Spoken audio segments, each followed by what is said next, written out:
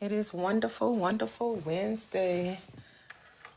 As we like to say, hump day, the middle of the week, the middle of our strength, which is the core of our being, which is the heart of the matter. Lead from your heart, from your knowing, from your beingness. Stop trying to just be.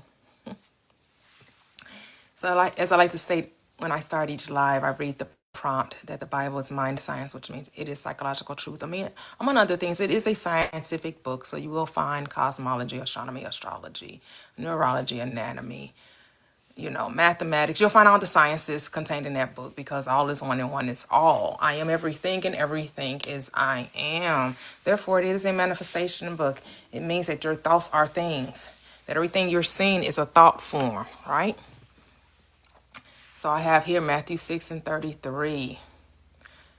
Seek the incorruptible riches, and then you'll never want a day in your life.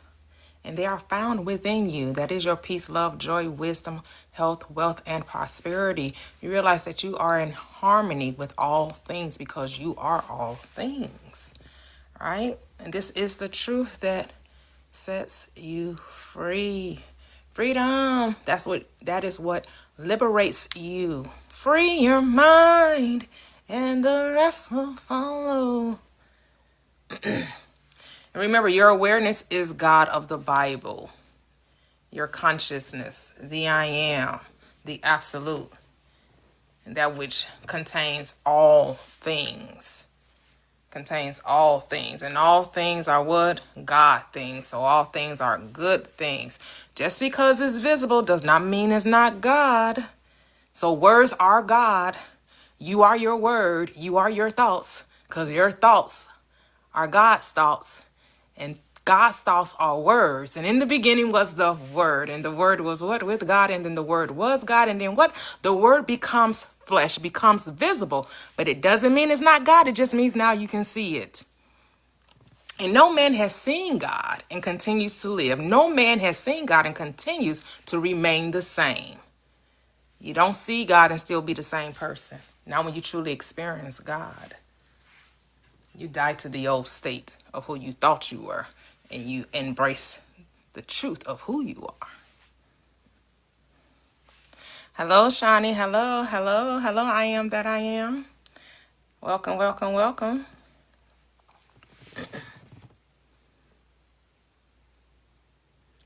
You are consciousness experiencing itself. You are consciousness experiencing itself.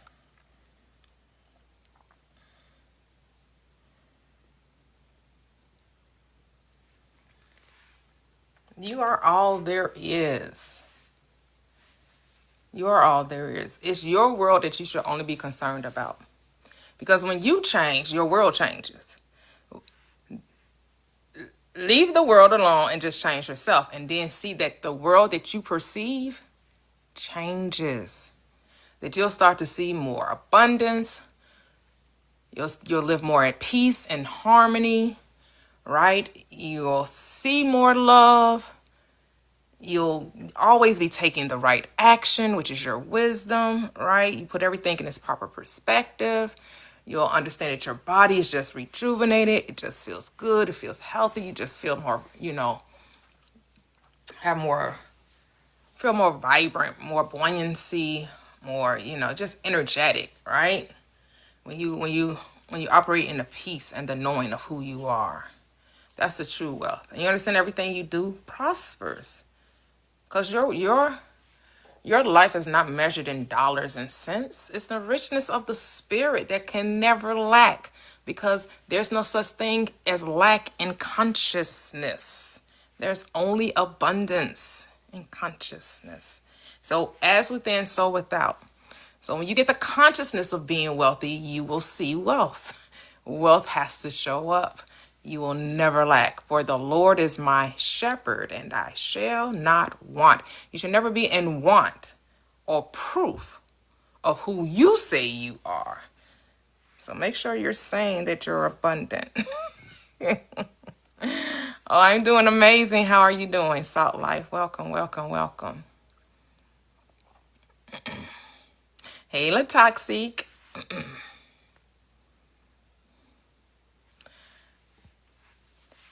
My parameters for my lives, 10K the easy way, then you get to come up and we can have a conversation. I don't debate the beliefs. Whatever your belief is, you get to keep them. If this message does not resonate with you, then this is not the room for you. You're tuned into the wrong channel. You need to realign. You need to fine tune and find that station that you resonate with. Because if you don't resonate with this channel, 'cause I'm not here to argue, debate, or convince anyone of anything. This is for those who are vibing on this station, who resonate with this message.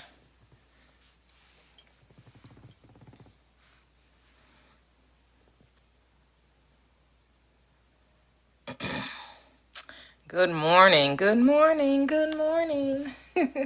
Yes, over here we talk the good life. We get to the good parts of life, you know. Now, not to say that we may not talk about, now we may share what the places where we have to, level up in consciousness, acknowledge the power, let go of the limitation, the doubt, the fears, the disbelief, the unbelief, that we no longer continue to be a perverted and untoward nation, right?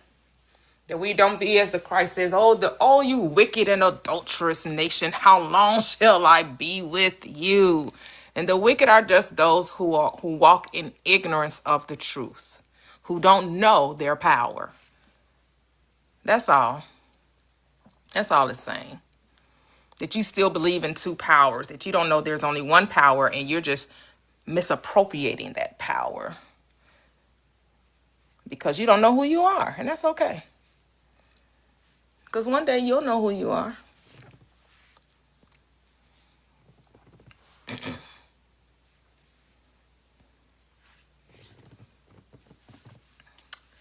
And so if you don't agree with anything, it's okay.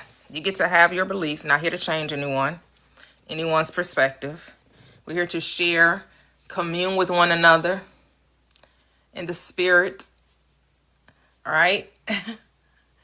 And to know that there is ultimately no wrongness in this life. I know people want to talk about wrongness. I know they want to talk about the evil. Here's the thing. The reason why you continue to see evil is because you keep giving your attention to it. You want to keep talking about it.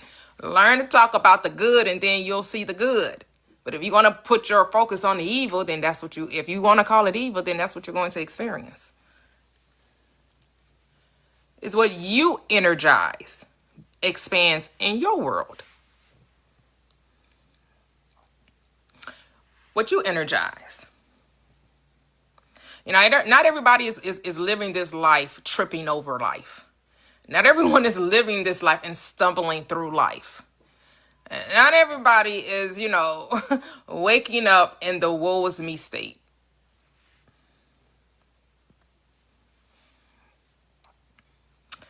No, I haven't read it.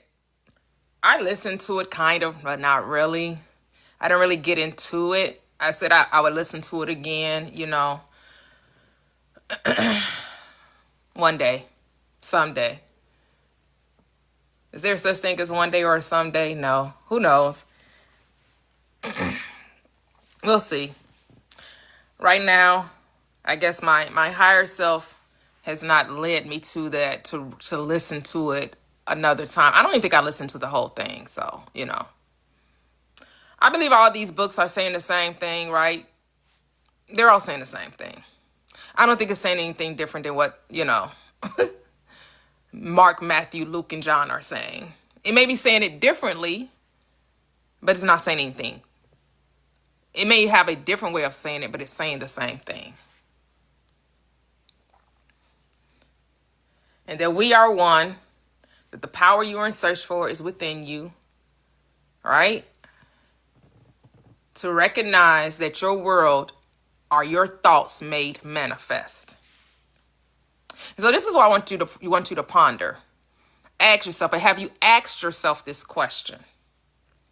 Is because it's visible, does that make it not God anymore? right? Because I hear many people say, well, your thoughts are not who you are and your thoughts are not God. But then I'm like, well, but the script tells me that in the beginning was the Word, and then the Word was with God, and not only was it with God, it was God, but then the Word becomes something that you can see. So you have to ask yourself, because you can see that does that make it less God? Or does it just make God keyed low?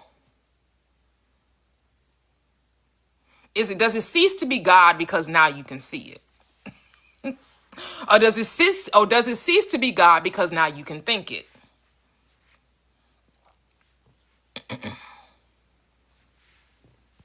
And again, not that there's any wrong or right. There's no wrong or right, right? But I'm coming from the perspective of not trying to see what's not God, but seeing that all is God, right?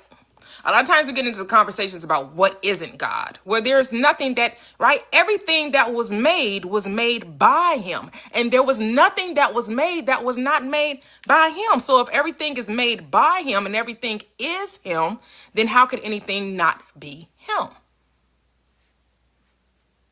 That means all has to be God.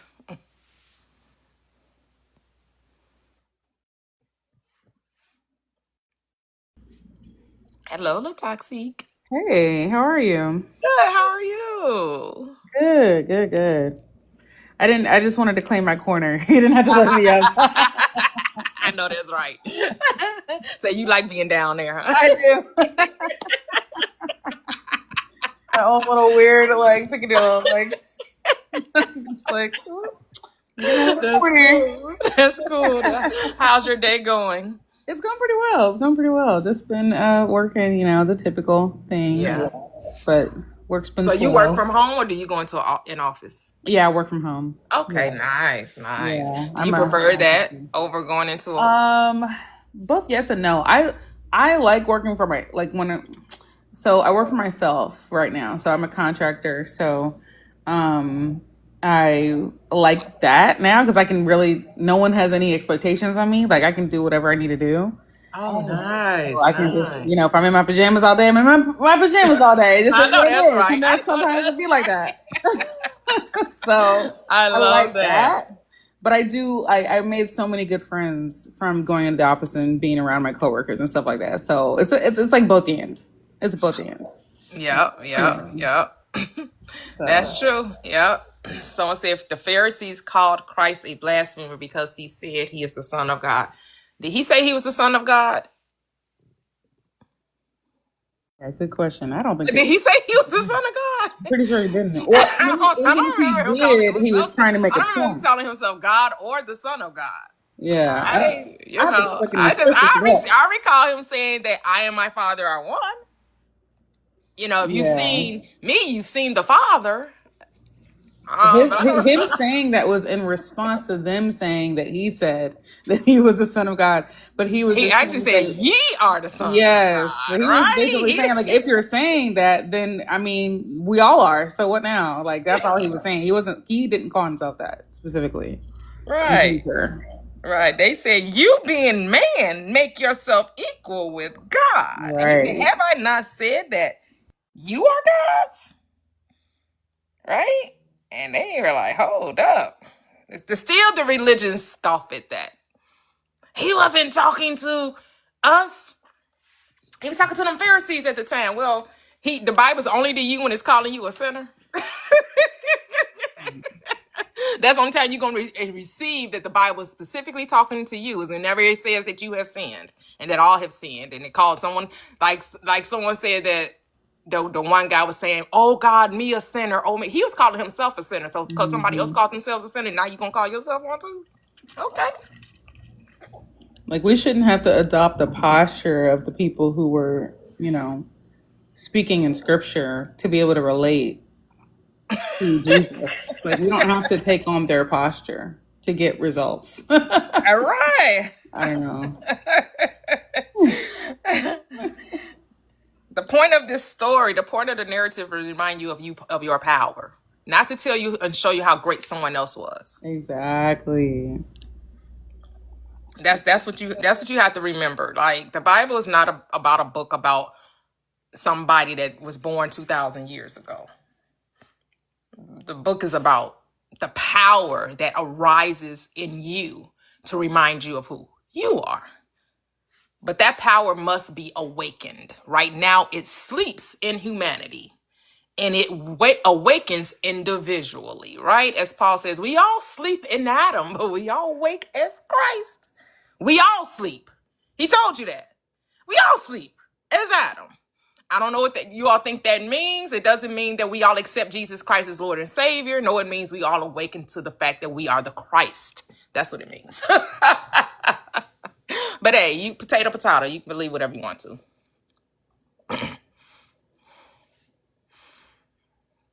Oh, thank you, Elizabeth. How are you, Elizabeth? How are you?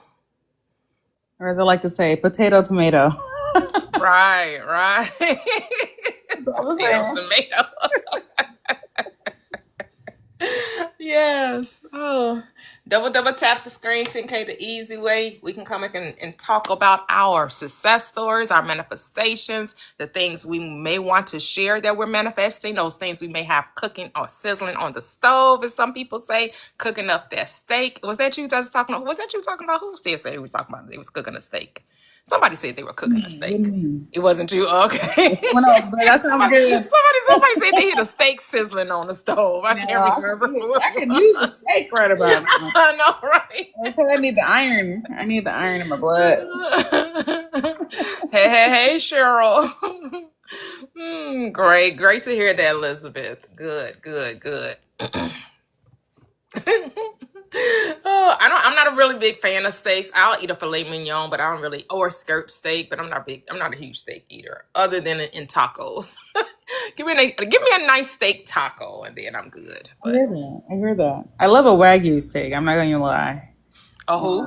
Wagyu. Oh, I never even heard of that. Oh, you should definitely try it. If you like a buttery, smooth, soft, tender steak. Okay, that's what that is. That's the kind. It's got a high fat content, so it's just Okay. it's a lot easier to eat. Cool. Yeah. Love that. Yeah, so and you're on your journey of, your awakened state, and you want to talk about your path, your journey, whatever, how you discovered this truth of who you are, whether it was through astrology, whether it was through tarot, whether it was through by way of, religion, whatever brought you to this state of awareness that I am the cause of my experiences, and I'm going to walk in my divinity, understand that I am a sovereign being, that there really are no rules to this life other than knowing that it's a mind game, right? That's the only rule to life, is that everything is done according to your acceptance or knowing of it, whatever terminology you want to use. If you want to say to know it, I say that you really don't know a thing until you experience it. You're talking about something you never experienced is really a theory and not a knowing.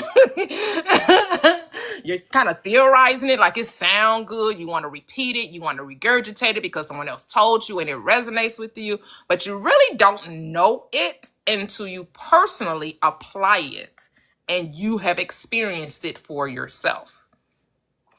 That's why people believe in Jesus, right? Or people believe in Allah, or people believe in the Hindu text or the Buddhist text, right? It's because they took those teachings or that knowledge and they applied it to their life and they got results. So that's why they believe in what they believe. And some people are still believing in something and they ain't never got a result.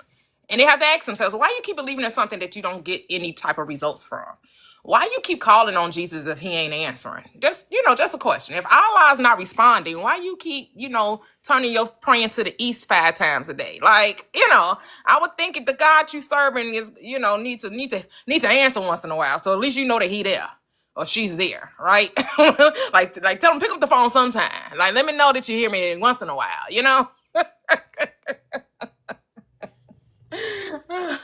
Hey, let me know the mic's on. I always like to say, like, I'm testing the mic. I'm tapping the mic. Yes. See if the mic's on. Yes. Let me know that the mic is on. Say, holla if you hear me. Do Okay. you hear me? Can you hear me? I need to know that Literally. you know. Here's the thing though. It's you.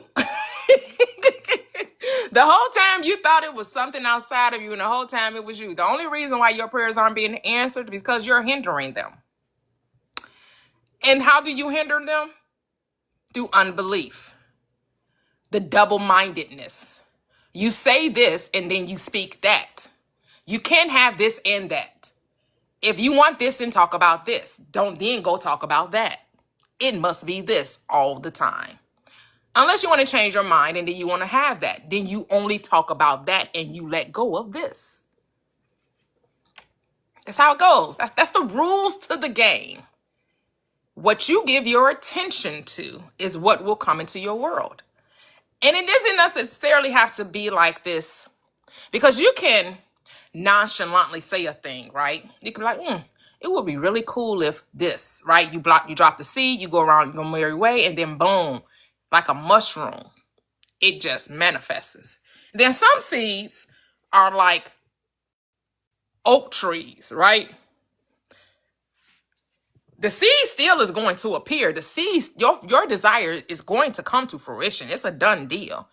But it may take a little longer than the mushroom took. So, they say mushrooms grow overnight. With that acorn, the acorn that turns into an oak tree, yeah, that may take a couple of years. And you got to be willing to persist, right? Because some of y'all got some $1 billion ideas. And I know you want your $1 billion yesterday, but usually that's not how it happens, because the Bible tells you, do not despise the day of small beginnings. But some of y'all despising the day of small beginnings. You don't like that you a thousandaire as opposed to the billionaire. You gotta appreciate the thousands, so that those thousands multiply into billions, right?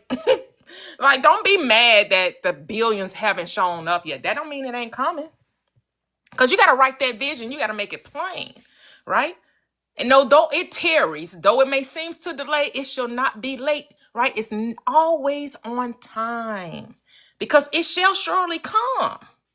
That's why you told, don't grow weary in well-doing, for you shall reap if you would.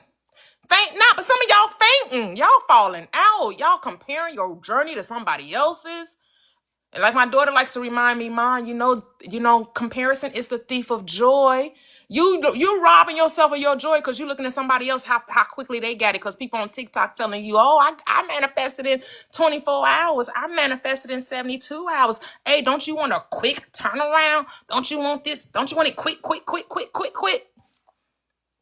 So they selling you hope. And I'm telling you, hope is for sale, but you ain't got to buy it. Right? Just like religions, they sell you hope. Hope is the new dope. Hope is the dope. It's the opioid for the masses. But don't be addicted to hope. Not what they selling. See, hope in scripture is not hope of religion or hope for the masses. See, religion, when the Bible talks about hope, it's talking about a certainty. Not wishy-washy. Not crossing your fingers hoping to die, right? Cross your fingers, asking, not that type of hope. When the Bible talks about hope, when Paul says these three remain, faith, hope, and love, but the greatest of these is love. So when he talks about hope, he's talking about certainty. But then he says, well, why would you continue to hope if you have the thing? No one continues to hope for something they already have. Something that they already have, right? Yes, I have my cake and eat it too. Testing, 1, 2, 3. Learn how to enjoy the experience. It's not even a journey. It's not even a destination. There's no end in sight. Because the moment you get the desire that you have been dreaming of, you're gonna be on to the next thing. I mean, you're gonna go around and tell everybody, oh, I did it, it came, it happened, and then you're gonna be on to the next manifestation. You're gonna talk about it for a couple of days, couple of weeks, couple of months, right? Then you on to the next one. And then you'll be on to the next one. There's never God who reminds us desire is the mainspring of life. And I know people say, oh, I don't desire anything. Well, that's a desire too. To desire nothing is to desire. To choose, to not choose is to choose.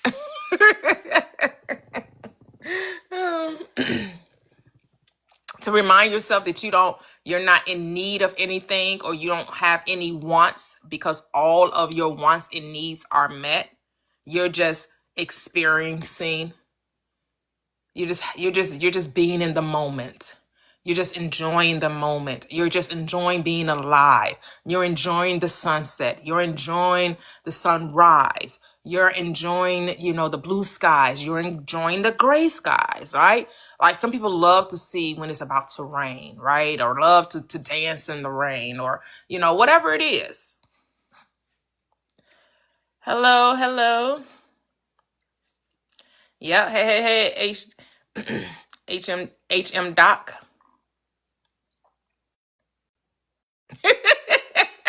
So I'm still cracking up with it. You might want to make an appearance. I know, say that tickled you, huh? Hey, Tam V. I believe as God. Believing in me is believing in God. I and my Father are one.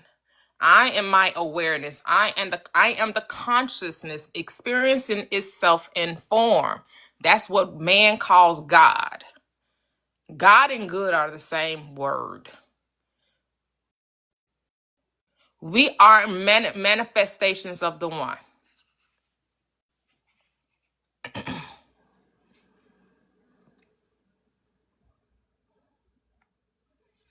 The moment you start believing in yourself is the moment you believe in God,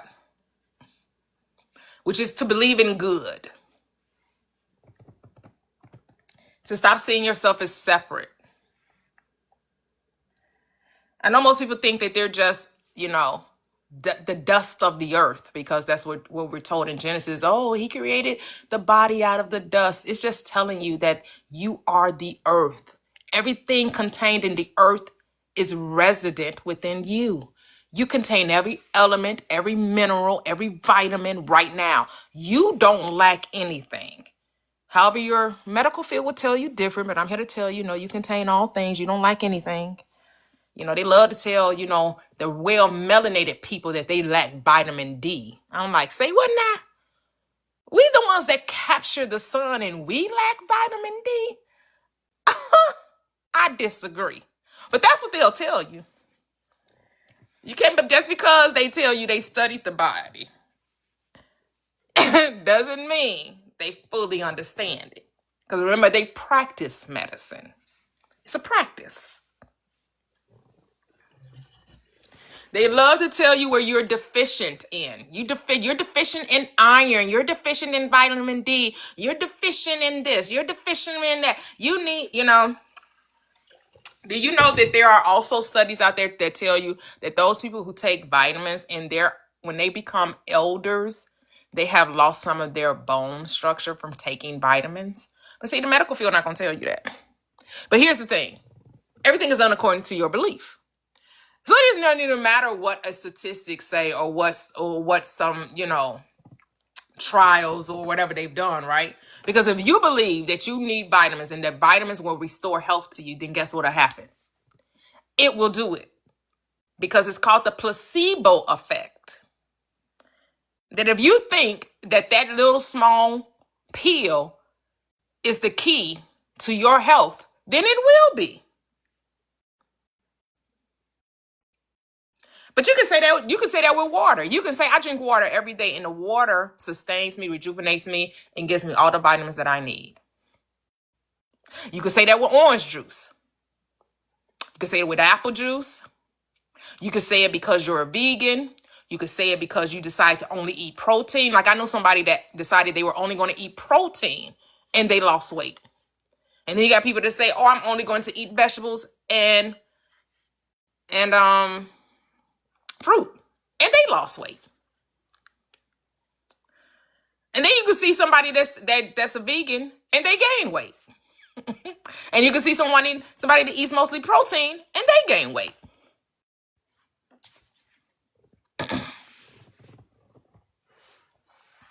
Yes, I captured the sun.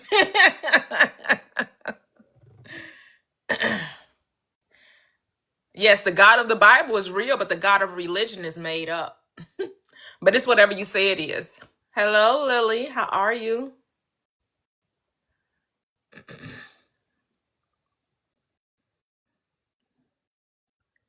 Do I believe I have a Father in heaven? My Father has never left me, will never leave me nor forsake me. My Father is not separate from me. The Father dwells within. The Father, Mother dwells within. The divine feminine and masculine is always with you. It is who you are. It's never separate from you. What did the script say? It is in him. You could say in them. Instead of saying him, say them. That's a great pronoun, right? I like that pronoun. Instead of saying it is in him, say it is in them. The divine feminine and masculine. It is in them that I live, move, and have my being. For they dwell in a temple not made with hands. Do you not know that Christ is in you, your hope of glory? Again, Paul says, do you not know that Christ in you unless you fail to meet the test? He also says in another place, do you not know that Christ is in you unless you be a reprobate? Unless you have turned away from the faith, from the knowing the truth of who you are. See, my God never leaves nor forsakes. My God don't gotta come and go. For thou art with me even until the end of this age, which the age is forever. Forever and ever and ever. Forever and ever with you. And I will go to spend forever and ever with you. However that song goes. I know you guys know those 80s songs.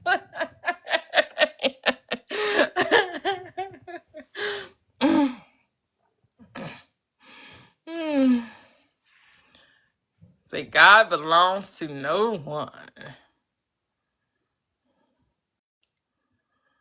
Yes, yes.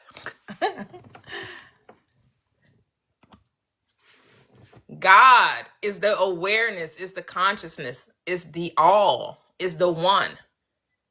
And the one is what? Undivided, indivisible.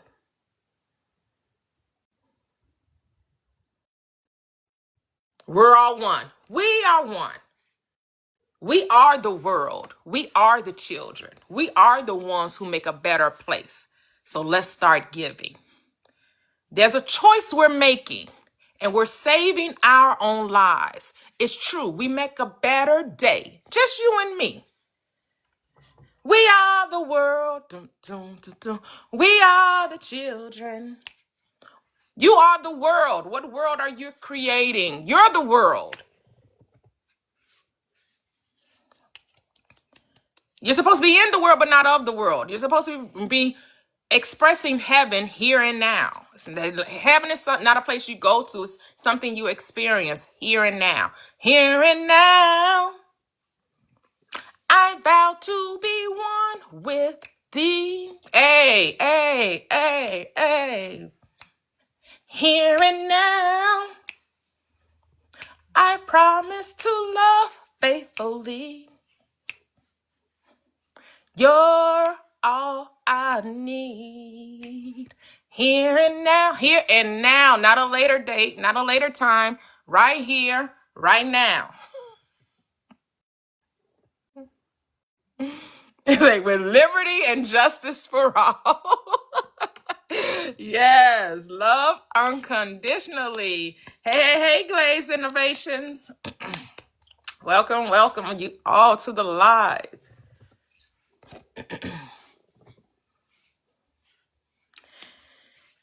And when we say seek, we mean claim, right? Because The incorruptible riches are already within. They're already there. See, you would have not saw me had you not already found me.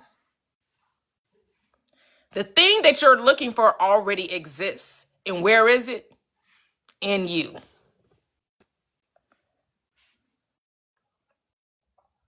See, when you know who you are, you'll never experience lack a day in your life. Ever. When you let somebody tell you who you are, now you got to live by their conception of you, right? Like somebody else come tell you who you are, now you got to live by their standard. And for so long, too many of us have been living by someone else's concept of who we are, right? Oh, you're just a woman. Oh, you're fat. Or you're ugly. Or you're a sinner. Or you're unworthy. You're stupid. Right? You're lazy. People have been telling you who you are all your life. So now you have to be like the Christ that asked the disciples, the 12 disciplines of mind. Who do you say that I am? That's what you got to say to yourself. Who do I say that I am? Because everybody else been telling me that I was like this lowly soul, no purpose, worthless, loveless, pointless. And now when you come to yourself, now you remember who you are. Now you've awakened. You out of that. You awake in the dream now. Who do you say that I am?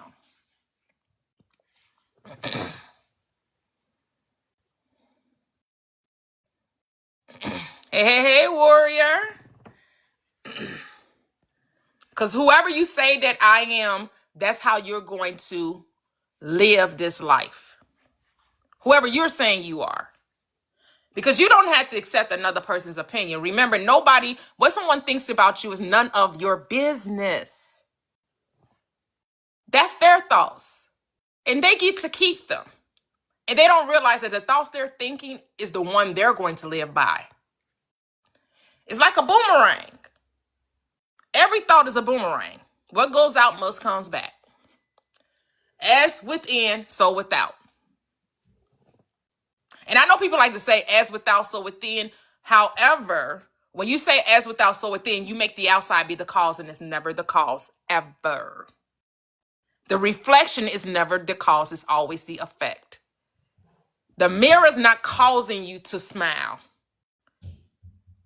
The mirror is just confirming your smile, right? So the world does not cause you to be a certain way. The world is confirming the way you see yourself. The mirror never made you do anything. So to know that the world and the mirror, they're the same thing. So if the mirror can't make you do a thing, neither can the world. Because the world is your mirror. Your world is just reflecting you. Just like your mirror is just reflecting you. It's showing you who you think you are. So if you look in the mirror and you see ugly, it's because you say you're ugly. The mirror don't care what you look like. The mirror isn't judging you. You're judging you. So if you're looking in the mirror and you're calling yourself ugly, the mirror didn't call you ugly. You did. The mirror's just reflecting you back to you. The mirror probably like, what you talking about?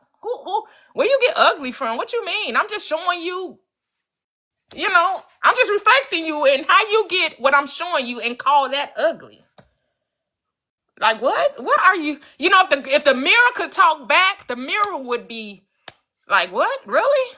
Who said that? Who told you that? That's what the mirror would say. If the mirror could talk back, it would definitely be like, what? Who you talking to? But since the mirror doesn't judge, it has no consciousness of its own.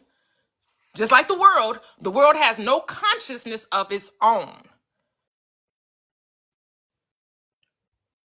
You're the consciousness. You're it. You're the life. You're the resurrection. You're the power. And so the world is just like, hey, who's zooming who? In the words of Aretha Franklin, who's zooming who? Who's here? Who's casting the shadow here? Because the mirror is like, I don't cast shadows. I am the shadow. The mirror is like, what? I ain't doing nothing. That's what the world is saying. I'm not doing anything. It's all you, boo. You're doing it. So stop it. If the world could talk. If the world could talk back to you. But since the world don't talk because the world isn't judging you. You're judging you. So as long as you judge you, then this will be,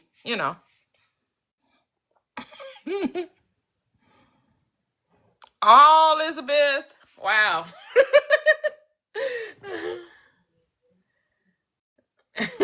Yep. And upon the answer, you will build your inner kingdom. Hey, spy to the sky.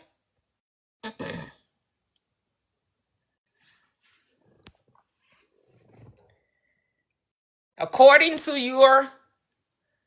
your concept of yourself, it will be done unto you.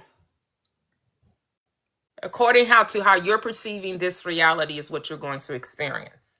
And here's the thing. You can get caught up in conspiracies, right? You can walk all up and down this TikTok page, this TikTok platform, and you're going to get all kinds of opinions. And people love to live in that conspiracy theory space where they always talking about what the government doing, how someone's harvesting your energy, how people are controlling you. You can lend your ear to that type of conversation. I would recommend no, to keep on scrolling. But if you happen to stop by, see it just as entertainment. Don't consume it. Don't feast at that table, because you know what you get your energy to. You make it a part of your reality. Because I'm of the mind, nothing can take anything. Nothing can harvest your energy. Like, again, we're creating powers outside of us. We're giving, the moment you say something outside of you is doing something to you, you have relinquished your power. You have said, here, now do what you want to do with me. But remember, you're creating it. Because actually, they're not taking your power. You're just using your power to create that reality. That's really what's happening. They're not taking your power.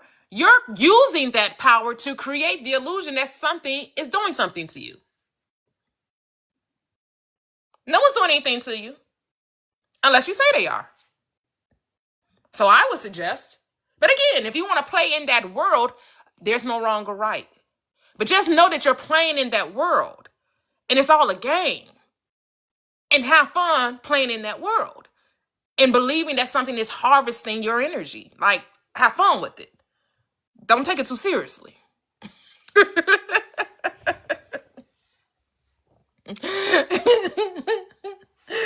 but and I'd be like, man, we come up with all kind of stuff to make us feel like we're powerless. We continue to construct stories and narratives for us to think that we're not who we are.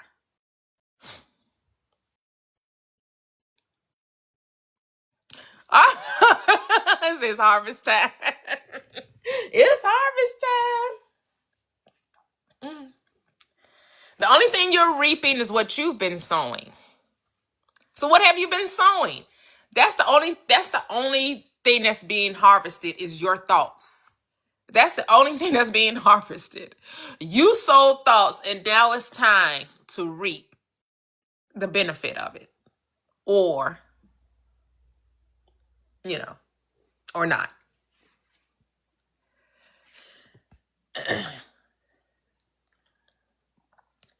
So we're at 10K. We're at 10K. Let's see. Let's bring folks up. Let's see. Hello, handsome guy. How are you? Hi, I'm doing well. Thank you for having me up. Oh, well, good. The name sounds familiar. Okay, go ahead. Your voice, I don't know why it sounds familiar. You see, I just put up there, you were saying, all that draining your energy stuff, and I put up there, we are infinite in energy. We are infinite. Duality doesn't exist, not on the spiritual realm. We only deal with duality in this realm in which we live in. But on the spiritual realm, duality doesn't exist. When you have an idea in your head, until you manifest it into this real world, you don't know if it's good or bad until people start judging it, right? Right. Duality doesn't exist. You create that. You create that. It becomes that in this reality. So play with it in this reality as you may. Woo! Love that. No, I did not see your comment, but yes, amen, amen, amen. Double snaps for that. Absolutely.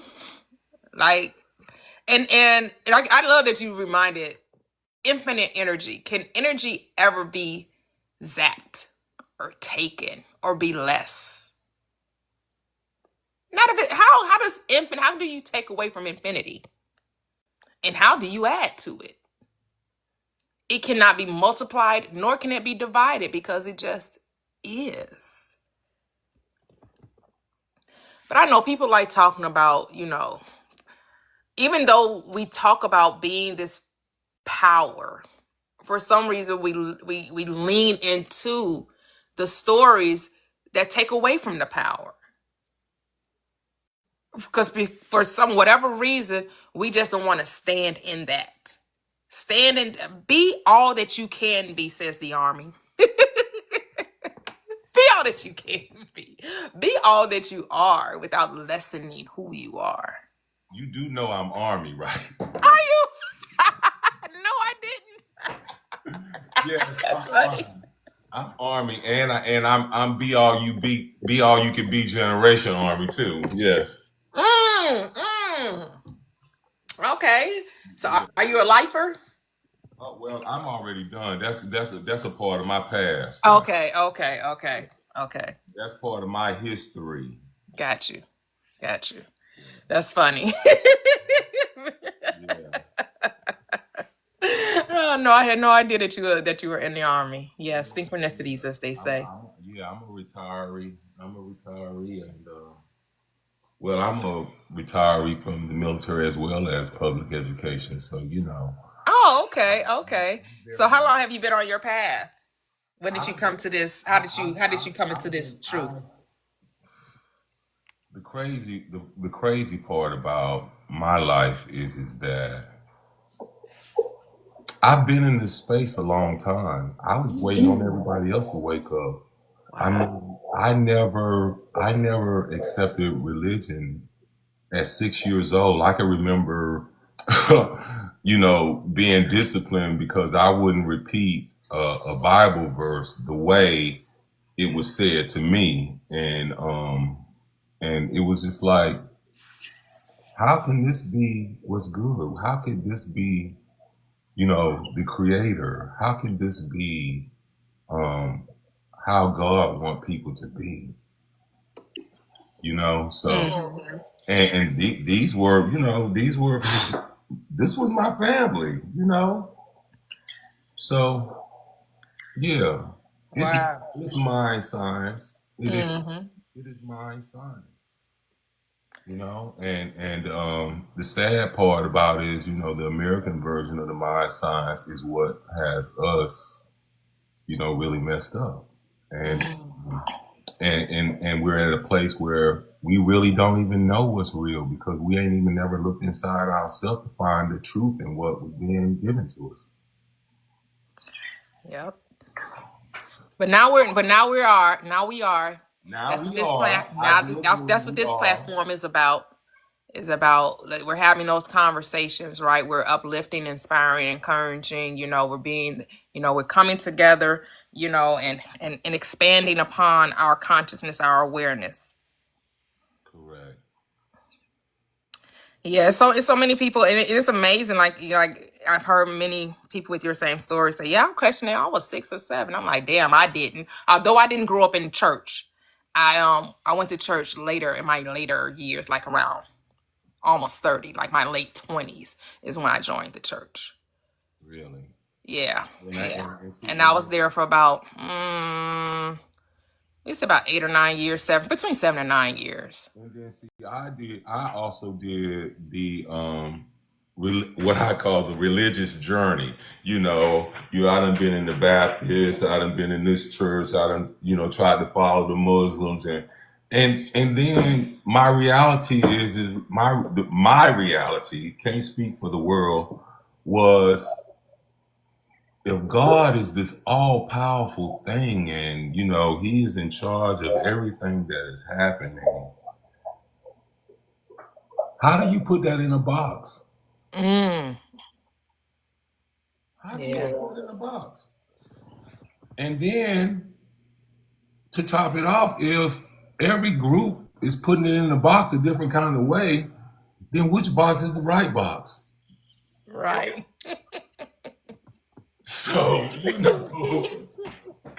at that point, for me, that's when history became my interest. That's when I had to start looking at what men were doing, what women were doing. Let's say the people of the earth that was walking upright, that was supposed to have this ability to reason, as they called it in the day.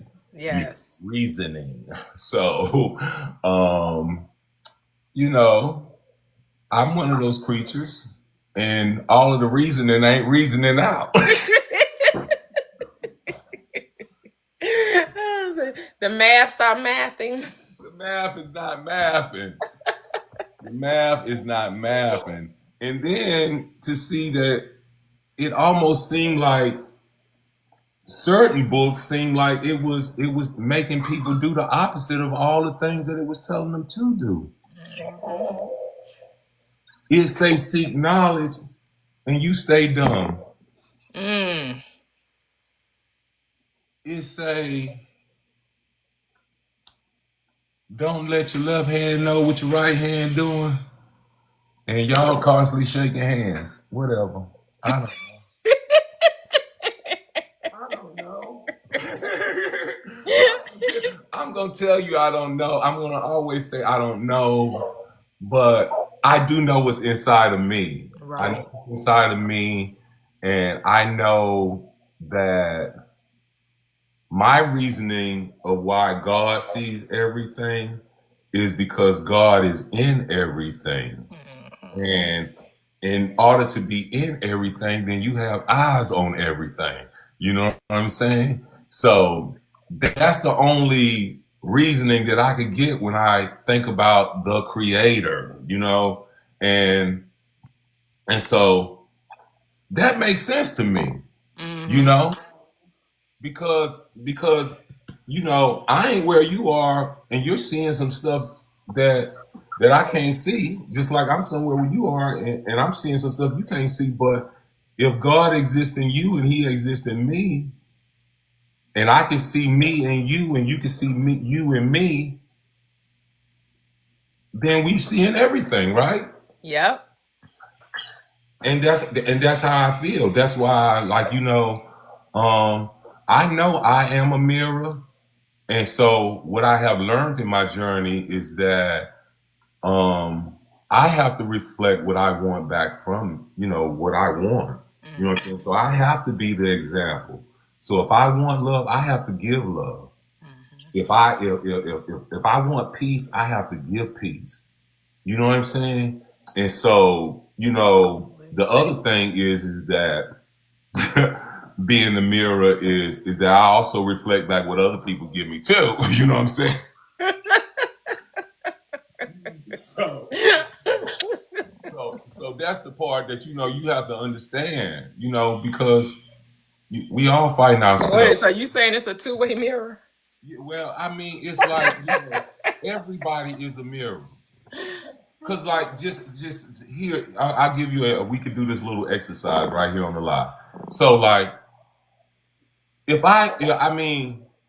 this is the exercise to show when you're indoctrinated. Okay. When you're indoctrinated, then everybody is the mirror. So if I curse at you, what do? Curse back at me.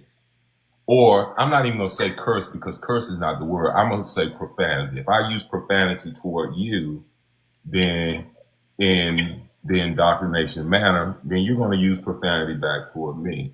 You know what I'm saying? Or if you're not indoctrinated and you're not a person of hate and you are in your own world, you have a whole bunch of different other ways that you can respond to that other than giving it back to me the way I gave it to you. Mm-hmm.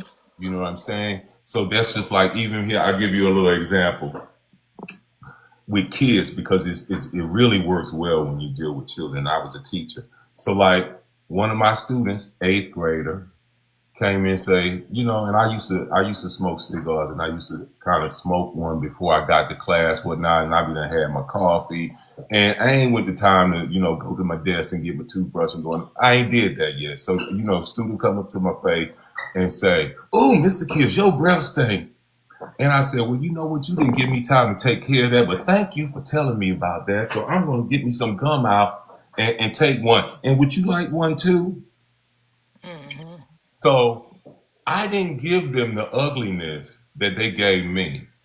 They needed the breath mint just as much as I did. Because that means you had to be up in my face pretty close, and I'm a tall man just to smell it. You know what I'm saying? So, it's about that's how we are. We're mirrors. It just depends on, what stage in your life that you really learning who you are, what you are. You know what I'm saying? Because a lot of us don't know what we are, and and we're like what you said earlier. We're too busy being what other people told us we are. Right. Well, here's the thing, though, with the mirror. So with the mirror analogy, Mm-hmm. I don't give power to the mirror. Mirror has no power. It don't. So It, I the believe it. world is never causing me to do a thing. It's only reflecting that which I am, right? So the only reason why the student can come up and say, "Oh, your breath stink," is because you already assumed that your breath stink. You already under assumption, well, I've been smoking, I've been then. So they're just coming to confirm something that you already say that you believe to be true. They're not saying something that you don't already accept as a reality. They're just coming to confirm that. You think your breath stink, and he came and told you, yeah, your breath do stink. And so you could get mad at the mirror for telling you what you already know, or you could just, like you did, just accept it and be like, well, yeah, I know it. The thing is, sometimes we don't like when the mirror tells us who we are. We get mad at the mirror. No, don't get mad at the mirror. Exactly, and I'm not, listen. I'm right there. I'm right there with you, because see, that's what the awakening part is. The awakening part is that the mirror doesn't have any control, because it's just giving you what it is, and it's just how you receive it. Which means, how are you going to receive it? If you're going to receive it in an ugly way, or you're going to receive it in a positive way, Right, but because then that means you're the ultimate judgment, not the mirror, right? Because Right? I always say it starts with me and ends with me. Yep. Because mirror is not judging you. The mirror is just reflecting you. The mirror isn't saying, "Oh, that's wrong, that's right, that's ugly, that's good, that's bad, that's..." Nope, it's not doing that. You're deciding that. Yeah. You're the only one thinking in your reality, and so thus you're the only creator. That's And right. since you're the only one having the thought, you're the only judgment. You're the judge and the jury. That's right. I'm the author of my actions. Yep. Yep. Yep. And a lot of times we like to get mad at the mirror, though. We want to fix the mirror instead of fixing what's reflecting the mirror. I use that because I'm hoping that they are the mirror and they can reflect back what I'm giving to them, because I'm never giving them that nastiness. You know what I'm saying? Yeah, but ultimately they don't matter. Well, Ultimately, they don't matter. They have no power in this story, right? The only power they will have in the story is if you wrote them some power, right? Because it's all your production. You're the producer, you're the author, you're the director, and you're the star. They're just playing roles that you give them based on your script. yeah. They have no power in and of themselves. Well, that's why I'm a writer. You're right. I can't disagree with you. That's why I am a writer. That's why I'm a writer. Yeah. Because people don't have power. You give them power. Yep. The mirror, the reflection never has power. Yeah, it ever. doesn't. It doesn't. Nope. It doesn't have no power. Nope. If you want to change the reflection, you have to change what's looking in the mirror. Exactly. Yep. That's what it just comes down to. That's why I don't know if you've ever read Neville Goddard. He reminds us that there's no one to change but self. Exactly. You Stop know trying to what? fix the mirror. You can clean it so you can see more clearly. I know, That's about right? all you can do is clean the mirror so you can see more clearly. And the other thing is that once they realize where we are, then all these other things that you're holding on to and grasping and thinking that you have to have some kind of control on, you don't have to. You just, you know, Mhm. you just surrender to whatever it is. And because that's why I say the truth, that they don't, the best thing I ever got from the Bible is the truth will set you free. Ooh. I say that is that when I tell you who I am and I stand on who I am, you're gonna either accept me or you're not. And if you choose not, I'm okay with that. Yeah, well, I mean, you I stop caring about the acceptance when you stop and seeking I am validation, free. right? I am free. I am free.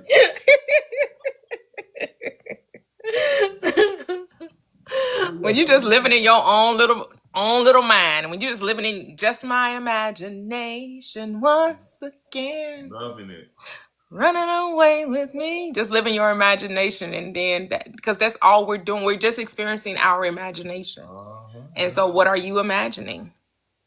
I know. That's what trips me out when people be getting in their feelings, talking about I'm in my feelings. About what?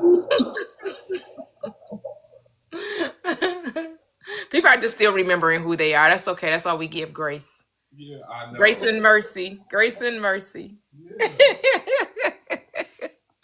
Yeah. Try not to, do our best not to judge from the standpoint of condemnation, right?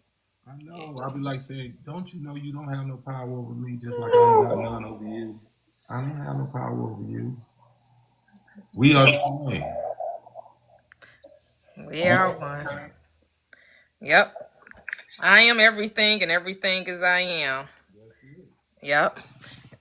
And so we're going to introduce Isabel into the conversation. Hello, Isabel. Welcome back. I'm gonna mute myself. Okay, thank you. Hey, is it Tonya?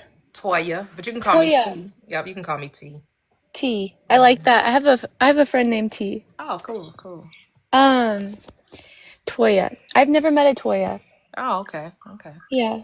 Well, okay, so hello again. My phone died on me yesterday. I was like, it was getting really good. He was spitting straight facts. I don't know what his name was. I Yes, followed. HM Doc. That's what you're talking about. Yeah, he was Yeah. here earlier. I don't know if he's still in the chat, but he was here earlier. Yeah. Yeah, it was really enlightening. Yeah, yeah. I really loved his perspective. Not that I haven't heard that perspective before, but I love when people share it. Right. Yeah, it's like nice to be reminded about all the. I don't even remember what he said, but it was so good. But showing you how the brain was connected to everything and giving you Yeah. the neurology of the book. Right, talking about Oh, the 33 vertebrae and yeah. And he brought up 369. Mm-hmm. Yeah, talking about the chakras and all of that. Yep. Yeah. Well, I wanted to ask you a kind of more personal question about self-worth. I don't know if I asked you yesterday. I talked more about the mirror, but today I was wondering if you could share your growth in your self-worth and I love your personality. I love your laugh.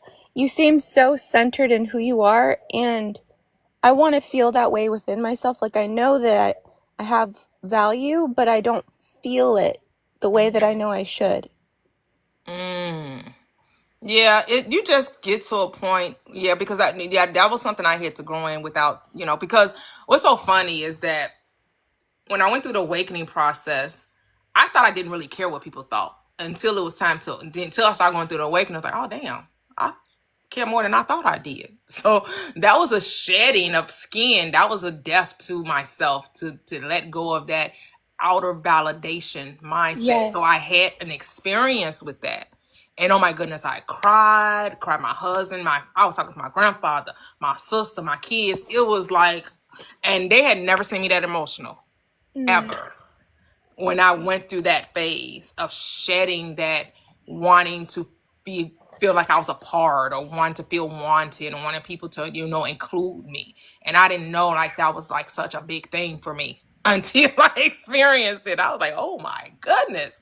And so, and you just gotta allow yourself to feel that emotions. That's what I say. Like, don't any experience we have, we should just learn not to judge it and just experience it, because that's part of the human experience, right? That's Right. what we're here to do, is experience the emotions, to experiencing the shedding of the skin, right? The shedding of the old state, and seeking validation from the outside, right? And yes, it does feel like it is like a grieving or a mourning, right? Because you're still trying to hold on to that. Well, why can't I feel like like people like me? Why couldn't I feel like that people want to include me, right? But you come to the realization that the only reason why they're not is because you're not. Oh You're not yeah. including yourself, which is why It's, they're just mirroring your thoughts about you. so is it something that you can just, because I've been at this stage where I could just turn it on, the awareness, and I'm like, oh yeah, I know that I am everything, and I can just turn it on. Or like, whenever you started this journey, does it take practice when it comes to assuming you know who you are? So I was a avid student of Neville Goddard. So I so in my beginning, when I want to know something, I listen or read it every day. So when in the beginning, all I did was listen to Abraham Hicks for like 2 years straight, and then I added Neville Goddard to that. And so I like what he said. It's not about being better; it's about being different. Mm. And so when I had the mind, and when I said, oh, I want to be different, I want to be who I am. I don't want to be the old state. I want to embody the true state, the new state, the I am state, right? So when you sincerely desire to be different, then your higher self is going to take you through that stage of the difference of shedding the old state. How it happens, we don't know. It's going to be different for everybody. Yeah, I And hear that's why you. some people call it the dark night of the soul. I Yeah. don't like attributing to that. That's how most people probably would describe what I said. I just wouldn't describe it that way. I would Yeah. just say I'm shedding the old state.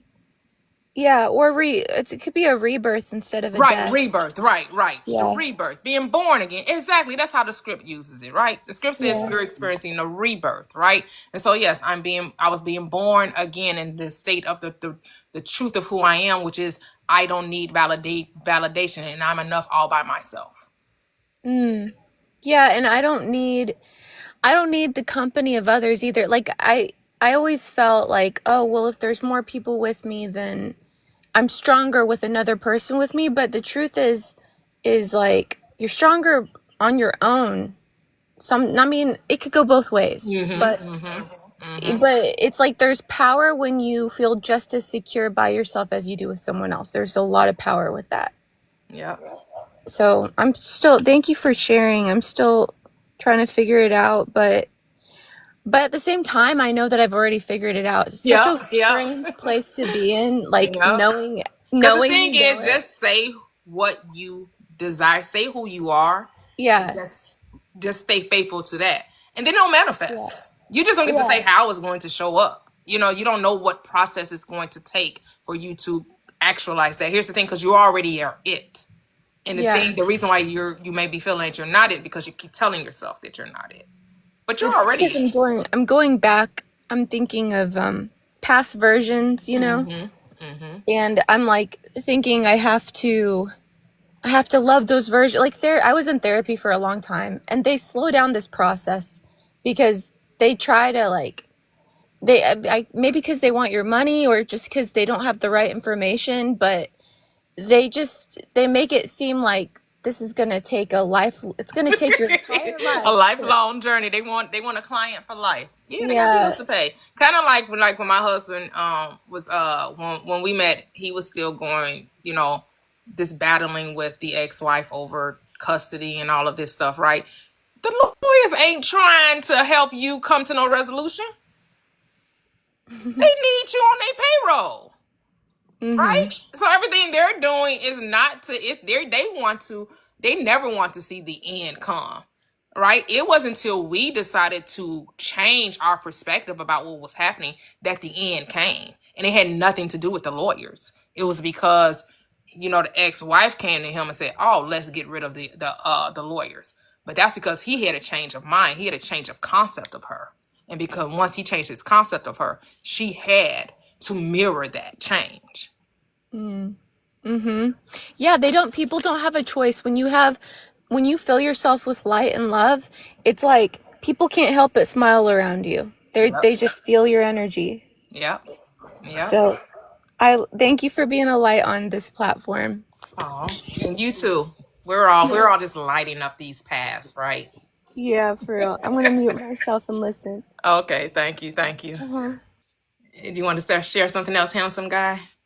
Yeah, I wanted to just say, like I've always been conscious. Like I told you earlier, I've always been conscious since like the age of 6. Really earlier than that. My earliest memory is like 3. I'm writing my autobiography now. Nice. I'm writing my autobiography, and actually this will be in it, because every night before I go to bed, I journal what I did that day, so that, because I'm going to stop the autobiography at 60. I haven't turned 60 yet. I turned 60 in November. Oh, okay. My autobiography is going to be from the age of 3 all the way to the age of 60. And then anything after 60 is not going to go into this book. So, the last part of the book will be all of these journal entries of, just today I did this, today I did that, today we had a conversation about this and this. So, this is a book that I'm writing for my lineage. But what I wanted to say to Isabella, is that correct? Is that, like I said, I've been conscious for a long time, but the awakening for me happened 2 years ago. Okay. And 2 years ago was when I had to, where some things happened to me. I had spinal surgery, and I had to look inside of myself, because that was the scariest I've ever been in my life. And once I went through that, then it became this period of self-reflection, and everything, every aspect of who you've been, what you've been, and you have to forgive yourself. You have to forgive yourself. You have to forgive those people, and then once you did that, I mean, it's like she said, you have this washover of emotions. I mean, even right now, as I speak about it, because I know I'm still growing very powerful every day, that, you get this flush feeling that you just have to surrender. And then you see everything, and then you understand, and then you remember. You remember that it all starts with you and ends with you. Your words do have power, because whatever your words bounce off, somebody, some other God out there, some other person who embodies a creator is going to give their interpretation of what you just gave them. So we have to be kind with our words. We have to be kind with our actions, because we don't want nothing but harmony. We don't want nothing but peace. But, that's the other side of that mind science that we was talking about there, that alters that other side that side that is this flesh, because like I said, this reality is, is based on duality, and duality does not really exist inside your mind. It doesn't, because your mind is of a divine force. Yes, yes. Beautiful. And just recently, like, so I like, to me, meditation is just communing with myself. I know some people say it's about not having any thought. For me, it is having thought. It is reasoning with myself, that I get an understanding of who I am and what I am and how I am and who I am. And so I'm always asking myself questions.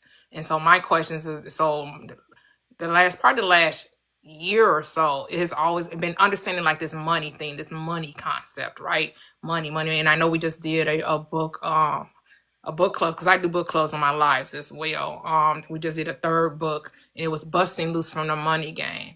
And I'm like, this money concept, right? And so it's just recently, and I had to have a washing away of that as well. Like, just like maybe like 2 days ago, like I had to like really get the concept that I am money, I am the currency, and that I no longer have to try to get a thing, right? Because sometimes when you come into this experience, for me, when I first came into this experience and you're being told you can be whatever you desire, and instantly it goes to, well, I want more money. Well, you said I could have anything. Well, why wouldn't I want more money? And not that I was in any way, shape, or form didn't have every need met, because I did. And not that I didn't have a great, like, I had no issue with money, right? I like, every bill is paid every month. I don't carry balances on my credit cards, nothing like that. So I was already in a good financial place, right? But who wouldn't want more money, right? Like, I always say, what's too much money in the divine economy of infinite abundance? There's no such thing as too much. You can never have too much in a world of infinite abundance, right?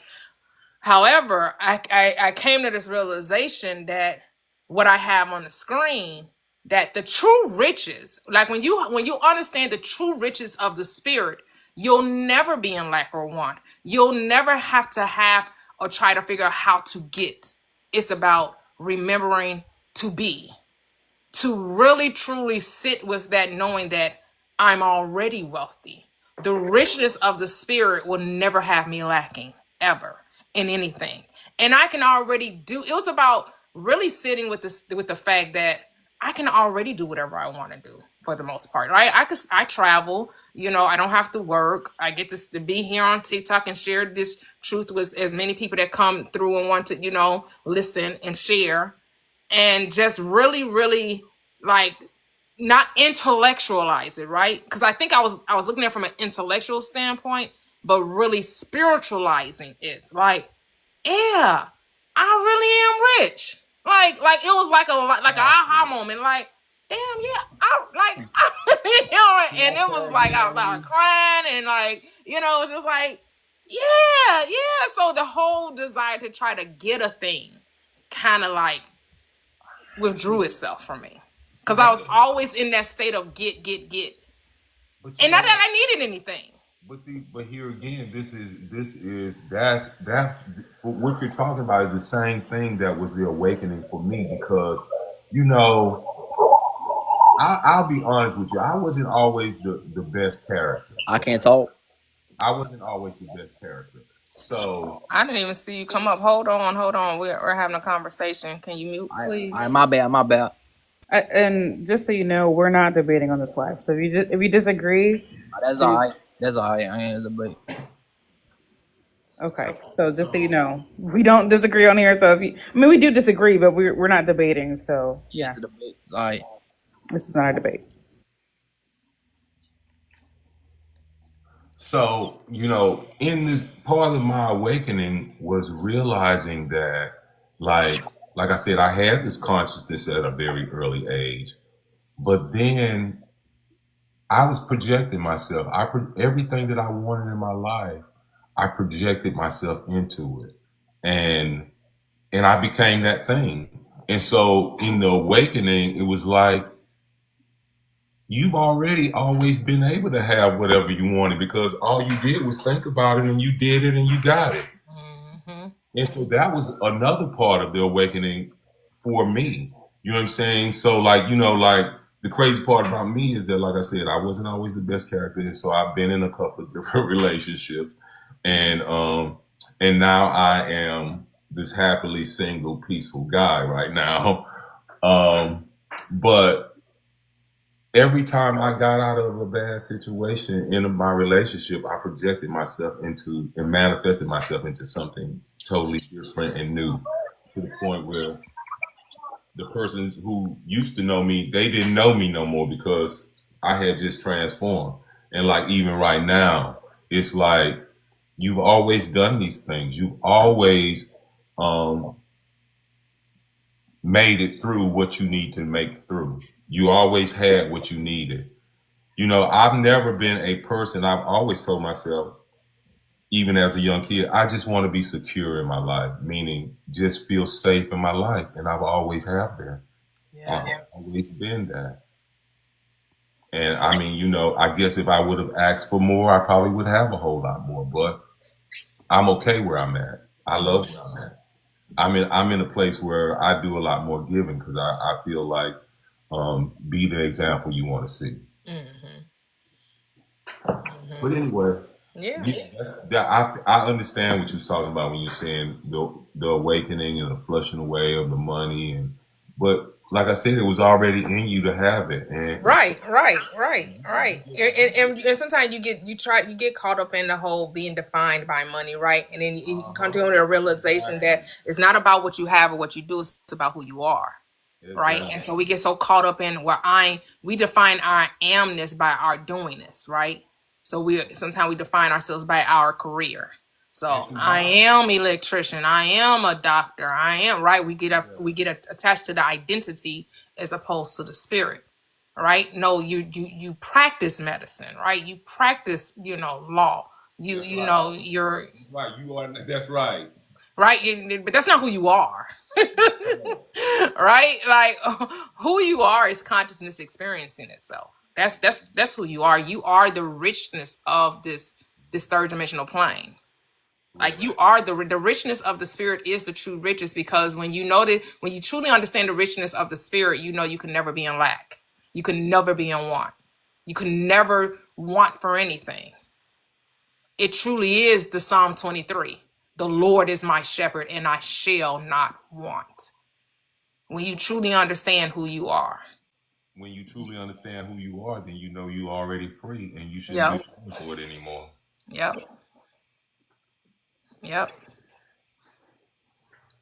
And it's always an unfoldment. It's like an onion, right? You come to awareness over awareness. So it's like what the Bible said, from glory to glory to glory, from revelation to revelation to revelation, right? You just keep remembering who you are. You just keep remembering who you are. And then, if you want to maintain it, it's about balance and alignment. Balance and alignment. Don't overdo anything. Don't overdo anything. What do you mean by balance? Balance meaning,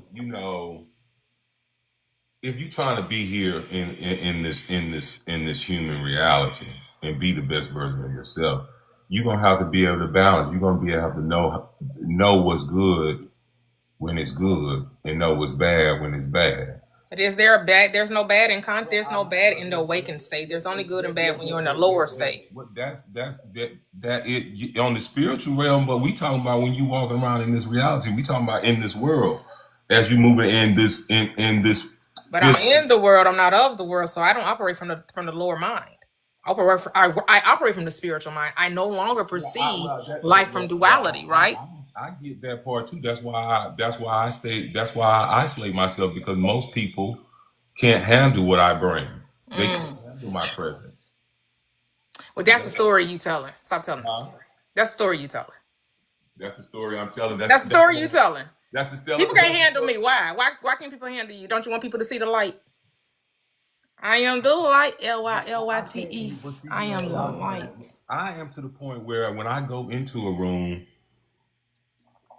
I know that I'm the light. When I walk in, I know that I'm the light. So the But moth's gonna be drawn to the light. Only care about the ones that's drawn to the light, not those that aren't. Who cares about those who aren't? yeah, but They don't even exist in your reality because they're not drawn to the light. So they don't even exist. The only ones that exist are the ones that are drawn to the light. it's a lot of them drawn to the light. There you go then. Hey, share that light.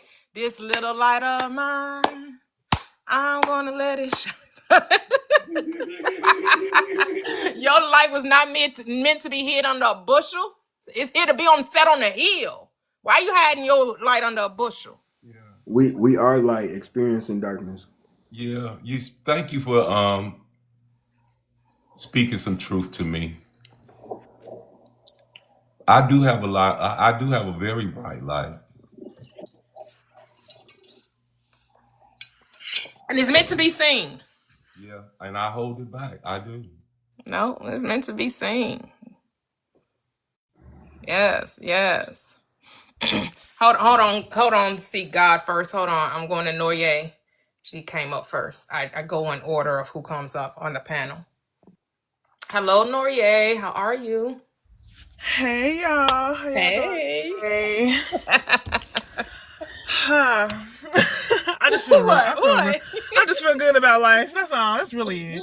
But I wanted to make a comment about something you said about money, because I have always, I've always had the idea about money, that money will be there.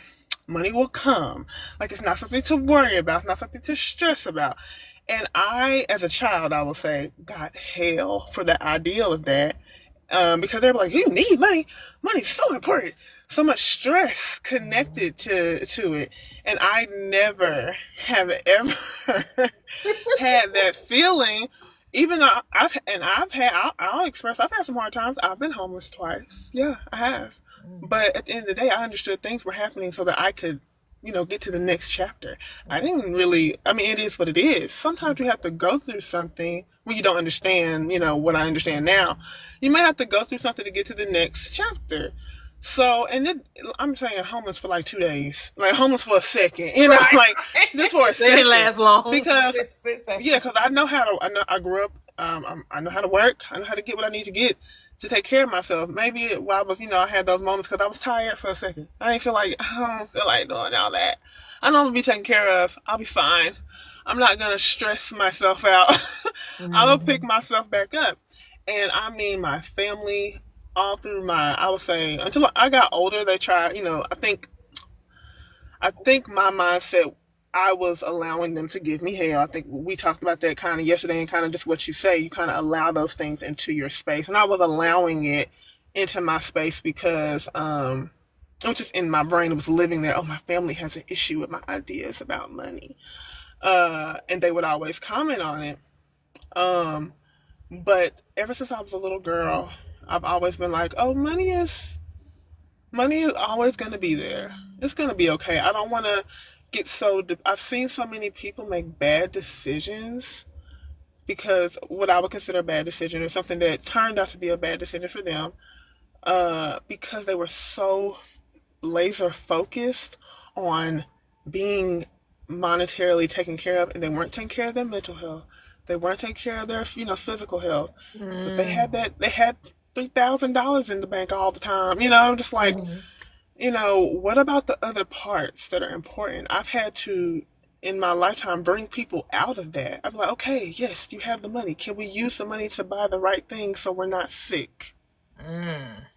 Because you're spending money on things that's, you're buying, alcohol or all those type of things. Things that are not keeping you in a good place. So you got all this money, but you don't have the means to make it work for you. And that's what I was always, more focused on. Like, money's gonna be there. It's gonna be fine. I don't have to worry about that. But do I know how to take care of myself for real? And I just say, growing up with that type of mindset, even though I don't really come from a family that thinks like that, but growing up with that type of mindset, being what I would consider as a child the odd man out, oh, I got hell. They don't make they didn't make it easy for me to be like trying to free myself from that mental, prison. But as I got older, I just like, especially now, what I knew was right. I always have myself together, and now I'm even in a better place than I have been in the past because I learned from my mistakes, and I am able to keep myself afloat. Um, but when you come to people with that mindset, I guess when I came to people with that mindset when I was younger, it is hard for people to grasp, it seems, but it really does work in the way of if you believe you will have it, then you will. Yep. You always will. Yep. And loosen the mindset that you got to struggle in order to get. And so that's thinking we have to go through these tests and trials and tribulations, that we got to prove worthiness, right? It's that mindset you got to earn the blessing. No, just got to receive the blessing. No earning. The blessing is the grace. Grace is a gift. There's no earning involved. When someone's giving you a gift, the only job is to accept the gift. That's it. Yeah, that's the newest one for me. And also the last 3 years, I've been on that, but kind of I was raised with such you got to work hard to get it. So it was really hard for me to move out of that. But when I was in my early 20s, I was oh yeah, I got to work hard to get it. I got to work hard to get it. But now, as I've gotten to my 30s, I'm I'm gonna get it. Right. I'm not working hard. I already have it. You got to come from the mindset. It's already there. Yeah, it's already there. It's already there. It's being revealed. Because working hard ain't going. It's not. I'm done with that. Yeah. I'm literally done with that. I'll say I manifested this job I have now. I worked in retail for 9 years. My degree is in retail, so I love retail and I liked it. But I don't know what happened. I guess through all my journeying and everything, I couldn't stand it. I was I gotta get out of here. I gotta get out of here. This ain't gonna work. This is not gonna work. And I manifested a job where I don't have to be around. I mean, it's perfect for me. Perfect for my personality. Perfect for me. Not a lot of hard work. It's and it's more money. So it's crazy. It's really, if you really want something, it will happen. I was just I gotta get out of here. And it's nothing. It's not retail at all. I'm just sitting down. Yep. And that's what I wanted. I need something that I don't have to be around all these people. I just don't want to do this anymore. And it happened very quickly. And I had no doubt in my mind. I was nope, I have to do this.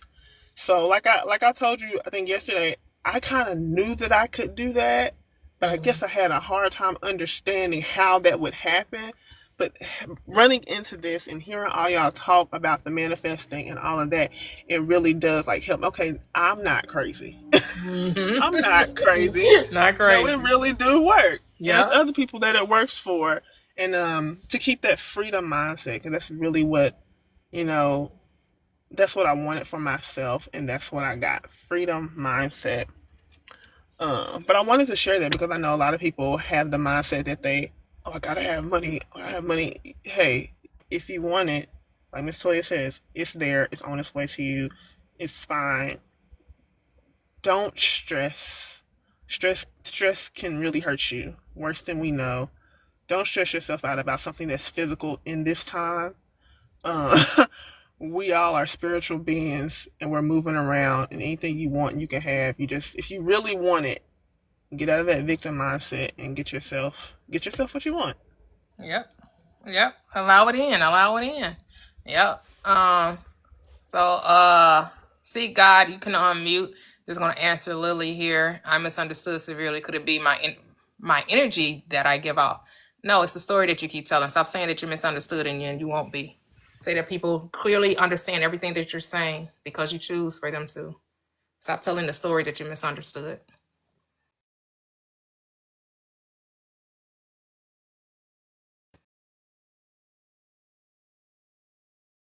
Something like this before a while back, but I feel like sometimes we as humans need something to kind of rail against, we need something to fight against. And this whole mindset is the total antithesis to that. So it's a matter of no one's on my bad side. It's again this whole duality thing, right? Someone's against me. I'm the good, they're the bad. Yeah. That's the whole duality thing that we're I think, trying to move away from into singularity of it's all me, Yep. in fact, and there's no one against me, and no one can do wrong to me. No one can do bad to me unless I allow them to. And so I think that's like that whole mindset of like, oh my God, I'm misunderstood. I'm just, people don't get me. People, are haters or whatever, I'm laughing because I'm just thinking about State of Myself because she mentioned me the other day. So that's why I'm bringing that up. So, This is my story. Literally. As a man thinketh, so is he. So, Yep, as a man thinks in his heart, so is he. Yes, stop thinking it, then it won't be it. So simple. It could all be so simple, but you rather make it. Oh, let me stop. Are you there? Seek God first. Yes, ma'am. I'm here. Okay, go ahead. How are you? I'm good. Good. Blessed. Yes. This is B Up. This is my other profile. Oh, is it?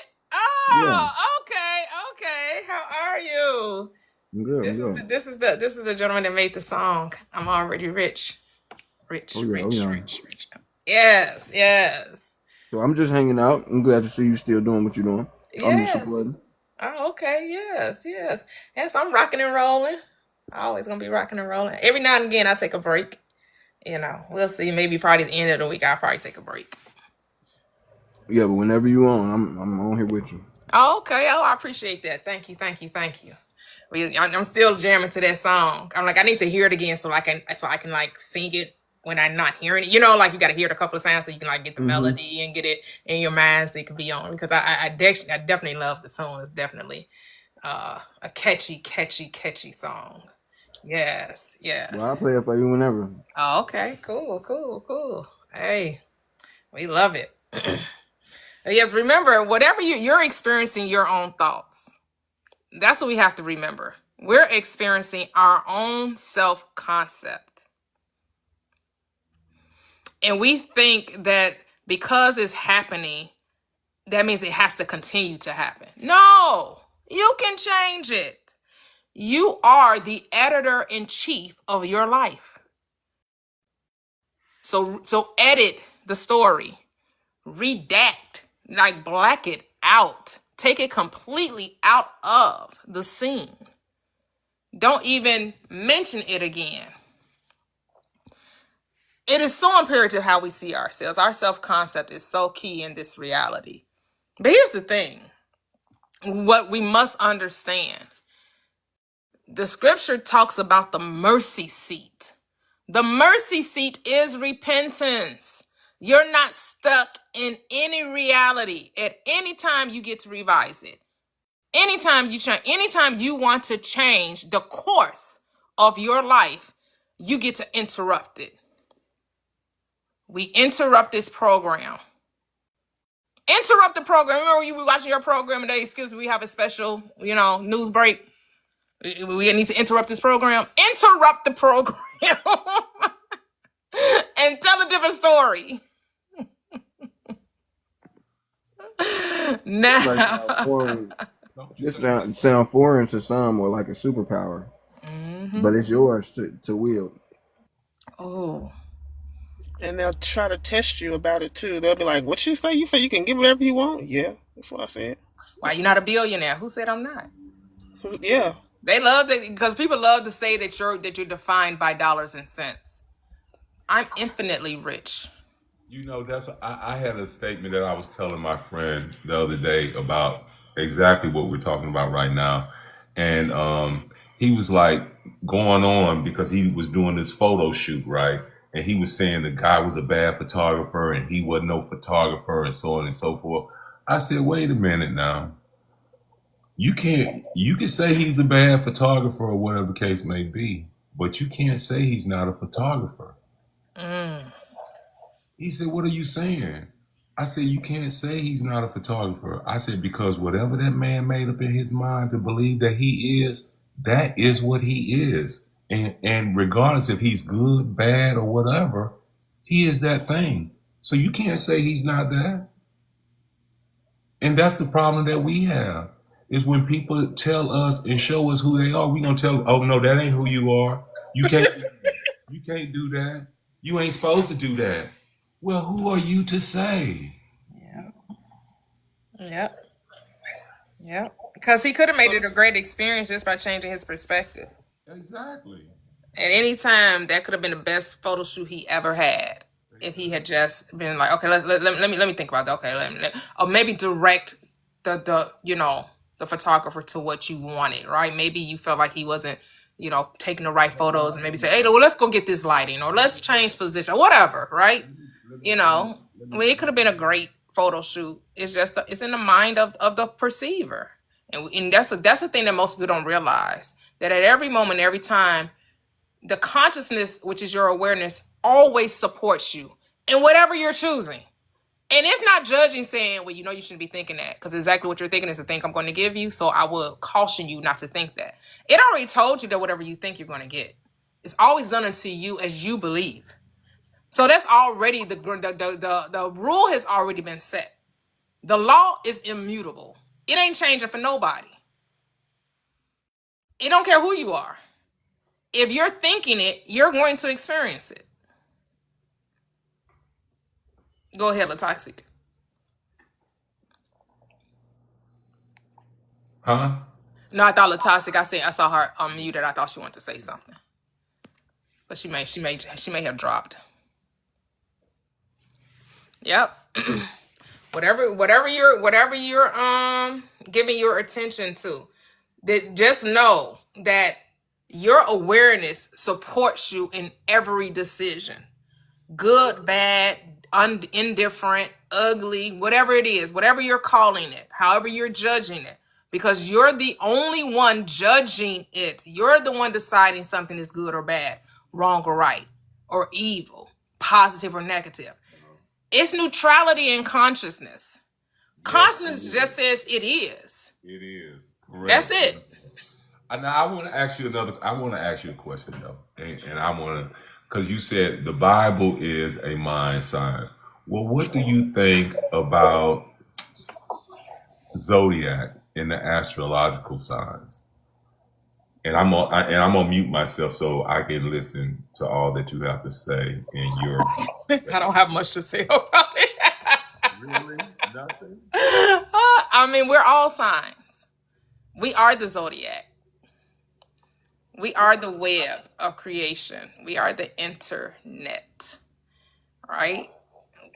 We are everything. There is nothing that's not us. I am everything. Everything is I am, right? I've seen different ones. Different people sell books, right? I haven't got a book, but I've seen it on YouTube. And I was like, right. Like it says, like, which parts of the body represents which zodiac sign, right? 2 fish being 2 feet, right? Which is why Christ was known as the Piscean age, right? Because he was spreading the gospel, right? They were told to go out on your feet, the feet understanding, right? So I don't know how to break down every zodiac sign. I just know I'm all of them, that the body represents every zodiac sign. Well, yeah, the body does represent every zodiac sign. And then some people say that the 12 disciples represent every zodiac sign, right? However, when I talk about the scripture, I come from the psychological perspective. So when I say the 12 disciples, I'm not coming from astrological signs, which, of course, when you break down the astrological signs, they are characteristics of the mind still. But I deal with the 12 disciples as in James, righteous judgment. Peter represents faith. John is love. Andrew is courage, right? So those are the characteristics that you are to discipline in your mind. Well, I think, see, that's where I'm not, disagreeing with anything that you're saying, but I'm saying, as far as my mind has been, and like I said, walking around with this early level of consciousness, I was always drawn to books and always drawn to other authors' stories. And, when I was researching zodiac and astrology, then I also learned that that's some stuff that has been passed down from history to that has its own history of its own. just like the Bible has its own history. And so, you know, for me, it's on a bigger, expansive level where, you know, yes, everything is connected. Everything is connected because it's all connected to what you what you start out with and what you know take in. It all begins with you and ends with you. We are everything.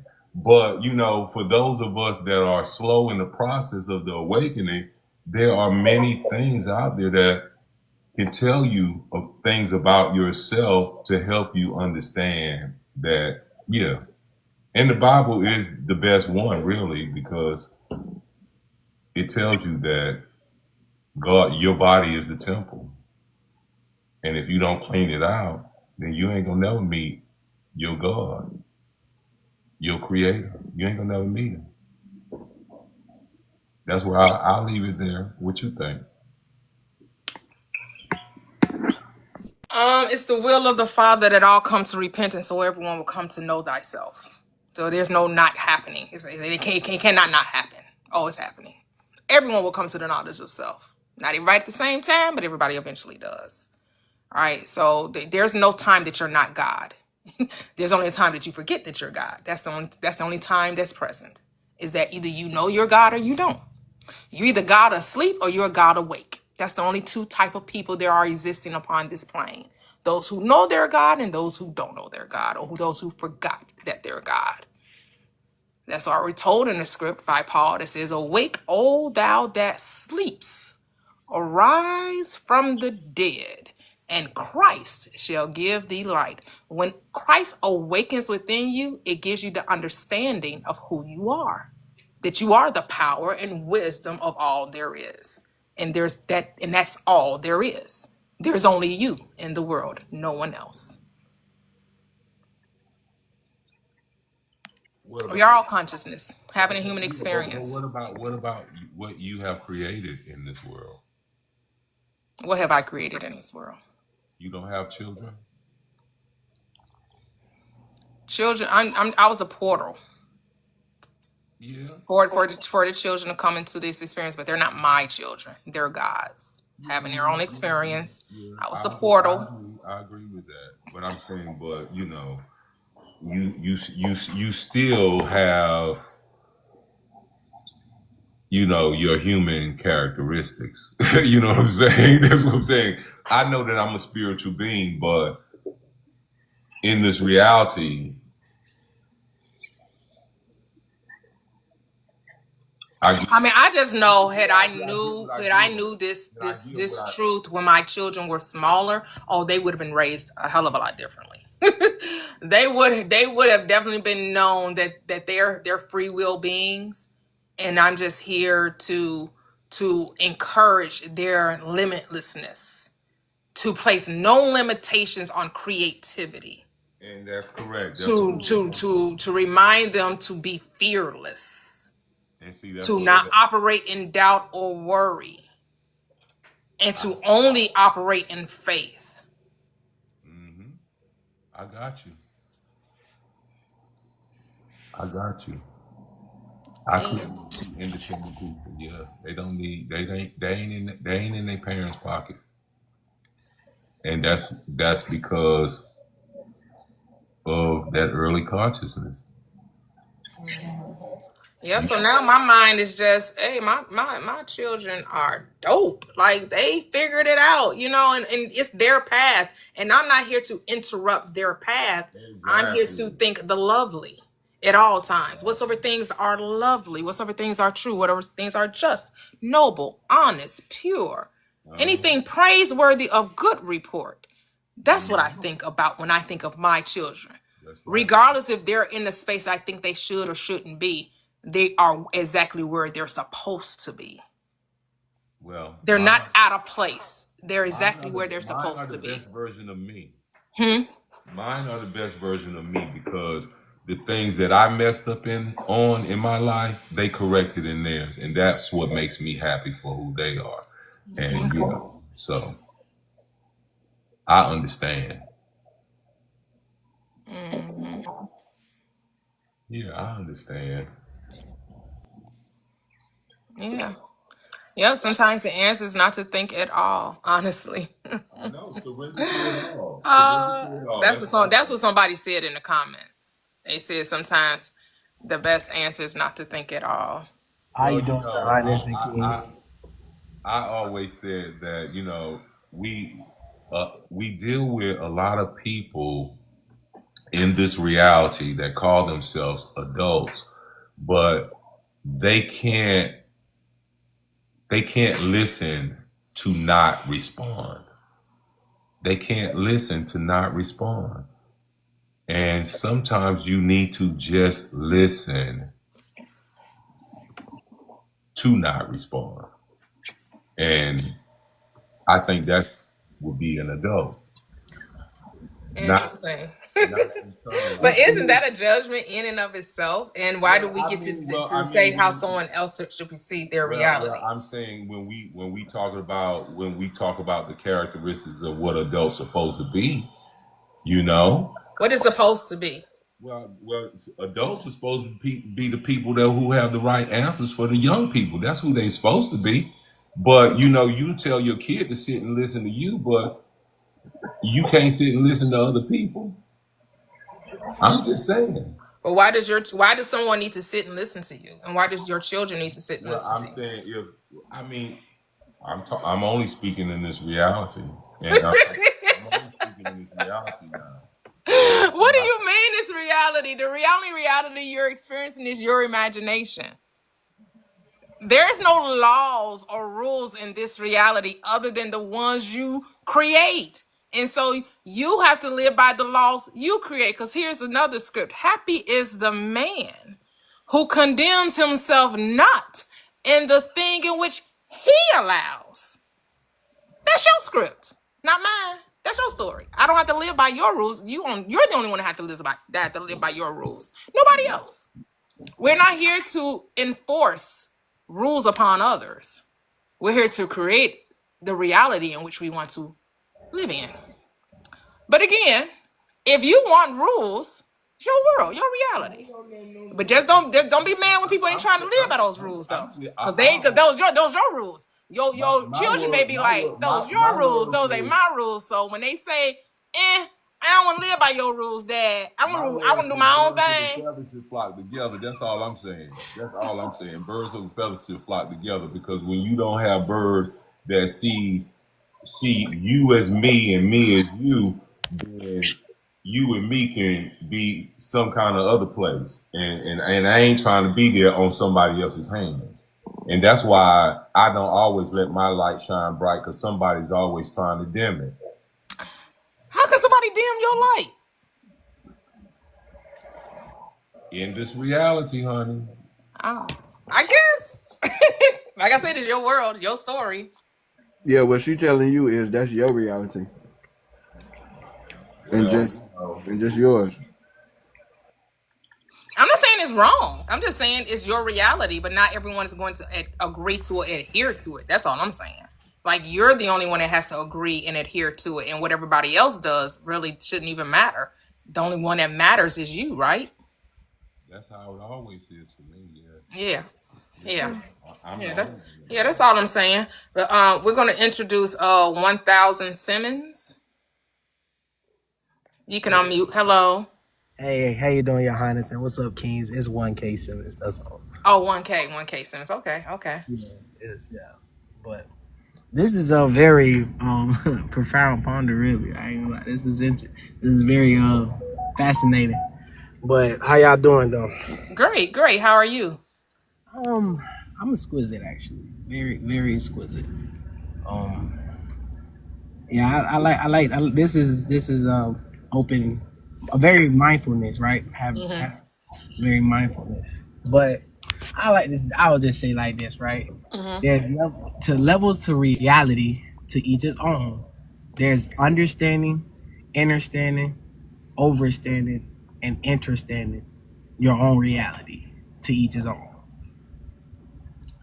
Yep. To each his own. Because at the end of the day, I get what you're saying.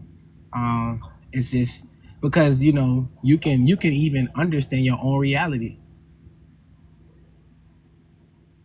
you know. So and Most I would just say most understandings are of someone else's reality. right, Not and their that's what I'm own. saying. So if you don't get out of that, then you don't even know, or you cannot get to understanding or overstanding, not alone understanding your own. So that's why I said that. That's why I said that, right? That's the whole point of bringing it up. And I'm glad that you expand. That's all I'm saying. I'm glad that you expanded. Thank you, King. That was a good touch. But yeah, that's pretty much what it is. That's pretty much what's going on. And like I said, that's the bigger picture within the smaller picture at the same time. But That's what I was talking about when I was talking about being an adult. Because first, you have to understand somebody else's reality in order to position yourself in your own. Because you could be saying, "This is what I'm doing," boo, boo, boo, boo.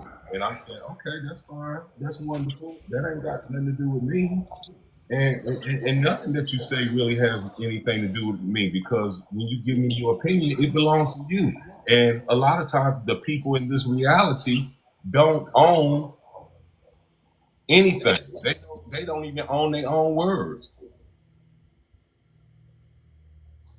What is that about? I just come from the perspective what other people think ain't none of my business. And it's only my thoughts that matter.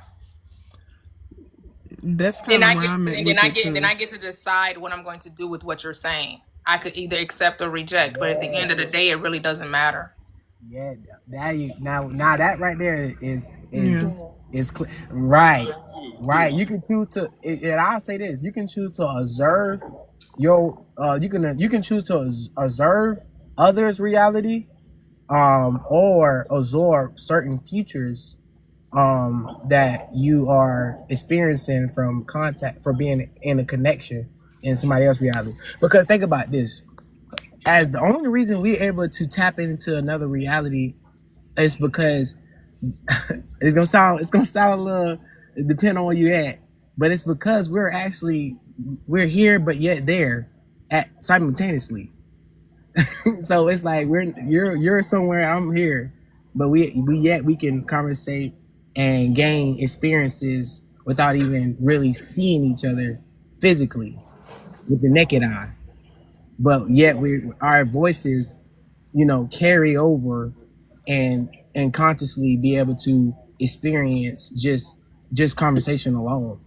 So it's like, it's kind of like astral projecting, but on a baby level. And It's This the is the collective magnification of conscious. energy through microwaves. right, that's why I said, you know what astral projecting is? Yes. Yeah, so it's more so dumbed down astral projecting, without actually taking the time to use your actual physical body to do that. Yeah, because none of your thoughts are your own. They're everybody else's. Well, to each his own. To each his own. I mean, Yeah. perspective is reality. So, And how you interpret it from your right. interpretation. So I mean, if that is what is going on in your mind, or your consciousness, you know what I'm saying, I would just say subconscious. you're an antenna, you're a receiver, and you're a transmitter. You're not a broadcaster. You're not all things. That too. That's what it would be. To broadcast would be to transmit and receive. So that would be the word for it. Broadcast. Right. Yeah. Right. Right. So I guess the question is, do you think that other people exist in your reality?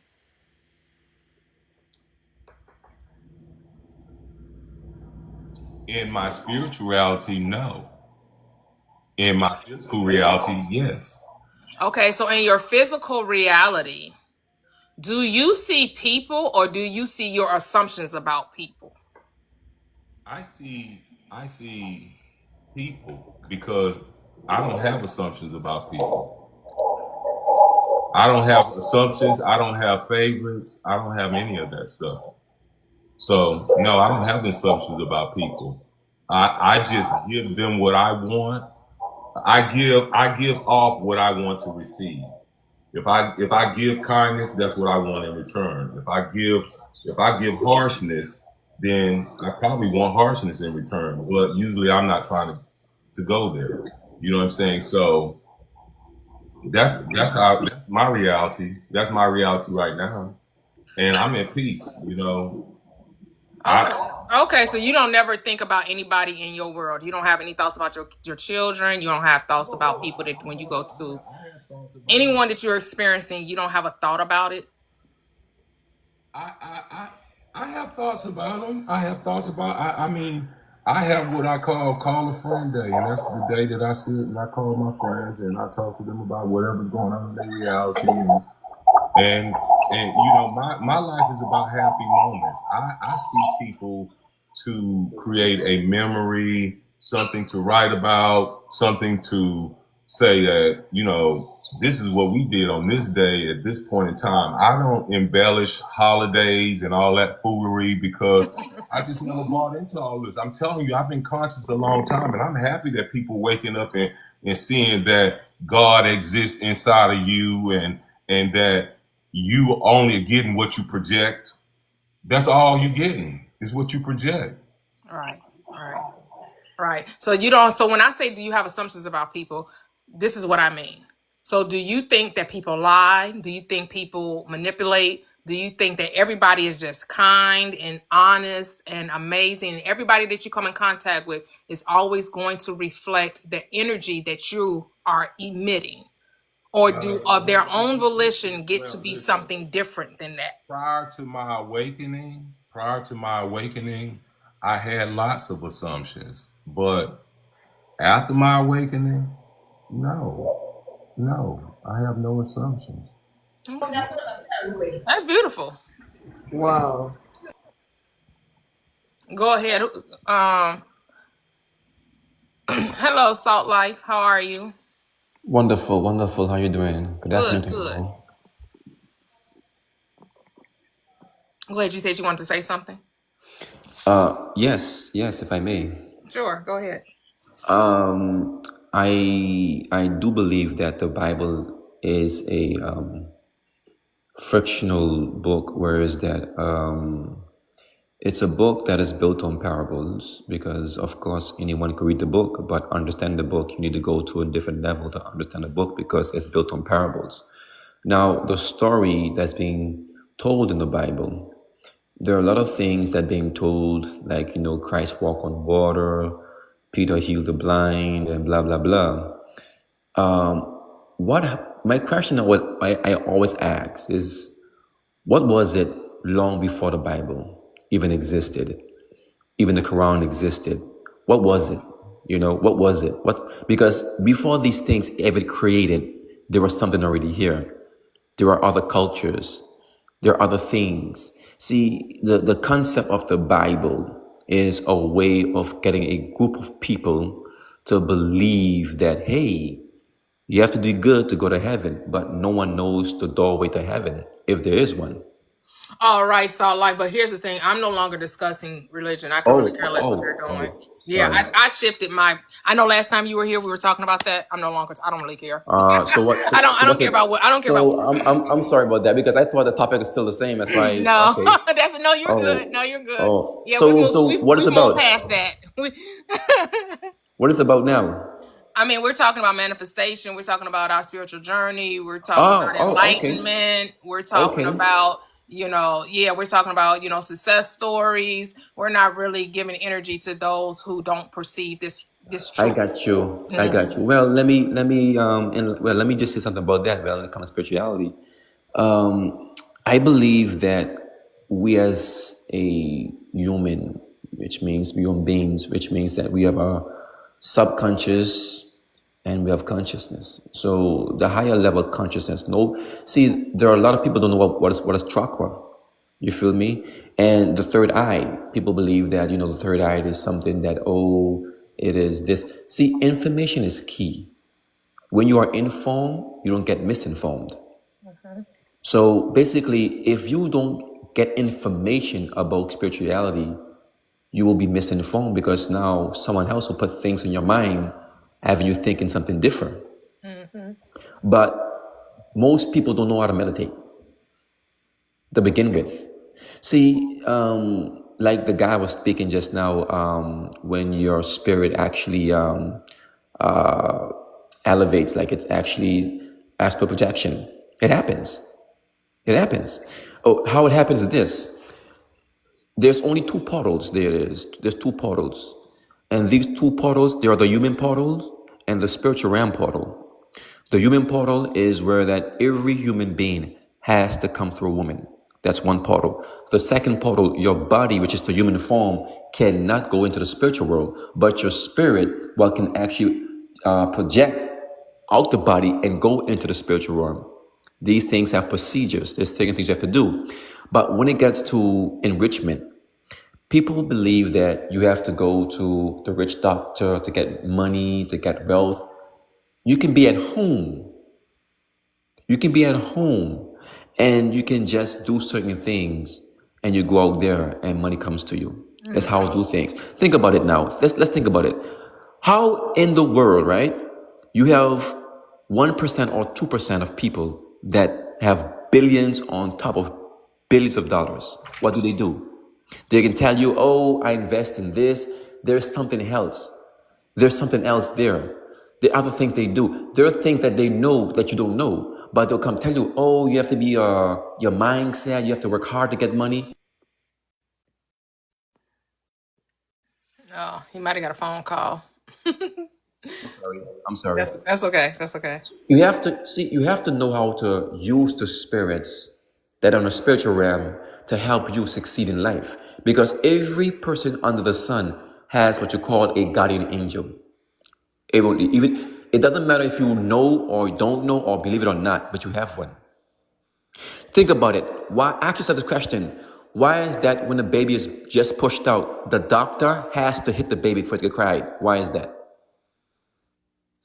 I don't know, but why would I need a guardian angel? No, okay, right. Explain to you now. Why would I need a guardian angel? All right. The guardian angel, it is something. It's a entity.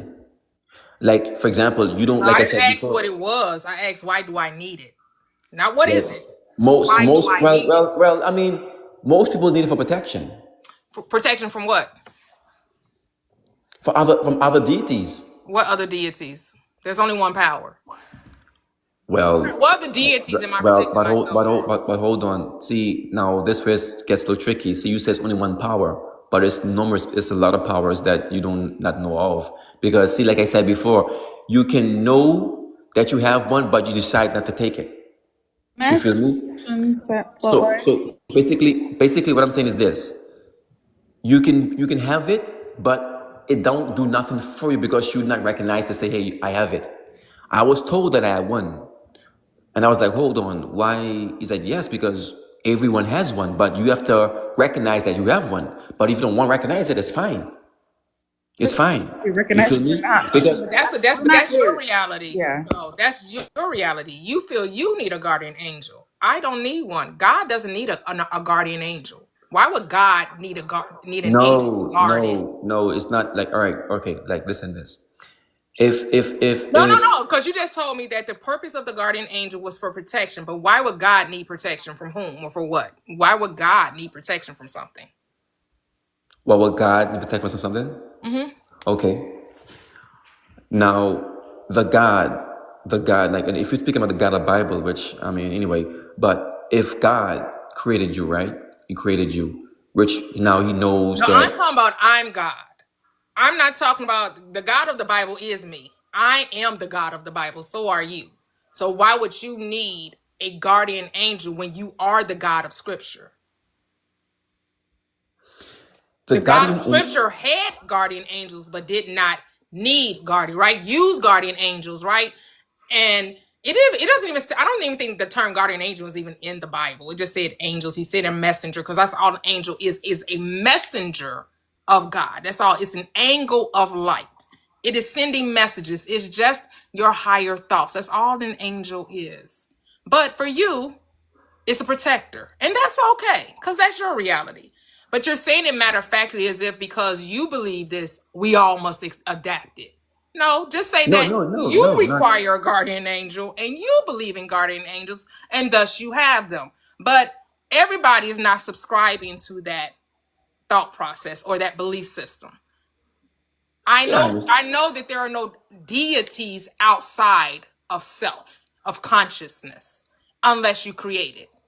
Now, because it's your reality and you get to plan this reality however you deem necessary, you can create But devils and demons and satans, oh my, as well as angels and guardian angels and unicorns and fairies. You can do whatever you want to in your reality. It's your world. It's your imagination. You're free to do whatever and make believe whatever you want. It's your world. No but one's going to yeah, stop you. no, I You get to understand. live your life accordingly. Yes, I understand what you're saying. I understand what you're saying. I respect that. But everyone has their opinion. But for me, there are certain things I witness, I've seen, I've been to. That's why I can say certain things, because my experience when it comes to spirituality is might be your not your experience. And where I've been, probably you have never been before, but probably heard of it.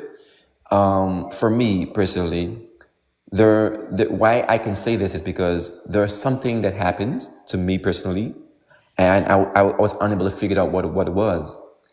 And I was like, hold on, like I'm making some money, but the money cannot stay in my hand. Like I always spending it. I was like, what the hell? So I was like, I have to find out what's going on, but I don't know what's going on, but I want to find out.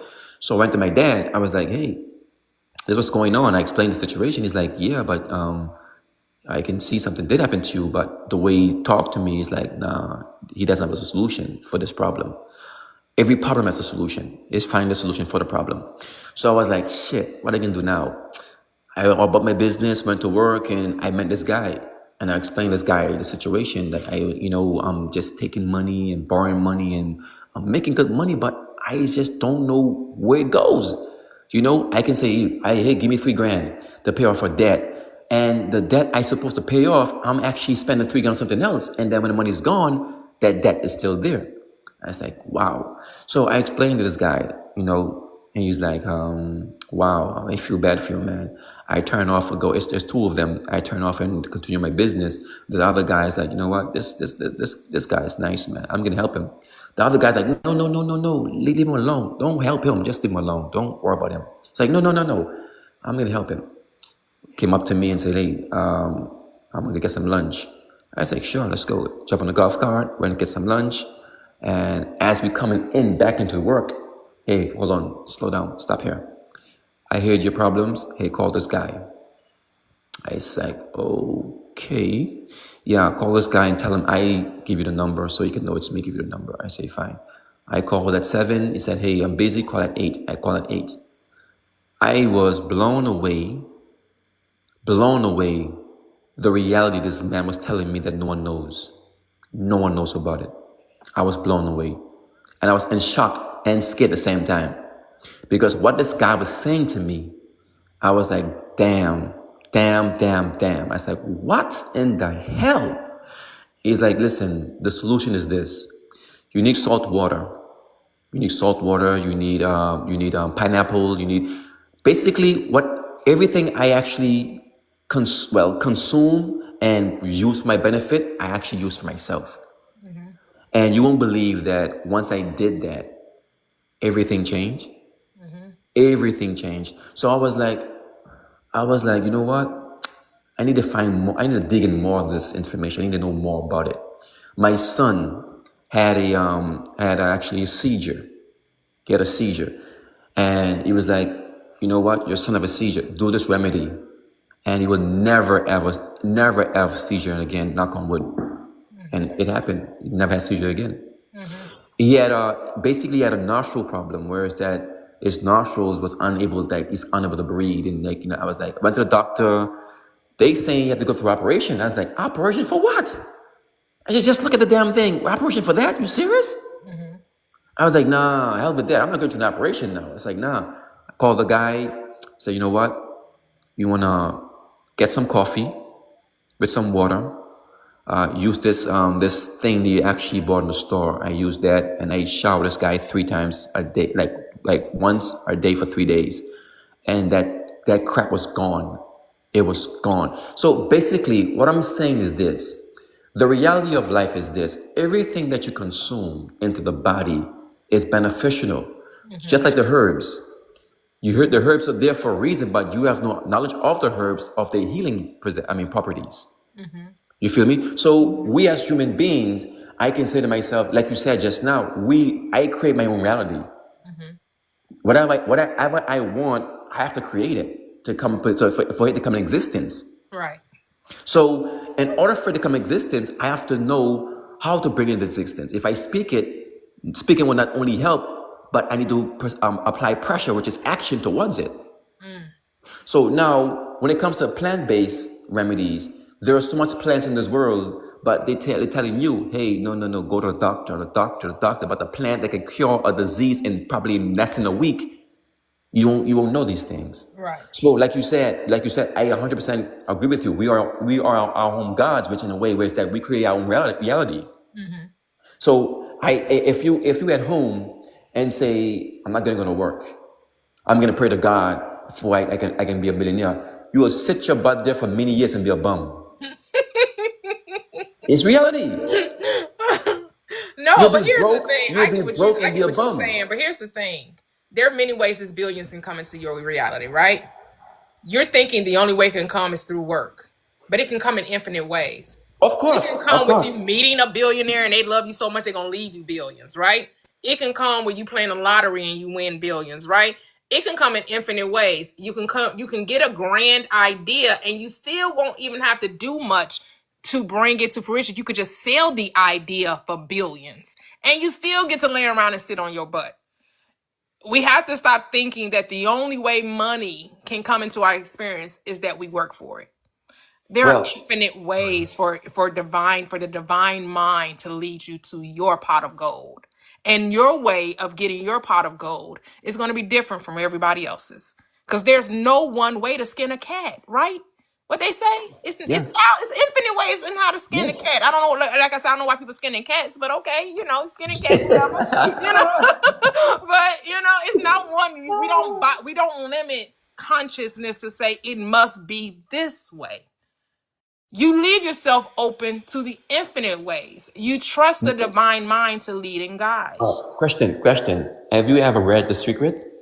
Yes, I've watched them. Well, not read it. I've watched the movie quite a few times. It's an amazing book, right? It's an amazing book. Yeah, well, I never read the book. I just watched it. I watched the documentary, the movie. All right, so it's another book that actually, damn, this man name, it speaks about the higher consciousness, how you can tap into the higher consciousness to get what you want. I can't remember the guy name. The Cradle of the Soul. Something like that, I believe. It's something like that, if I'm not mistaken. It breaks it down to you. It breaks it down to you from 0 to 10. Like how could you step by step, how you could tap into your your consciousness because he said, if I remember, if I'm not mistaken, and those of you know more, you can probably correct me if I'm wrong. He says that your conscious and your subconscious, he said, whatever you think towards your conscious, it actually goes to subconscious. But the subconscious is the one that actually needs to bring everything to reality. Right.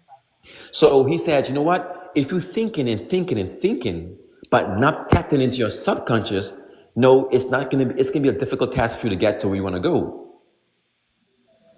Because you're only on one frequency. Here's the thing: the subconscious is always listening. The reason why the subconscious doesn't produce the thing that you're desiring is because you're double-minded. You're giving it different instructions. When you become singleness of mind, the subconscious will obey you because it is your genie in a bottle. It does say whatever master. But if you keep giving the genie double instructions, you ain't going forward or you're going back. You staying stuck. You cannot tell it one thing and then tell it the opposite and then think that you're going to produce the desired effect. Exactly. You have to be singleness of mind. But hold that Saw Life. I'm going to bring on Divinity Express. Hello, how are you? Are you there? You can unmute.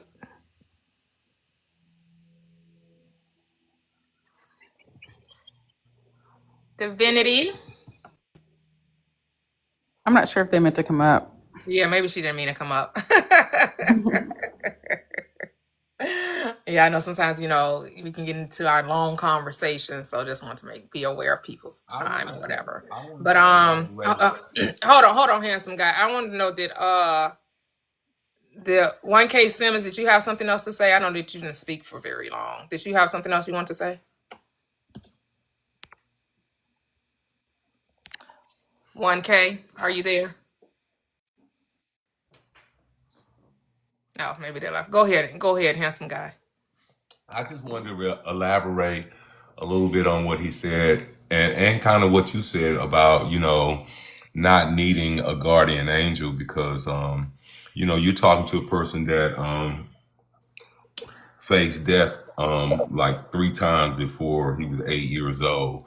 And every time I faced it, there was an awakening. There was another heightened level of consciousness. And so, it was in that point that I knew that there was something bigger than me inside of me. And that's why I tell people, pay attention to the simple miracles, because guess what? You living in an avatar, and you need to take care of this avatar, because when you cut yourself, the little miracle is that you heal. You heal. Yeah. Absolutely. That's you heal. And so what you have to understand about that part of being a god inside of the avatar is that you have to take care of this thing that's walking around this physical reality to make sure it continues to heal itself if you want to stay in this existence. So Yep. yeah, it's a self-healing organism. That's right. We a powerhouse and we don't even know it. we're remembering, and I know everyone is at different, stages of reality, and some of us still do, will choose to operate from the dual mindset. That's still a choice. You can. When I reference the script, I know the Old Testament, old mind and body, is talking about that dual nature. The New Testament, that new mind and body, is talking about the oneness. But every day you get to choose, are you going to operate from the oneness, where you're no longer going to eat off the tree of knowledge of good and evil, and just going to continue to eat from the tree of life? For I am the life and the resurrection, says the Christ, right? There's only unity of the Spirit, because there's only one Lord, one faith, one baptism, and one Father of us all. There's only one, not two powers, only one. There's only one power. The fall of man, the fall of consciousness into experience was because we ate or consumed or appropriated the belief or the knowledge of two powers. There's not two powers. There's no source of evil. There's only God. There's only good. I will say I operated in that duality mindset for a long time. Not because I didn't get anything out of it, but when you tap into the one, personal experience, it's just a little bit easier to sleep at night. Just a little bit easier to get done what you're trying to get done, because you're not worried about what the negative thought might be. You say, oh, it was always positive, negative, always positive, negative, always positive. Yeah, sure. But if I don't have to concern my whole how I'm gonna move with that. If it's gonna be there, okay, yeah. But I don't have to concern my entire how I'm going about things with that there's gonna be some negative part to it. And I think that was what I was having like the biggest issue with, just being too concerned about what I couldn't change. So the mind of my business has been doing the best doing the best work. I say this last 2 months I've been minding my business so good. I'm like, dang, I should have been doing this long time ago. What a world of difference, right? When you just let people be, like Hansel Guy would say, he has no thoughts about what other people. He has no assumptions about other people, right? Which basically means you're not thinking about someone else's behaviors or how people are presenting themselves to you, right? That's what I was doing. You're just experiencing them. That's the place of operating from oneness, right? You're not operating from judgment, which is the judgment of good and evil. Now, the Bible does talk about, I know it talks about many different ways to judge. I talk about the three, where it says judge and you won't be judged, condemn, you won't be condemned, forgive and you shall be forgiven. And then it talks about righteous judgment, right? Which means right thinking about everything that you're experiencing, just have a right thinking about it. And then the other one is how you judge, right? So that measure that you use against another, just know that same measurement will be measured back to you again. So because what you give shall be given, pressed down, shaken together, and what? Running over shall men give into your lap. Because what you give, you receive multiplied.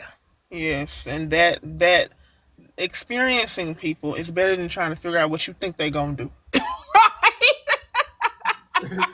You did this before. Are you gonna do it again? Are you gonna? Are you gonna? You know what? I don't care what you gonna do. I'm gonna do it, and whatever happens, happens, and we will address it when it comes. I don't know what it's gonna be. I'm not worried about it. I'm just gonna do what I'm gonna do.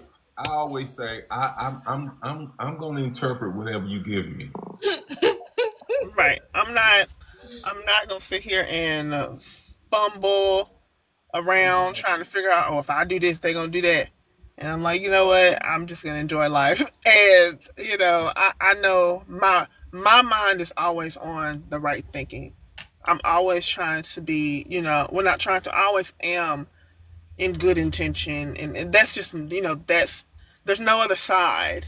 If someone perceives it that way, that's their perception. I don't have to carry that with me into the next room. Girl, continue being the best version of yourself. I love you. That's it. I don't want to, I got myself to this place. I do not want to continue to bring myself down. I just told my mother yesterday, I said, I'm tired of the mental breakdown. I said, I think I'm doing it to myself and I'm tired of it. I'm not doing it again. That's it. It's not going, I'm not. I think I'm driving myself to that place because I think I need to have something crazy happen for me to get to the next level. No, I don't. I just go to the next level. I just walk over there. That's it. That's it. Right. That's right. No, hey, we over here. It's called ascension, not descend. Ascension. Yes. Yes. I thought you were gone. I was asking you to unmute to see if you had anything else to say. Oh man, my soon to be wife had called me, man. I was had some we were talking about some stuff. But yeah, like I said, I love how I caught an end glimpse of what she was saying. Your Highness was saying was talking about like it's take people for who they are, and that be the thing, right? Like I get it. When you first get here, it's a learning curve, right? Because you're remembering.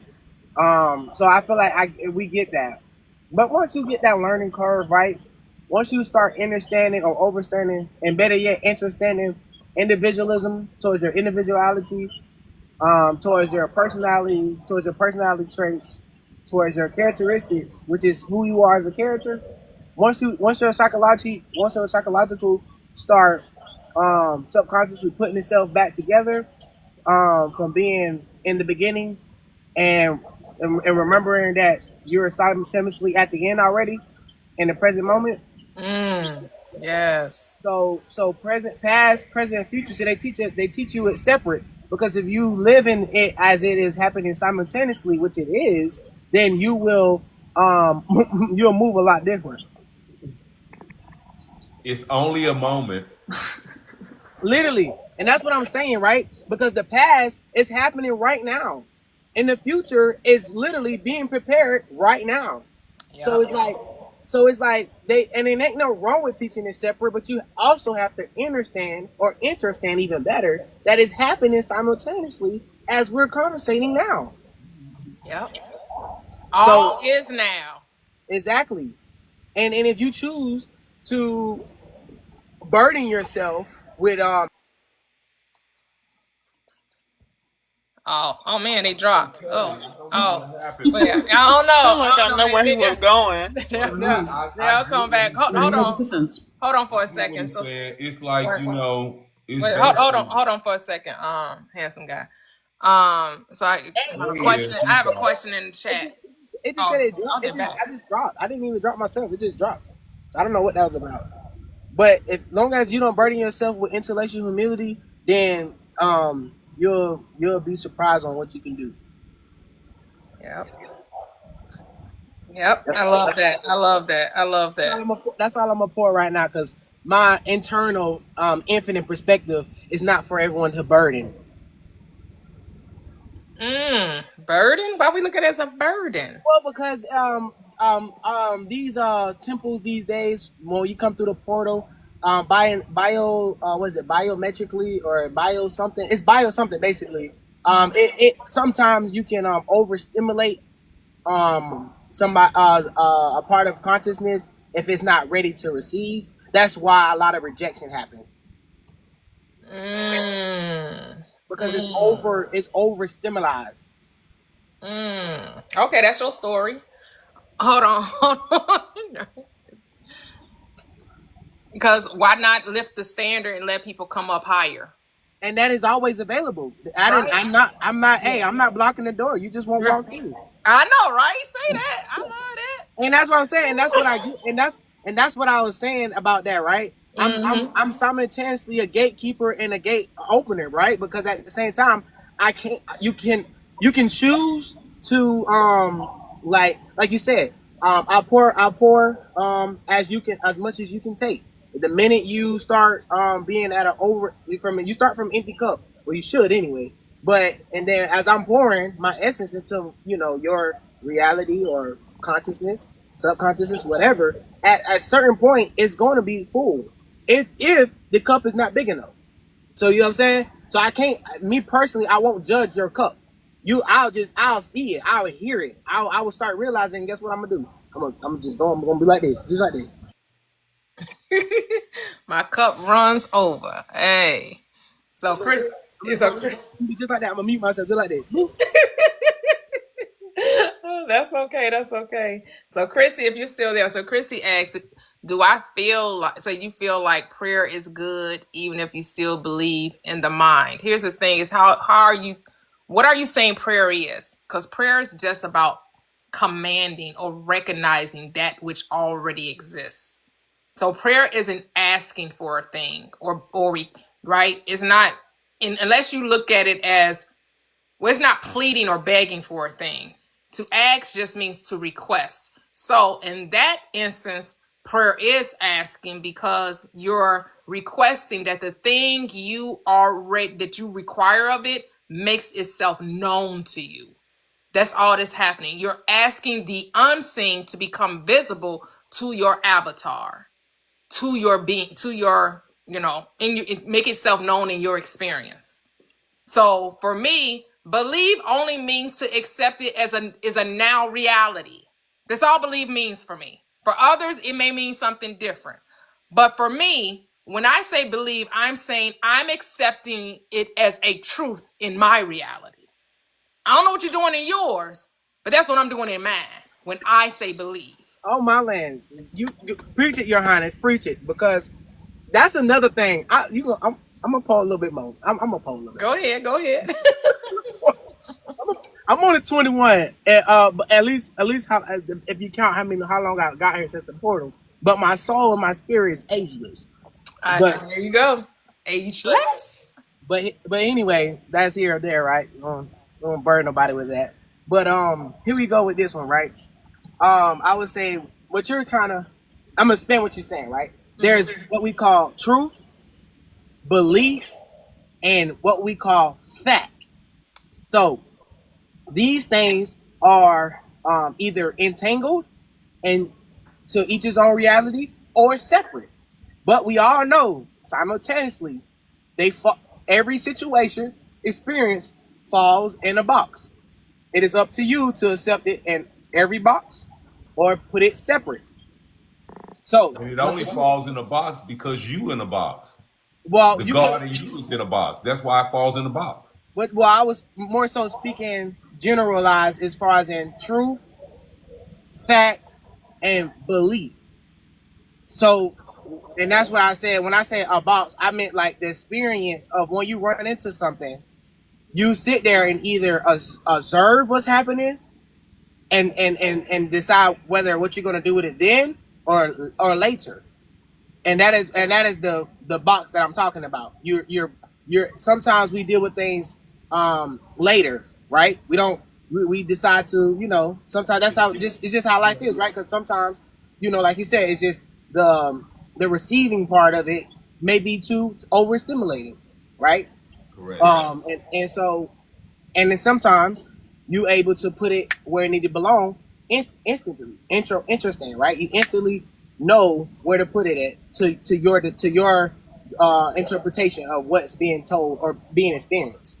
And that's why I say it comes to each his own. I do talk from a general standpoint because once again, we go to talking to me about me, then it's a little different. I get you. Yeah, but thank you, King. But thank you, King. But thank you, King, because we all know we run into what I call NPCs or bots until they are asleep. So you got to realize that is a part of consciousness. But when that side of when a wake side and a sleep side talk to each other, they're that conversation is very well, Yeah, I don't work from a place of belief anymore. I only work from a place of truth and what I know. Ooh, and there you go. And I'm with you too, King. I just, like I said, that truth falls under knowing. So but I like how you brought that out of truth, and I like that. Another thing is, truth. If you attach a lie to a truth, that is the moment chaos and confusion is created. 100, brother. 100. My bad, King. My bad. Let me hush. Y'all What go is ahead. a lie? What is a lie? Hey, listen. To each his own. lie Listen. To each his own. To each his own. That is what a lie is. Because if I sit here and say what a lie is, you may believe that's the truth. Then we're going to be going in circles. I'm gonna tell you what a lie is. If you tell me a lie, it's just an opportunity for me not to tell you the truth because I can't answer truthfully when you tell me a lie. But what is a lie? What is your lie? You're telling me what you would do with the lie. I'm asking you to define it. Tell me what a lie is. When you state a falsehood, when you state something. What's a falsehood? Something that doesn't exist in your reality. But who are you to determine what exists in someone's reality or not? So are you saying it only exists if it can be seen? Well, no, I'm not saying that. So what makes it a lie then? Because you said a lie is something that doesn't exist in my reality, but what are you determining? Because when you gave it to me, it did not manifest as you gave it to me. Now, if you say, handsome, I want to borrow $100 from you, right? And I give you, and I said, and you say, I want to borrow from you, and I'm gonna give it back to you on Tuesday. Today is Thursday, so I give it to you on Thursday when you ask for it. But then when Tuesday comes, you don't know who the hell I am. That's a lie. Okay. Do you agree, Your Highness? I know perspective is reality. Okay, so I could not tell them the truth about. I could not tell you the truth about the $100. If you would have said to me, Lawrence, let me borrow $100, but I ain't gonna pay you back. I want to pay it back to you on Tuesday, but I ain't gonna pay it back to you. Then I might have thought twice about giving you the $100. So that was a lie. Because you already knew what your intentions were when you asked. And so that's what I try to tell people. Whenever you speak to me, speak with intention. Because when I speak to you, I'm gonna tell you what I want, and you can either give it to me or get out the way so I can get it from the person who's gonna give it to me. Okay. Because I speak everything that I want into existence because I know the God in me. Mm-hmm. Your Highness, what is yours? I want to hear this. I do because I want to sit myself. I say there are no lies. There are only assumptions, and the thing you're assuming is the thing you're choosing. So, in this scenario, the only way somebody will be able to give him a dishonest answer is that he has to first write into his script that someone could give him a dishonest answer. See, if I know that everyone deals with me honestly, the person would never tell me that they'll give me on Tuesday and not give it to me on Tuesday. Just couldn't happen in my world. Because that's not my reality. Anything I give you, I'm going to give you because I choose to, not because of an answer you're giving me or because of a story you're telling me. It's because I choose to, and for no other reason. So everything I do is because I want to, never because of what the other person is saying, doing, or giving. Because I don't. Hold on, I didn't interrupt you. I just asked questions, but I let you say your perspective. From my perspective, there are no lies. There are only assumptions. There are only stories. There are only narratives.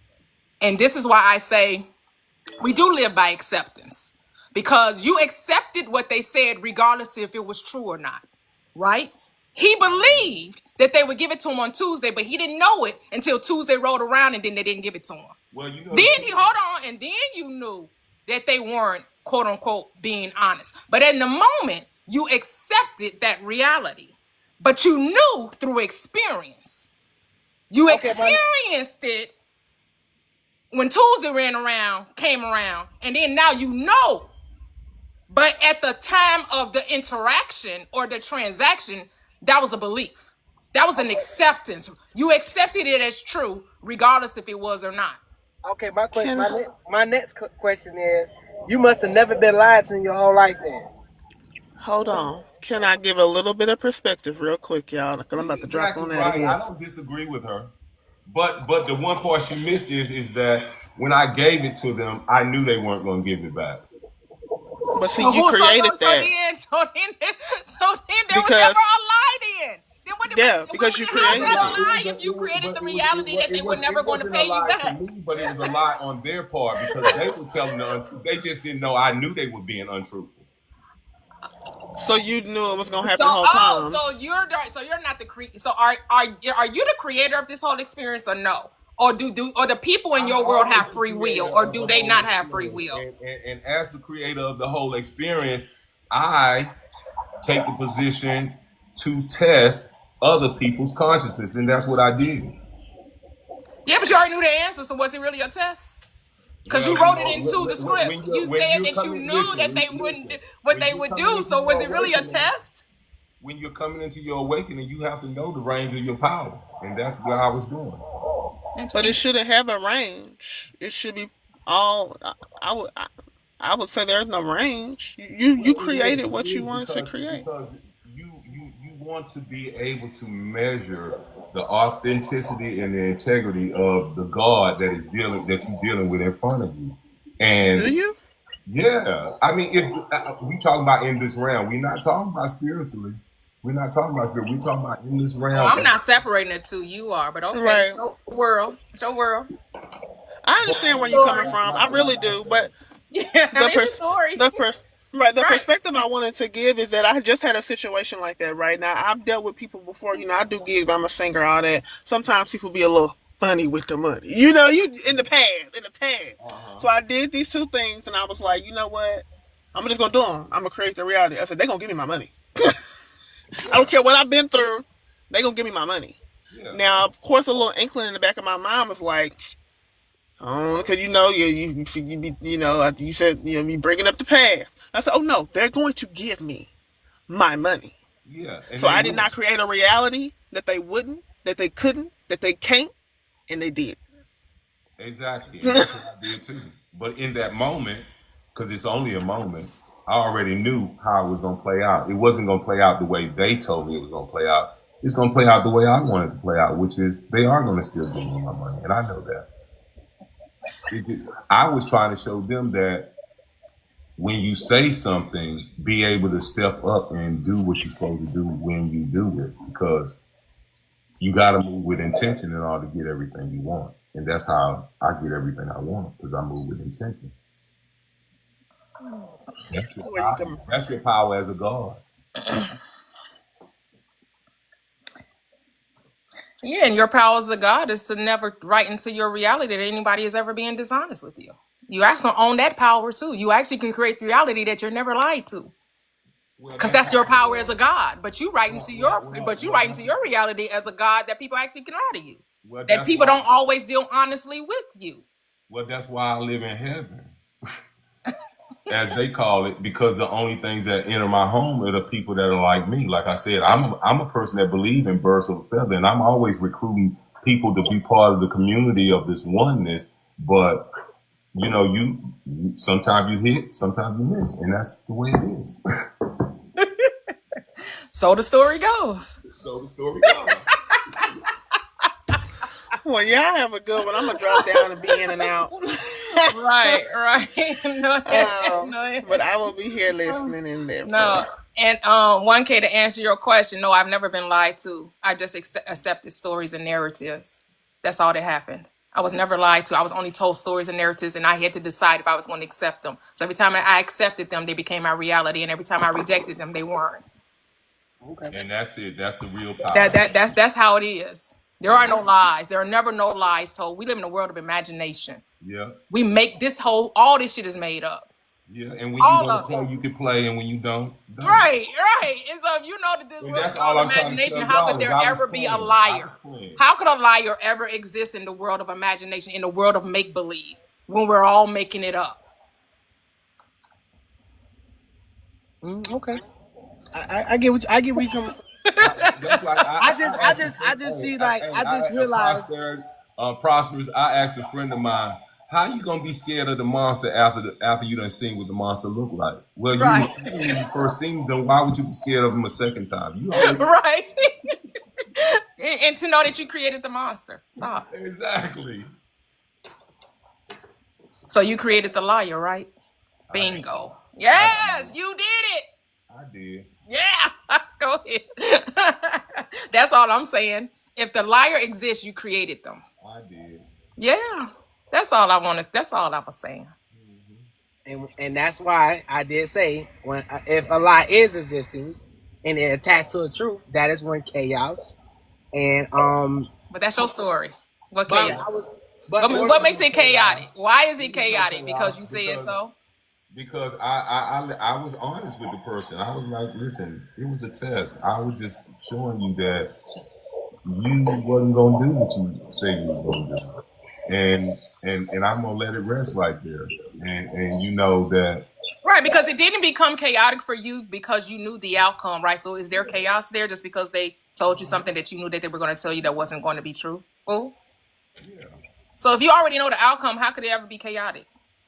Exactly. You already know. You're writing the story. It's your story. It's your book. You know the end from the beginning because it's you writing it. So where does the chaos come from unless you introduce it into the story? Exactly. Stop creating chaos and then it won't be any. That's why I say you have no problems unless you create them. You're not having problems. You're having experiences. Exactly, and that's why my book is called The Book of Lawrence, My Human Experience. Yes. We don't have problems. We have experiences. We just call them problems because we don't like what's happening. But you created the happening, so why are you mad about it? Just change it. The simple thing to do is just revise the story. Instead of complaining about the outcome, revise it. Or rewrite your character. Or revamp.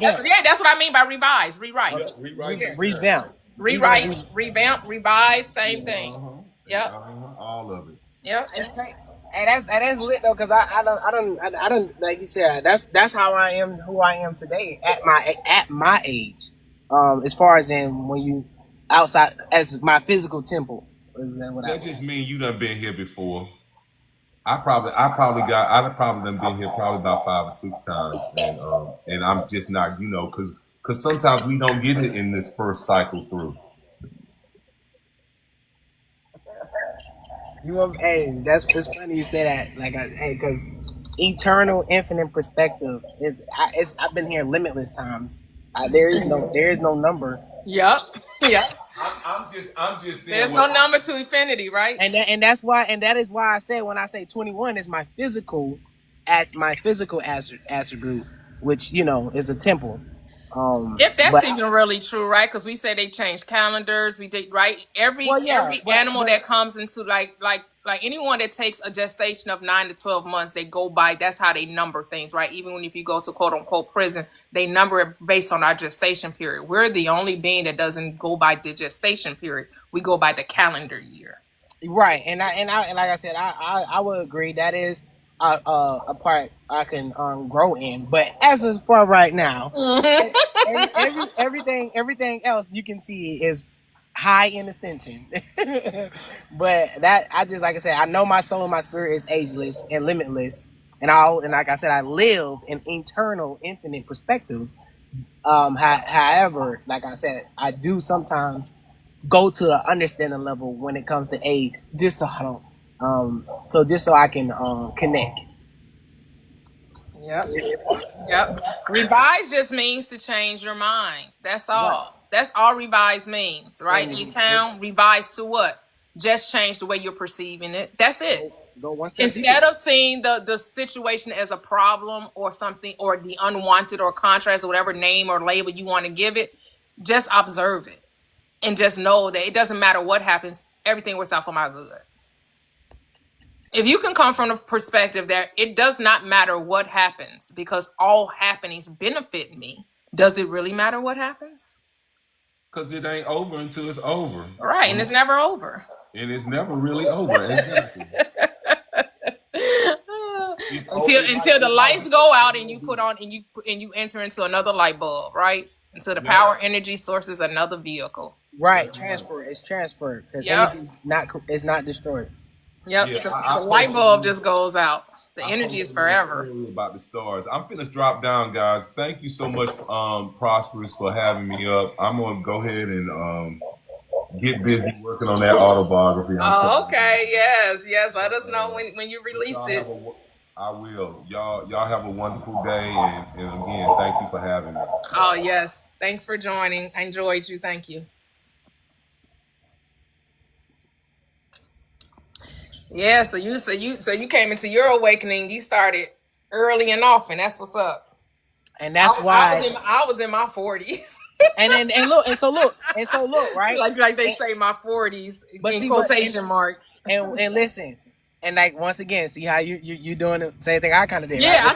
I see it in my quotation marks. Yeah. Right. You can't see me. I said I use my fingers, but I forget I'm not on camera, so that's why I say in quotation marks. That's why I I don't know. I guess you could say, like I said, I know how much to pour when I'm talking in certain in environments. You know what I'm saying? Because I once again I choose not to waste my essence. But I did awaken at an early age, some could say. But the reason being is because the moment we're in, it is already meant to be that way. Yes. So that is, and I'm only a confirmation in other people's realities that we are catching on and remembering a lot faster than the previous consciousness. So the consciousness is consciousness. if that makes sense, right? And because of the technology we have, right? Because we are able to communicate in this way, right? Because people are always awakening, but people didn't have the technology to to be like, you were labeled. You had to go find it in a book or find it in a newspaper or somebody. Yeah, you were labeled crazy and insane, or on you just had a lot of labels on your name, on your being. But today's time, actually, I would say it is our duty. I say our because I'm speaking for me more than just myself. Because I do speak, like you said, I do manifest and cast out outside of myself, for those to receive. But I'm always knocking on the doors that are asleep. I'm always knocking, always. Yes. And I choose to. It's a choice thing for sure. But anyway, that is no offense. That is by doing that is when we do recycle or transfer. It'd be a lot easier. it'd be a lot easier to remember a lot quicker. You know what I'm saying? Because they like you awoken a lot of other consciousness or brought them. You know what I'm saying, to what they are, you brought them to remembrance of who they are or what they are. So that kind of helps the next time, the next journey. But it's inside of all that, right? This is exquisite. Another thing about wordplay is I feel like we also hinder the wordplay, right? Because like you said, we using other people's words. I feel like yeah, like a lot of sometimes we forget to use the origin of words, like what actually take the time out and do those little bits of remembering, right? Because once again that's how we cast out what we are manifesting. So if you don't know if you don't know the origins and stuff that where you're casting out, then that's why people be like, this manifesting not work. It's because you're not the words you're using doesn't match the outcome that you're trying to write. So, and that is another huge misconception and misunderstanding in realities, right? When because we are talking about writing your story. Well, if your story words congested the wrong way, then guess what the story is going to be? The wrong way. So that is a big part, and our remembrance is remembering to actually thoroughly check out these words that they have, that other consciousness have put us in, or kind of, what I'm saying, kind of raise the books. Yeah, trying to, what I'm saying, they like, oh yeah, y'all make sure y'all understand everything, okay? What I'm saying? They don't say, oh yeah, understand, overstand, interesting. You don't they don't give you that layout. They just give you the, oh hey, you better understand things here. So it's like, yeah, so it's like, and you know what I'm saying, right? Unless your guardian, like you said, as a parent, you take initiative and intention to make sure that doesn't happen to your child. But then well, hey, then we're really going to be remembering a lot faster then, right? Imagine, like I said, only imagine how my upbringing of my fruit is going to be. So somebody said, can you give me an example, I guess, regarding what you're saying about language and words? All right, so not everybody say abundance. Not everybody say prosperity. Oh, you paused. Oh, maybe he got a phone call.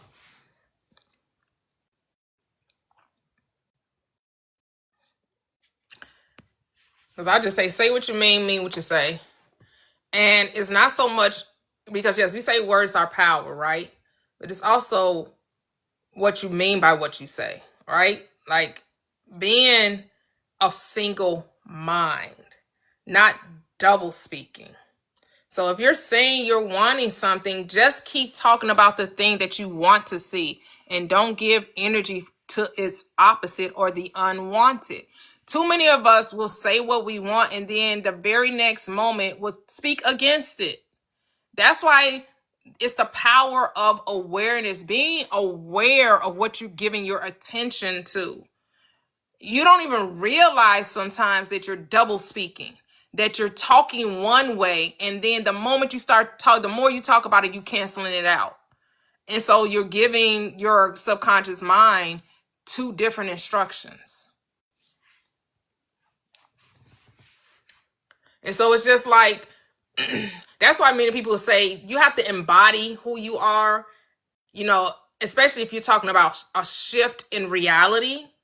Not just about getting something, because anybody can get money, right? Anybody can get married, anybody can get right, but it's not about just getting married. It's about being in a relationship with somebody that mirrors you as far as the love, the joy, the peace, right? The harmony, financially, spiritually, emotionally, right? Because you're going to draw into you who you are, not a clone, but someone that knows how to love themselves and will reflect back to you that you love yourself. Remember, your partner in your life is going to reflect how you think of you, not how you think of them. They're going to show in how they're reacting to you, how they're confirming who you are, how they're reflecting who you are. By their actions, you're going to deem them a certain way. But they're only playing a script that you wrote out for them. They're only mirroring your energy, your vibration, your frequency, or your thoughts about yourself. That's who they are. They're reflecting you back to you. And so then most people start saying, well, I just wish that they would, they're so inconsiderate, or they're manipulative, or they're narcissistic, they're so selfish, or like you're just complaining about the what you're seeing in them. But you're not seeing in them, you're only seeing in them what you're thinking. So the only reason why they're displaying narcissistic behavior is because you believe in narcissism. You believe that people only care about themselves. I don't understand the narcissistic thing anyway, because don't we all just care about ourselves? Like, what? Aren't we all selfish?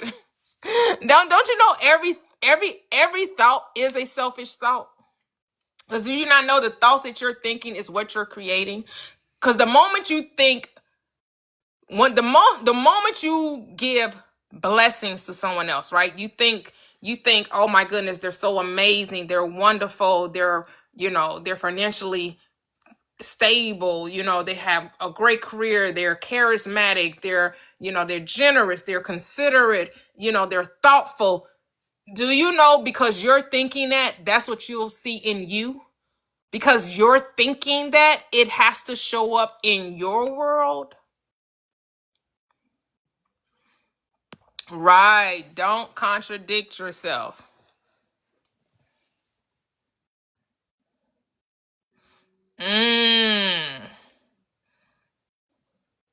Okay, Miss Millionaire Energy.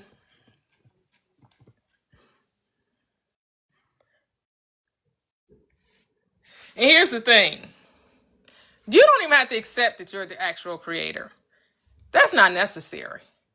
Just pay attention to what you're thinking, because what you're thinking, you're creating. And the more you experience your thoughts, then you'll see all. Then you'll make the connection. And then that's when it becomes a reality for you, right? So just let go of the, oh, I'm the creator, I'm God, I'm source. Like, that's not necessary, right? You want to find your Christ, right? That's how you're going to prove it. That's how you're going to accept that you're the creator, once you find your Christ. How do you find your Christ? You have to apply this truth. Because once you discover that your thoughts is the power and wisdom of God, then you'll know. Then you won't question your power and your ability to manifest things into your reality. Because that, in the beginning, that is a hard, for some people, that's a hard pill to swallow, to say that I'm creating all of this. Just focus on changing how you're thinking about any situation in your reality, right? Whatever you're not, quote unquote, enjoying or happy with, or saying it's just something that you desire to experience. Give your focus to that, and don't do anything to make it so, right? You don't have to try to figure out where it's going to come from, how it's going to happen. Like, get yourself completely out of the way and just give your focus to what it is you desire, and then drop it and be about your merry way. You're not sitting up trying to, let me see how I can get this to happen. Let me figure out what I need to do. Let me try to devise a scheme or a plan. Nope. Because you want to prove to yourself that thoughts are things, and that things come into your reality without you lifting a finger to make it so. Doesn't mean that you won't do something, but the doing will be a consequence of the being. Like, you won't even know that what you're doing is bringing your manifestation into your experience. You're just going to be going about your daily life. You're just going to be going about your daily activity. And then things will just start to happen. Like, I was just posting on YouTube, right? I'm just posting on YouTube because I like doing this. I like sharing this information, right? And then YouTube comes and says, hey, why don't you do a member-based subscription, and we'll send you X amount of dollars. Like, oh, okay, I'm here for that. All I got to do, right? All I got to do something I was already doing anyway. It took me about 5 minutes to create the membership. And they're going to send me over $500. That's something that took me 5 minutes to do. I'm like, okay. Thank you. And then just like I'm watching football, right? And somebody told me about how easy it is to bet, right? And so I'm like, oh, okay. Let me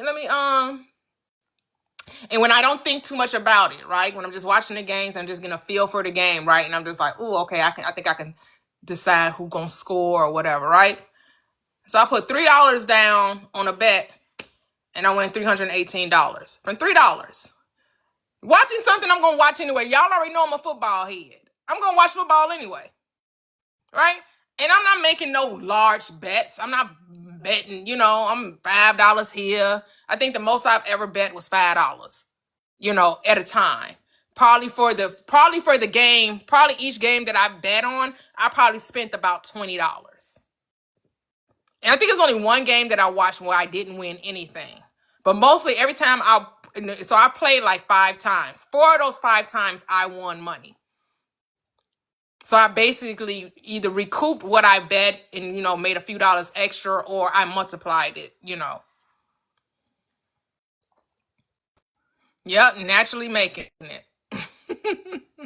And that's how it works. The things that you would just naturally do, money will just, if that's what you're looking for, right? And like say that you're looking for that significant other. They're naturally gonna come into your experience, whether like if you're someone that isn't afraid to do online dating, right? Like I wasn't afraid to do online dating. Once I flipped the switch and told myself I deserved a good man, I was already doing the online dating before I made the switch, flip the switch in my head. So that's how I met my husband, because I was already doing that. It wasn't like, oh, now I know it, let me run to the online. No, I had already been on the online dating. I had already went on a couple of dates through online dating. So online dating wasn't a big deal to me. Like I felt safe. I trusted myself, right? That's one thing. I trust my ability to, know, nothing's going to happen to me. I'm not going to end up with some type of weird or some strange, like I'm saying, you know what I'm saying? So you do have to, when you're doing something like that, you do have to trust yourself, right? It is learn to trust your own discernment. That is required. that you trust your own discernment.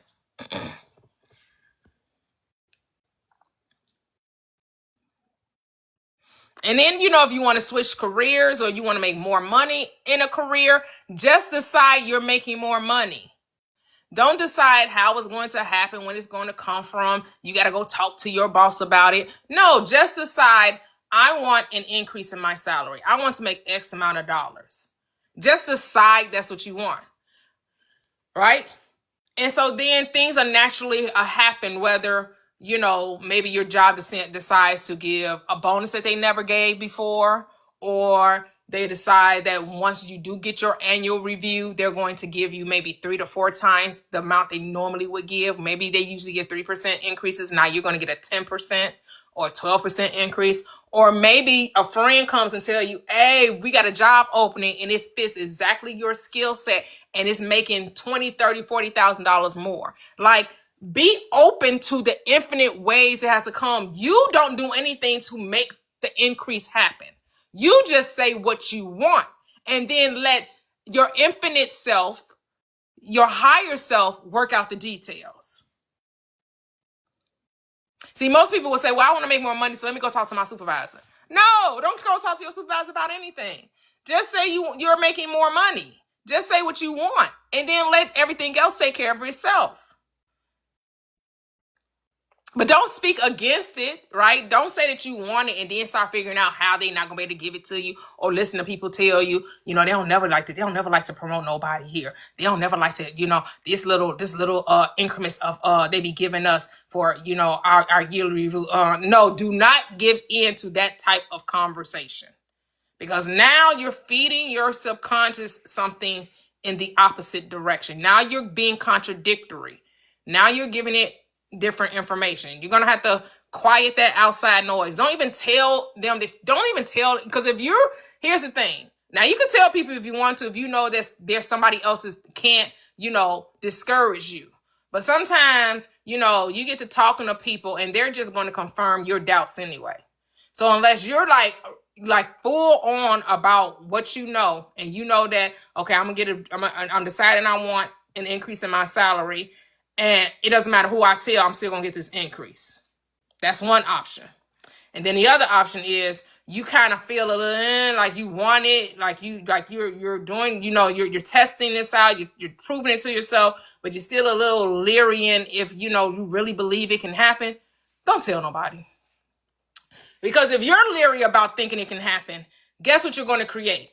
Somebody telling you the impossibility of it happening.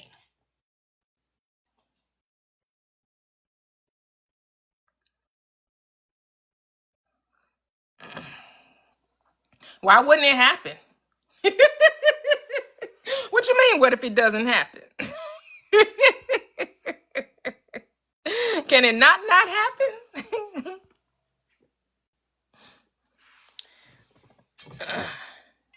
What you mean happen when you think it should happen?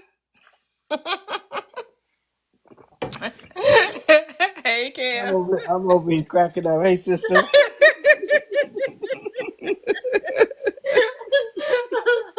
Who told you that? What you mean it's not gonna happen?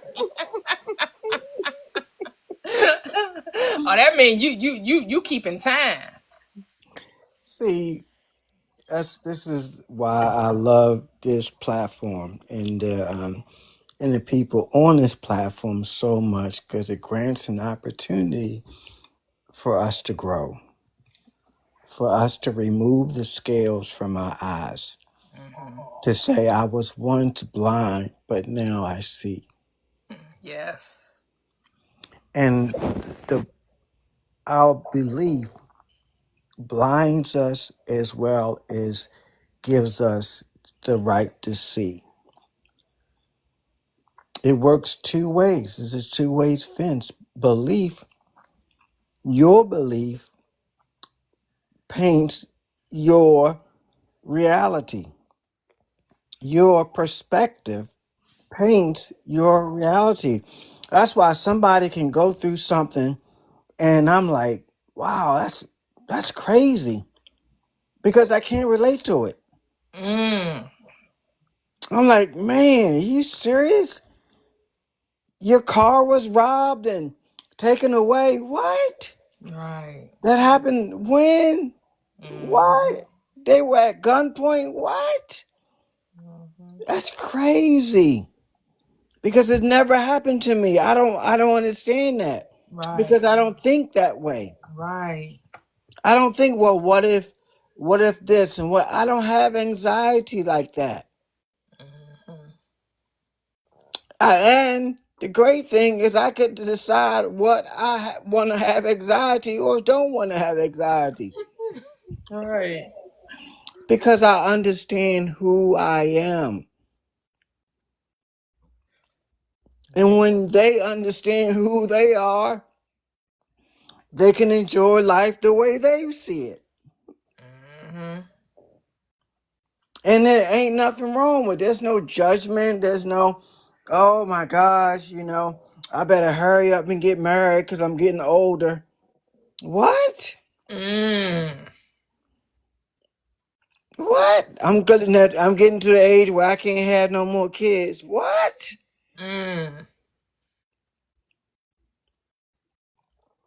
I just, Yeah. people will wake up if and when they're ready to wake up. Yep. They may not wake up your life timeline, or in their immediate timeline. And that's okay. Yep.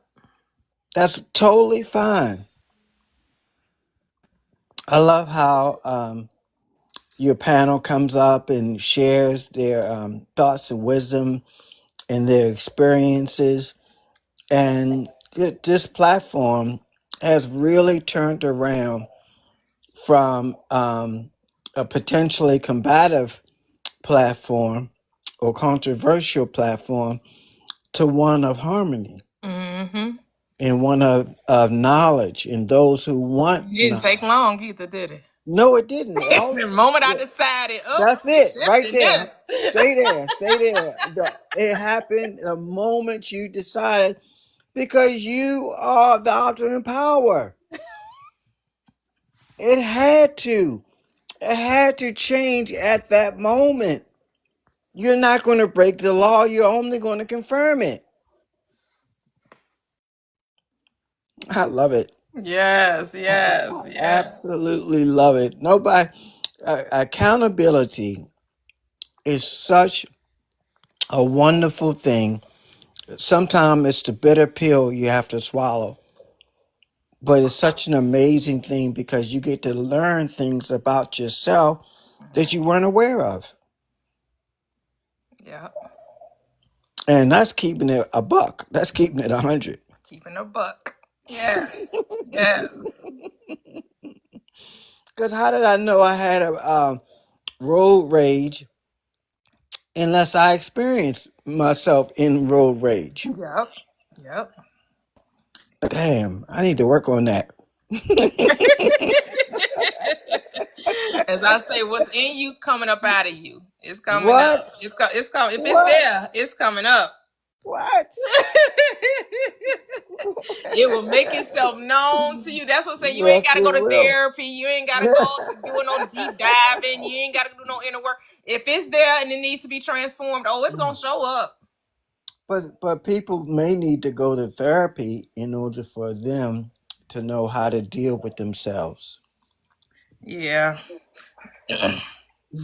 Or to also get more clarity of what they don't want to talk Or about get no more more. clarity about what they don't want to face, don't want to deal with. Right, don't want to keep having being a recurrence in their world, because that's therapy definitely gonna lean into the past.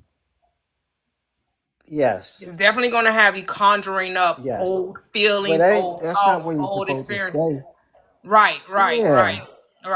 And you just have to realize, what like you said, okay, Are you I serious? understand this, and what am I going to do with it? Right. Because if the therapist don't give you something to work on, what do you need them for? Right, that part.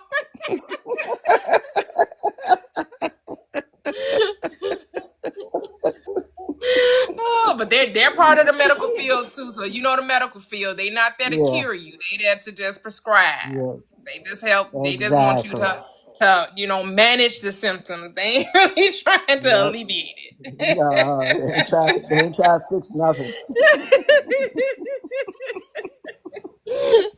Always, how does that make you feel? How does that make you feel? Please. It made me feel like I ain't got no business in here. Right. But like you said, it's for the experience. It give you clarity. So if you feel led to do it, don't let nobody else deter you. Let that be a part of your experience. If you think that you'll be helped by it, you will be. Mm-hmm. Yep. If you think it's a waste of time, it will be. Yep. It's your story. It's your story. You get the therapist is only you talking to you. Yep. That's it. So we got Miss Millionaire Energy. Did you have a question, Miss Millionaire? Are you there? Hey, can y'all hear me? Yes. Okay, awesome. Y'all, listen, you just don't know how many times I've tried to try to come up or whatever, and I would just psych myself out like, no, don't nobody want to hear that. But I just wanted to share just a couple successes with people, just to kind of build their faith a little bit, even in this a little more. Number one, Miss Toyia, you don't even know this, but I have to tell you the truth. The whole church situation had me fear-mongering. I had anxiety. It was certain things I couldn't even do. But when I started listening to you, honey, I'm doing things that I have not been able to do in a long time. So when I say your live is liberating and it brings freedom, it brings freedom. So just imagine not being able to do things with your kids or being able to do stuff with your family because you got these irrational fears or anxiousness about demons and all of that. Honey, I stay at home alone in the woods. I'm just as peaceful and happy. Yes, because you taught me how to just really come back home to ourselves and realize that it's us. It's us all along. It's us. It's not the man over here or Billy down the street. We are really responsible for our outcomes. So yesterday on the live, and I'm not gonna be long. I promise to God. I promise you. Take as long as you need. I'm gonna take my time because I was like, girl, you better not get on that live and be just talking. I was like, wait a minute. As much as I don't sit on this live for 5 hours listening to all these people, they on here trying to tell me. Yes. Yeah, I was like, girl, get on that live and help somebody. But I think this gonna free me even more. So yesterday on the live, I heard a young lady say that why is it that when we're inconvenienced, it's like we're never compensated for it? So I decided to say I'm always compensated for my people inconveniencing me. I always get treated good, right? I said it one time. So I said it one time. So let me bless y'all life real quick. Okay, honey. Now let me say it one time, and I'm gonna hurry and move through this story real fast. But all of this happened in one day. So yesterday I ended up going out of town to go do some things with me and my son. And we ended up going to the store, and for some reason I went into Dollar Tree for a broom. Now the stuff I'm gonna tell y'all is like actual life events, like normal everyday stuff. I go into Dollar Tree, they don't have a broom, but in my mind I'm thinking y'all got a broom and you better go find me one. So I got mad, didn't have a broom, came outside, my car battery went dead. I'm sitting in my car. I was like, okay. I look to my left. There's a lady coming out the store with the broom. So I said, I know y'all had one, but I said, I knew in my heart that you had a broom. So I went back, and I'm also a comedian too, y'all. So don't pay me no mind. People pay me to talk. But anyway, nice. So I go inside, get the broom, come back. I'm sitting in my car. So I called my boyfriend. He was like, well, I'm out of town. Then I said, don't worry, my dad's coming. This young lady walks past my car. I said, oh, she is a beautiful plus size big woman. I said, she is gorgeous. That same lady doubled back and she walked past my car and she stopped to talk to me. And as she's talking to me, she was like, girl, I've been watching you for a while. She was like, I love you. And she started pouring into me. She was like, I believe that you're going to do some big things in the world. Long story short, she poured into me and I needed that. As soon as she left, my dad pulled up. Even though where my dad was coming from, it only took about 5 minutes, but it took him 30 to get there. So I had to talk to this girl. So mind you, I think it's probably a couple days ago, I wrote on my mirror, I said, my voice makes me millions. Not to mention, I'm not even going to get to the other stuff, but I actually have an opportunity to work with a celebrity in 2 weeks. So yeah, so let me just keep going for y'all, okay? So almost done. So I'm coming out of Dollar Tree, I'm leaving, whatever. I go to get something to eat. And I always say everything works out for me. That is such a powerful word. I always say that. And I notice that I always get results from it. I say, you know what? I'm not worried about nothing today. I say everything always works out for me. I go inside of the store to go get my food. And my son is walking behind me, my little 10-year-old, he homeschooled whoever. And he told me, he said, Mommy, there's money on the floor. Now I'm trying to distract the man over here with the food while I'm trying to tell my son, pick that money up, put it in your pocket. He over here trying, Ma, I told you there's money on the floor. And I'm looking at him like, what if you don't pick that money up? I said, sir, what you say? So I'm trying to distract the other man and told him, I said, you better pick that money up, put it in your pocket. So he picked it, of course we were told, you got to go do the right thing. No, the right thing is me put it in my pocket. It was sent for me and my baby put it in his pocket. So moving on. The second thing, my other son gets off the bus. He said, Ma, I just randomly got this $20 today. I don't even know where it really came from for real.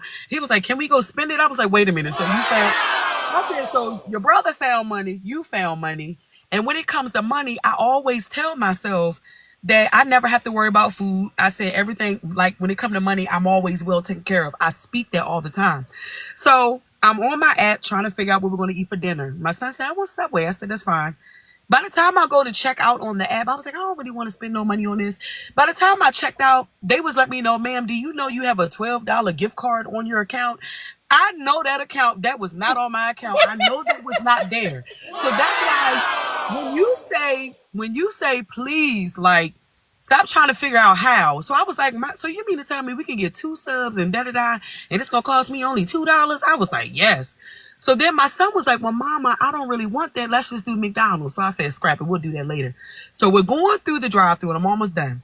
I'm going through the drive-thru. I got a phone call, and I had to rush to be somewhere, but something said slow down. just slow down.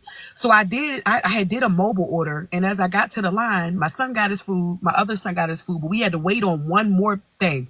So I got frustrated. I was like, I don't even want to eat anything, because the phone call I got had upset me a little bit. I was like, I don't even care if I eat.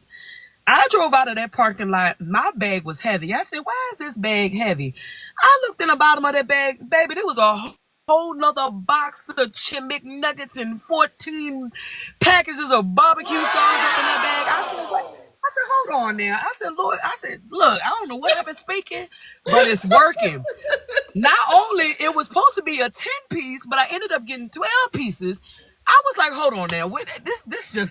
This is blowing me. So being able to just speak stuff and just say it, that's why I said, it's kind of hard to just accept we are the creators for real. And I'm really at a point in my life where I'm really getting comfortable with letting people know that I've officially walked away from Christianity. I no longer care about what people think about me, because I used to be an overthinker, and I don't want them to say this, but nobody else is going to fearmonger me into this, because this works. This works for me, and it works for my family. And another thing is like, dang, why is it so hard to think better about yourself? But I realized that I've been programmed for so long to just go with the flow. No, I'm not going with the flow. I create the flow. Yeah. So you know what I'm saying? Yes. I'm not going with the flow. I'm not doing that. You know what I'm saying? I don't believe I have to work. I don't believe that I have to do all this crazy stuff. No, I do believe that, marriage is for me. I do believe that I can go to a lot and say I want something and I can get it. It's not my job to figure it out. But what I realize, and I'm done, I'm realizing now that I used to think that it was unnormal to always think that things can go your way. But now I'm starting to realize how unnormal it is to think things in the opposite of the good way. So it's unnormal. Like it's really like I really had a moment this morning, because I was like, baby, do you realize you've been living in a lie, in an illusion? The illusion is the stuff that is not the truth. And just because you didn't see grandmama do it, or your auntie and them speaking and acting like this, does not mean that you are not entitled to this favor and this wisdom. You may have to be the first one to get this and walk forward. Instead of being a follower, you got to be a leader. Yes. So I'm telling y'all, listen. I'm so excited, and I just wanted to use everyday examples, because this stuff happens every day for me. Like now it's just more stuff is just happening every day. And that's why my son was like, Mommy, are you listening to that Toyia lady today? Did you listen to her today? I was like, I said, baby, I'm not gonna miss Miss Toyia. He like, Mama, can we please go to the store? I said, I gotta finish this live first. Like I was like, how in the world? Like, now if you can get me on a live for 5 hours straight, now you's a bad somebody, because I don't just like, I get bored fast. But but to conclude it all, I just want to say thank you. Like I said, I had been fear mongered into, if you don't do this, and even with going to church, like I literally had my pastor tell me, she was like, somebody in here is going to start thinking that they're their own God. And I was just like, oh Lord.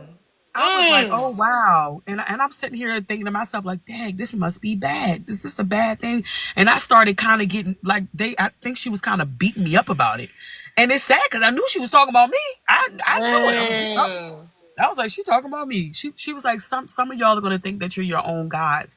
And it's really interesting. And I was just but you know why she said that? Why did she say that? Like, I really need help with that. Because you just said that you were having a hard time coming to terms with it. So she's just reflecting you.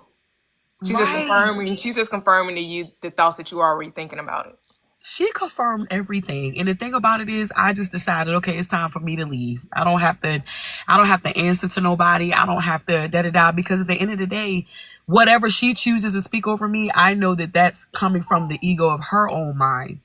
And if I'm not careful, I can believe what she's saying. But I don't know if I'm saying that right, because I know you said that they're just reflecting us. But right. Not that and I'm not saying she had truth in it. I'm saying that she's only reflecting your own thoughts. So she's just a projection of your subconsciousness, right? So once you like you said, you're having experiences that's showing you, yes, my thoughts are the power. My thoughts are God of the Bible. That my word is God. Exactly. That right. And so she's like, she knows she's about to lose a member. But here's the thing. Oh, don't lost it. And I'm telling you, it's been so many Sundays that I've been sitting in there and I was like, I don't even feel because it's twofold, right? She also, I mean, not only was she reflecting your thoughts, but she also wants to make people remember, hey, don't y'all slide back. Exactly. You know, don't follow her out the door now, because how I'm gonna pay my mortgage. yeah. You know, how I'm gonna pay my mortgage. Right? Hold on. Exactly. And the crazy thing is, it's like it's been so many services where she would just like humiliate me in front of people and just will try to say things and use me as an example. And I would have these dreams. I remember one time I had a dream that I was at her church, but she was feeding me seafood, but she knew I couldn't have seafood, so I was getting sick. I had multiple dreams of that. And I should have took that as a hint. You know what seafood is? You know what the sea is? It's the roaches of the sea. It's like, I don't know. I'm not sure. Wait, what is it? Well, sea contains double-mindedness, right? Because it contains everything. It contains the good and the evil, right? So the seafood she's feeding you is a double-mindedness, right? Because we know religion doesn't operate from love; it operates from that fear mindset, right? That lower state, right? Yeah. So whenever you see the Bible talk about the sea, and then you say it has to bring stuff up from the sea, and then how they had to separate the fish, the good from the bad, because that's what happens in the sea. Everything is there in the sea. Wow, are you serious? I'm telling you, like, I can't. I'm allergic to seafood. So in the dream, she was just like, just be quiet and eat it. Just eat it. It's good for you. Yeah, Take it. Right. She's just representative of the old state, right? Right. Because it's not her. She's just in a state, right? Because she's still God. She just got asleep. And so she's operating from that old state of fear and limitation, and doubt and worry, you know. Right, because I was like, dang, how I'm up in here and we struggling with the same stuff, and we both two people, like, I feel like I know the way out, but I'm too scared to go against the grain, because then they're going to think, oh, da-da-da. But no, I don't feel that way. I'm really confident in what I'm saying and feeling, because I know that this works. Like, just like, I think finding your channel, you really opened up that light for me to see what I've already was feeling anyway. But to hear somebody just be bold about it, I was like, oh, who is this lady? Like, I've been stuck. I was like, oh, she's speaking my lingo. Like, dang, lady, like, you on my block right now. Like, this is what I feel. This is what I believe. And so, like I said, with the whole demons and fear mongering, and, you know, I did all that, try to cast out demons, but I wasn't casting nothing. I was so embarrassed. I don't even know what to do. You funny, I wasn't casting. I was over there. I just swear I was casting out demons. All this. I'm just as broken and pitiful, and I'm dealing with the same demon trying to cast that one out. I'm just like, look, it's not a demon, it's us. We're God and the devil at the same time. It's what you choose to do. You know what I mean? Just like K. Harp said, we are the therapist. Yeah, you just fighting yourself. Exactly. That's all. You fighting yourself.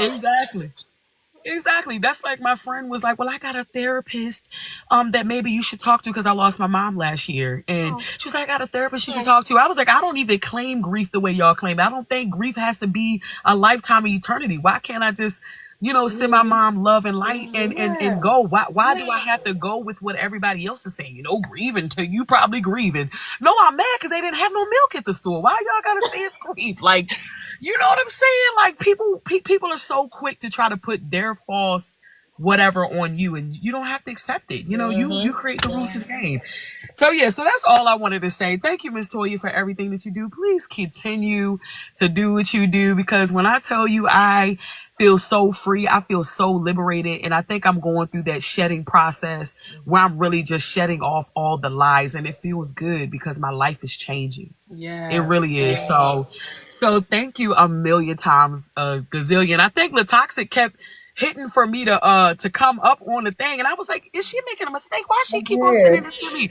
I was like, you know what? I think she feel like she know I need to come up here and share this today. So. Listen, sometimes spirit move me. I don't know. Girl, inviting people. Baby, spirit was nudging, okay? Because you kept saying, I kept declining. I was like, what if you get up there and then the camera start working and then they can't hear you? I said, no, we going through today. We doing this. No, I saw your comment. I think it was your comments that when people comment different things, I invite them up just to share, you know, just for them to share more. So I saw your comments and I Absolutely. was like, no, she has something to say. And you have listen, Miss Toyia, you have the best mod that I've ever seen in my entire life. K Harp is always in the building, but I've been on other lives and them moderators do not know what they be doing. I'm like, can y'all block them? Can you mute them? Like Latoxic be on it, okay? On it. She be on it. I don't even know half the people she be, but it was like somebody a DM me. She blocked me, and I just wanted to say no. They don't say she, they say they, or they say I got blocked. That's my bad. Like, or I got muted, or they'll DM me, and I'll be like, well, it's I don't know what you were saying, so you. I didn't know they were mute. I didn't know they were in your DMs like that. My bad. They be in my DMs telling, or they come up like the young lady that came up yesterday. I was just saying something and they muted me, and I was like, well, I don't know what you were saying. Yeah. I said they're a little bit more, stricter than me. I don't know what you be saying. So, I don't mean to be antagonistic. That's not. That's not. I know you are. I know you're a little more, you got more stricter parameters than I do. And you like, be quiet. When people get rude, like if I've taken now a different stance than I had before. Obviously, since life has changed, so it's definitely it's less antagonistic, thankfully. Yeah. Yes. I don't play the disrespect. Sometimes people are just openly disrespectful. I just think, you know what, cut it. Like there's no point in trying to discuss that. I think that girl, whoever that was first of all, she hopped in my DMs. Shut your bitch ass up. She hopped in my DMs and was just talking about like, she gave me a whole paragraph. Child. I was like, I'm not about to read this. I don't know what you're doing, but I didn't expect for that to happen. I just didn't want, she just said something disrespectful. So I was like, no. No. Right, and something else, and you know something else I think about. Like sometimes I'll be getting a little taking a little personal because I feel like I'm one of the day ones on here. Like and when certain people come up, I'm like, okay, not too much on Miss Toyia now. Okay, calm down. Like you are doing too much. You need to go sit down and chill. Okay, take a pill. So, but this is definitely a beautiful space, and it really it's helping me so much. Like it's really teaching me who we really are for real, and not just existing, because I always felt like it was more to life. And going to church, like I would come home more sicker, more broke, more broken. I'm like, this is not the way of Christ consciousness. Like I was like, what is going on? How do I feel worse after coming out of church? Like what? Yeah, girl. Yeah, I mean, y'all, I would come out tired and exhausted. They were like, why are you sleeping after church? I was like, man, they was like, it's spiritual warfare. No, I'm mentally drained from y'all's demons is getting on my nerves because you don't want to take accountability. I'm out. I found God when I left the church, and people be like, don't say that. And I'm going to say what I want to say. Y'all been saying what y'all want to say. Now it's time for Queen B to rise up. Okay. Yes. Now. But anyways, I digress. Latoxic, please keep doing what you do, because when they be on here trolling, I'll be like, where's Latoxic at? Let me text her. No, I appreciate that. Listen, I'm a little bit strict, so yeah, you're right. That's not, I don't mean to step over Toyia and not. Oh no, you good. I'm like, you see a lot of stuff I don't see, so I trust your judgment. That's why you are mine. I appreciate it. Yes, and Miss Toyia be killing them too, though. Miss Toyia don't play. She always know what to say. She always has grace. She always has patience with the people. And when they think they stumped her, she come right around. Well, did you think about? I was like, Lord, look at my girl. I was like, get him, mama, get him, auntie. So yeah. So I think when people teach stuff, you ought to be confident in what you teach. And I think that's what really threw me off about people. But Miss Toyia lit. Like, if you look at her lives, that thing ain't thinking about nobody and none of nobody's problems. She do her little videos and do all her stuff, and she be popping. Like, she living her best life. She's doing what she's talking about. And that right there speaks volumes to me. Like, you are living the life you talk about. Thank you. That's it. That's all. That's what I said. You got to be it, right? You just can't talk about it. You gotta walk it like I talk it. Exactly, and you do. I said, this woman gonna live forever. She looks so young. I said, she look like she in her 20s. She look younger than I was telling my husband, I said, I feel like I'm in my 30s. It's no age. I know no age. You know what I'm saying? I'm just like, I don't feel like I'm in my 50s, you know, like I feel like I don't even think like that, you know, like, cause I had just people my age and all they complaining about is about bodily ailments. And I'm just like, arthritis, yeah. like, Oh, they all talk girls. about, you know, the premenopause. I'm just like, well, you're like, what's that? What? I just like. And I think too because you don't. I think too because you don't really dwell in like I feel like you don't dwell in mess and baggage and all this other stuff. Like you really are, you know, trying to live from that standpoint of, you know, trying to do things a better way. But if and I'm not saying that I don't miss the mark because I do, and I own you're not right. perfect, I take accountability when I get off the mark. You know, cause I'm very transparent. I let you guys know. Well, yeah, I was. You know, I ain't saying this didn't happen. Now, let me tell you, I can cry too. Now, like, yeah, you know, right. But I know it's about course correcting. Exactly. You acknowledging it. Like, think about if you've never acknowledged it, you just stay there. Like, that's another level if you just lay there. But for you to be like, you know what, I cussed that man out yesterday. I forgot. You know what? Let me get it together today. I'm not going to cuss nobody out today.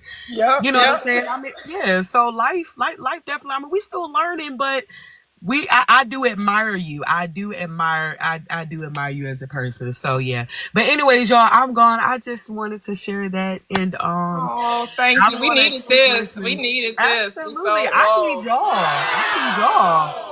You said you need me. I need y'all. Like we gotta stick together in here. Yes. That's all. Like we gotta shift. We gotta talk about the things we want. I ain't got time to be talking deconstruction. Exactly. I ain't deconstructing from Christianity. I left it a long time ago. Where am I going back? Like what? What am I doing? You're like, how in the world? How in the world we've been praying? Okay, let me pray for this. I'm praying to get a new house. Praying. We're begging and begging. I'm like, the Bible says, "Ask, believe, and you'll receive." So if you act like you already have it. So yeah, so it's crazy. I'm like, we begging and still ain't getting nothing. And I'm like, I'm gone because this way ain't working. I'm gonna take the left. I'm gonna take the left, and I'm gonna leave y'all here because I'm not doing it. Because I see y'all begging and oh God, I pray I can get this, pray I can get that. And I'm like, dang, did you read any of the Bible? Like, anyways, but that's it. I'm gone, y'all. Thank you. Right, thank you. Oh, we appreciate you. Thank you so much. Thank you. A-Town. Come on up here, A-Town. He said reconstruction, deconstruction. What? Hold on. Yes. There's a couple I've been trying to get to come up here. A-Town. A-Town got to pick our next group, our next book. So funny. Oh, that was so good. Oh my goodness. I just love when you hear the energy of the success story, right? Like her it's like when people go to like you can hear the energy of it. It's like, man, yes. It's like it puts you right there with them.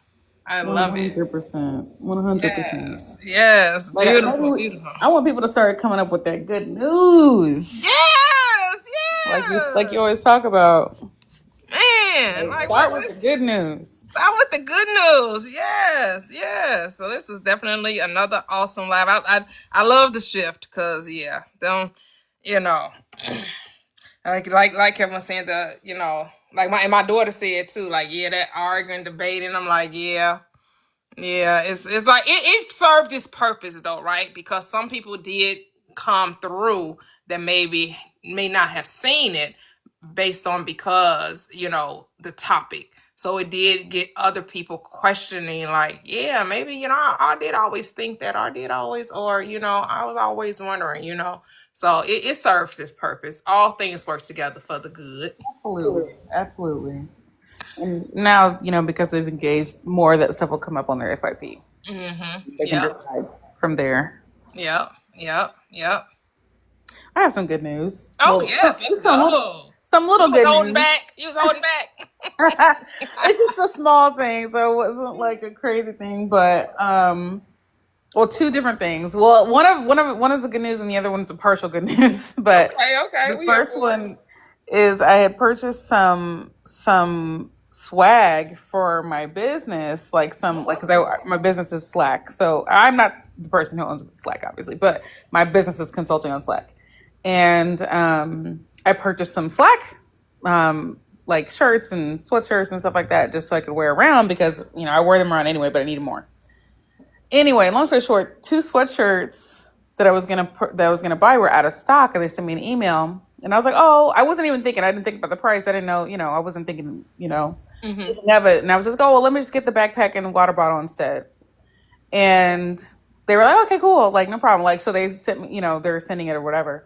But then when I went back, I was like, I wonder how much those sweatshirts were because I thought the sweatshirts were more than what they were. But anyway, the backpack and the water bottle ended up being a lot more than the sweatshirts that I had purchased. So I just got some merch for free, basically. Oh wow!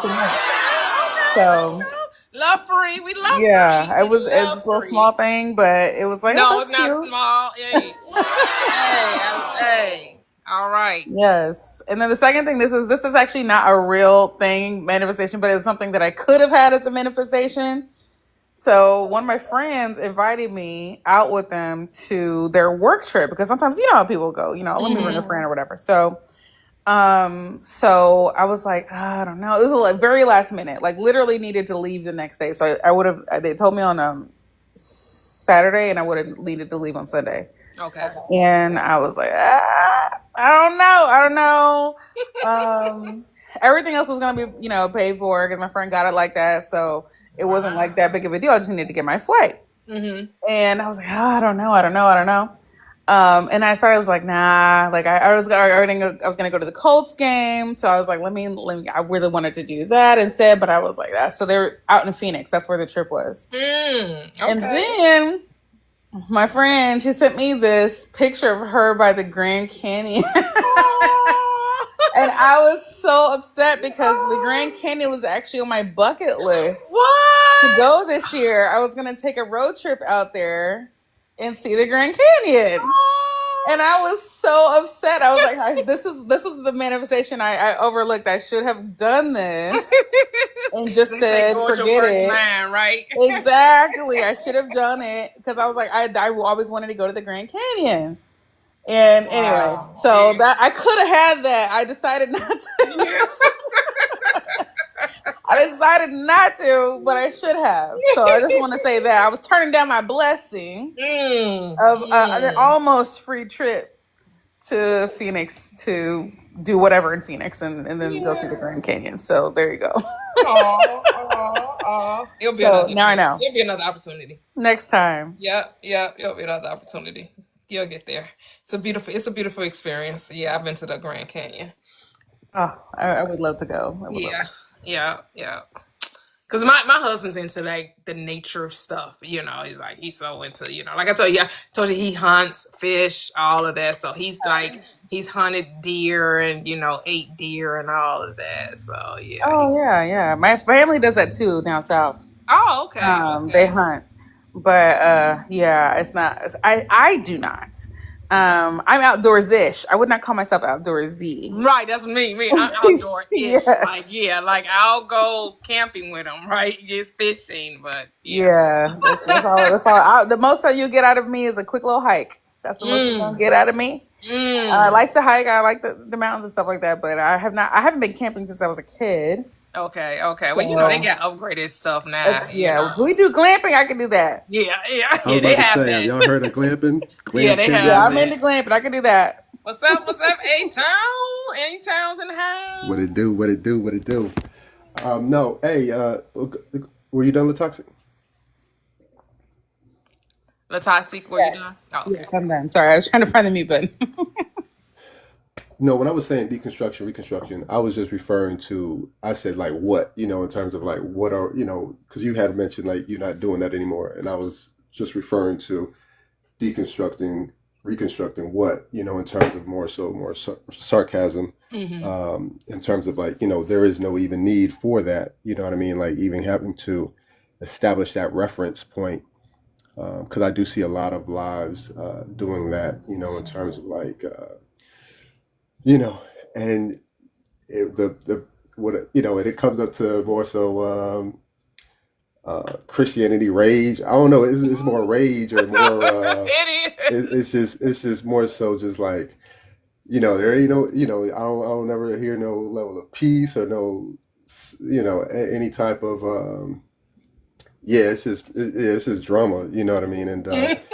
And so it's like, to me, it was like, for initially I went in there too, of course, my background coming from Christian background, or that religious stuff, and then I wanted to get information, like, let me get informed, thinking it's going to be a more constructive type of live, but it was just like, people telling you what it ain't, what it is. Are informative. Now, if you go to there are some that they really walk you through that, right? But it's coming from the literal part, right? It's coming from it's a history book. Correct. You're trying to tell me, I'm trying to show you how this God is an unjust God. He not, Facts. and why y'all still serving him? Because let me show you where he said this and where he said that. And so they get into it, and you be like, okay. Like I was like, I didn't know the Bible said that. Or the Bible said that. Oh, I didn't So you do learn some things from that perspective, things you made, especially if you've never read the Bible cover to cover, and I never have read the Bible cover to cover. And what? No, I'm not doing that. But there are people that have, and they really know what it says. They know it, man. Quote the scripture, and and they even talk about it's one platform, and they have hundreds of people there at a time, right? And they bring sometimes they do 24-hour sessions, and they'll talk about Thinker. Yep. They'll talk about the Quran too, right? Yeah. And they be going in depth. They have a whole in. panel that's they and they take turns doing it too. Right. I was it's kind of interesting, just to hear if you want to understand from a Islamic perspective, those who used to be a part of that religion, then they decided to walk away from it or whatever. So I just kind of listen, try to not have no judgment about it, but they do be they will cuss you out. They would drop you in a second. They don't play. I be it gets real raw. Right? I be okay. Again, no judgment, because they don't play though. Do not come up in there trying to run their live, because they will. They will you will be don't talk. I'll be okay, y'all do it. Do it. I ain't mad at y'all. Absolutely, and they welcome it. They who's the next op. And like I said, for the information base, I like to hear different perspectives.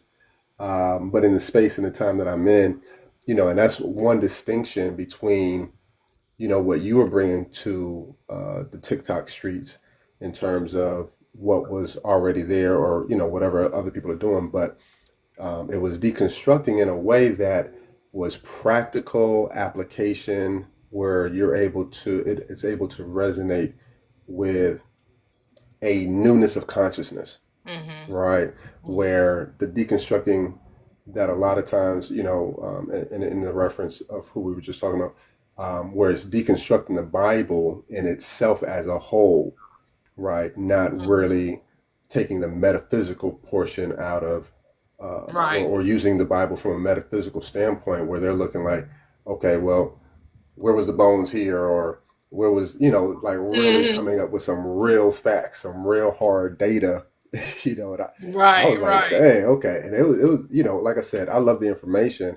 However, from the reference point that you bring it, it's like you said, it's a manifestation book, right? We ain't even trying to deconstruct or reconstruct. We're here to renew your mind, you know what I mean? In terms of that. Yes. And I think that's a real big distinction, to where you have so much love on your lives, where people come back, appreciate you, day ones, day twos, day threes, day fours. They come back to you and be like, yo, so T, that's you why I saved want my to life. lean more into that. So I'm like, okay, I gotta get away from the whole deconstructing thing, because and I think you have to the, go ahead. And I think you have, to the point where you're, you evolved, for sure. Because I remember it was deconstructing, that was the, we was ready for the ops. You know what I'm saying? we was ready for the ops.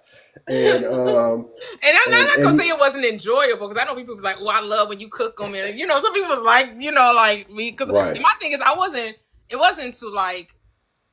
I wasn't trying to make it personal, right? It was just, let's just shed light on the hypocrisy of religion, not the people that follow it, right? Because it wasn't about the people that follow it, because I used to follow it. So I understand that mindset. It was more about, let me show you where you're really empowered, but you're not seeing it. Right. That's mostly where I was coming from. Come on, your book is telling you how powerful you are, and you keep talking about how you're not. That was all. Yeah. And I think a lot of times a major distinction too is bringing the accountability to the person, to the thinker, to the mind, right? Where a lot of times they wanted to, you'll see people, and and they still pop in where they'll want to try to go fact for fact for fact for fact, data point from data point to data point, where it's like, let's bring accountability to how we're living rather than having to, like I said, deconstruct and reconstruct all this other stuff, where it's like, nah, how are we living? Who are we today? Right? Because I think I had tried to bring up some psychobabble, in regards to, just referencing the past. And he was like, well, why do you see it that, or I said, you're right, and then, it was like, okay, well, I don't think like that anymore. You know what I mean? And to where I do revise it, right? To where it is all unfolding for my, for my purpose. And so it's like just understanding the resonation from, one, the different lives, but two, the application that we're able to apply. It's healing, you know what I'm saying? Like, that energy is like super, you know what I mean? In terms of just people don't even have to get on the lives. They could just listen in and they'll be able to, you can sense that even through the chat that different light bulbs will come on, or like woosahs, or those Selah type of moments, where you can tell where people are getting free based upon their inquiries. And then if they come back the next day, I remember I see a couple people where they bash you, right, one live, and then I'll come back and I see him in the live, a couple more times throughout the week. But I'm like, you was just bashing her, talking about this and that. And it's like, they can't help but the love conquers all, you know what I mean? And what you bring to the table is very infectious and very influential, to where it's, it surmounts the, all the 800, as far as having 800 people, attendees in the lives. You're able to, a nice little corner pocket in the TikTok streets. And we got a little something over here, but it's the resonation and the impact is craziness. And that's one thing I can definitely appreciate. Yes, thank you. Yep, because it's about transformation, right? It's like because if one person experienced transformation, that's their whole family, right? So even though it may just be one person in the live or two people, right? Right, that's the whole world. Right, when they come back and share, like their whole world has been transformed, right? Absolutely. And then it's like people like to say a bloodline or generational curse has been broken, or the lineage set forth, right?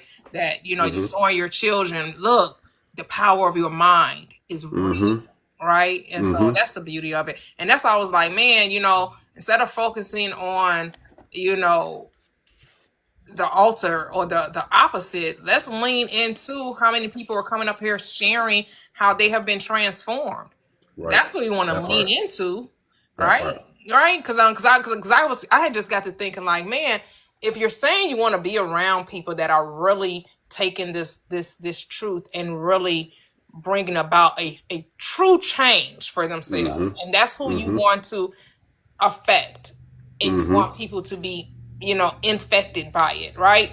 So that there is truly a difference in their world. Well, you can't mix two states of mind, right? Because then that's you're gonna get the double-mindedness, and that's where you're gonna get the either I am or I'm not. Yep, you're gonna get the debate, and then it's like, well, who's being edified? Who's really being transformed, right? And that's a fact. And that's why I think the distinction from, the other TikTok streets, where it's like, deconstruction is the topic, but again, what's the edification? What's the transformation? What's the, and I'm sure in certain phases it probably does have its, its constructive help. But yeah, definitely feel you, where it's like, okay, what is being edified? What is because I didn't even want it to be in comparison to what somebody else is doing. I'm just like what I was seeing on my own platform when different ones was coming up and saying how they had been transformed by it, right? It wasn't necessarily about what these other platforms are doing, because kudos to them. They're getting the eyes on them, and they're getting whatever, and some people don't live for the debate, and that's okay. Like, It's cool, but they're going, I feel like our platform is also going to extend and grow too, because it will be more people that want true transformation, because love draws too. Right? Like happiness likes company too, not just misery. So No, that's a fact. And that's a fact. And I Can I think, share the something with that program. real quick before Tori? Sure. Oh, she left. So I often see things in like number lines, like when I see like the transformation from how the live was before. You were constantly trying to have, and you've already said this, but it's like how I see it in my mind is like there's 0 in the middle, which is like you're getting by, like normal, neutral, but then there's like the negative numbers, and like Christians are starting from like whatever number, -20 or whatever, and they're like, yeah, now I'm at -10, thanks to Jesus, and it's like that's still like the center side, where you still believe that you're always going to be in the negative, like you're always going to be like overdrawn. And in my mind, I'm like, now the live is pushed toward the positive side of the number line, where we're always talking about what is even better than like my normal average everyday life existence. Like we're always talking about the positive on the positive on the positive. Our natural state is Yeah. abundant. Yeah. Exactly. Yeah. And that's it. Yeah, I definitely resonate with that, Latasha, where you can wake up on positive, right? Where it's not like I gotta do this, I gotta do that, I gotta seek this, or I gotta, you know what I mean? Where waking up is abundant, divine, everything's unfolding, working out. I am whatever whatever you want to be, and we're accountable to our thoughts, right? Once we're able to know that. And I think that was not the hardest. I think that was just a certain level of pill to swallow. Where it's like, nah, you can't. This person is janky, you know what I mean? Or this person was, I want to label that, and being able to say, nah, if you labeling it, that's their reflection of their reflection of you. You can again revise, and you can, be able to take back. I can reclaim my power based on how I see it. Right. And then and I also had to realize that was a battle within me, right? That I was still trying to like prove something with what I was saying. So you create the reality of opposition, right? When there is none. Right. Right. And so coming full circle into that reality, there is nothing that opposes truth. Truth does not need to be argued. Right. Facts. God doesn't need a defender, and truth is obvious. Truth is there. Either you can accept it or you won't. I don't need to try to, Yeah. And it's a story that resonates.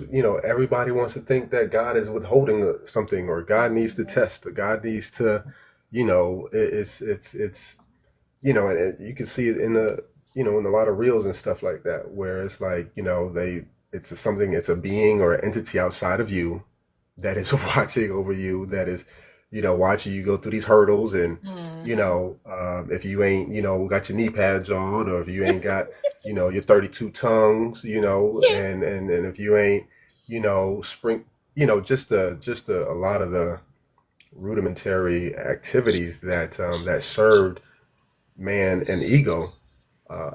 It's crazy. And, your these lives, us being able to, expose, or I guess in a way, or just kind of like really put things on the table for what it really is, and really denouncing a lot of that bondage, baggage that be holding folks back. You know what I'm saying? It's like recklessness.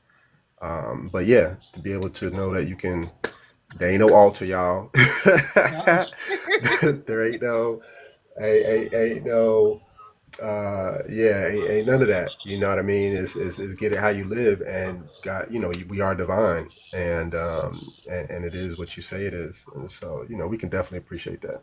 Yep. I wanted to add something real quick. I said I was gone, but I lied. But I'm still here. We see you, girl. We see you. Literally, I just can't even get out the car and go do what I need to do, because investing in yourself is so important. And just listening to y'all talk, I heard Miss Toyia say something about like her being at a point where she had to constantly, felt like she had something to prove. And for me, that was me feeling like I always had to prove something to people, that I'm the best, or, I can do this or I can do that.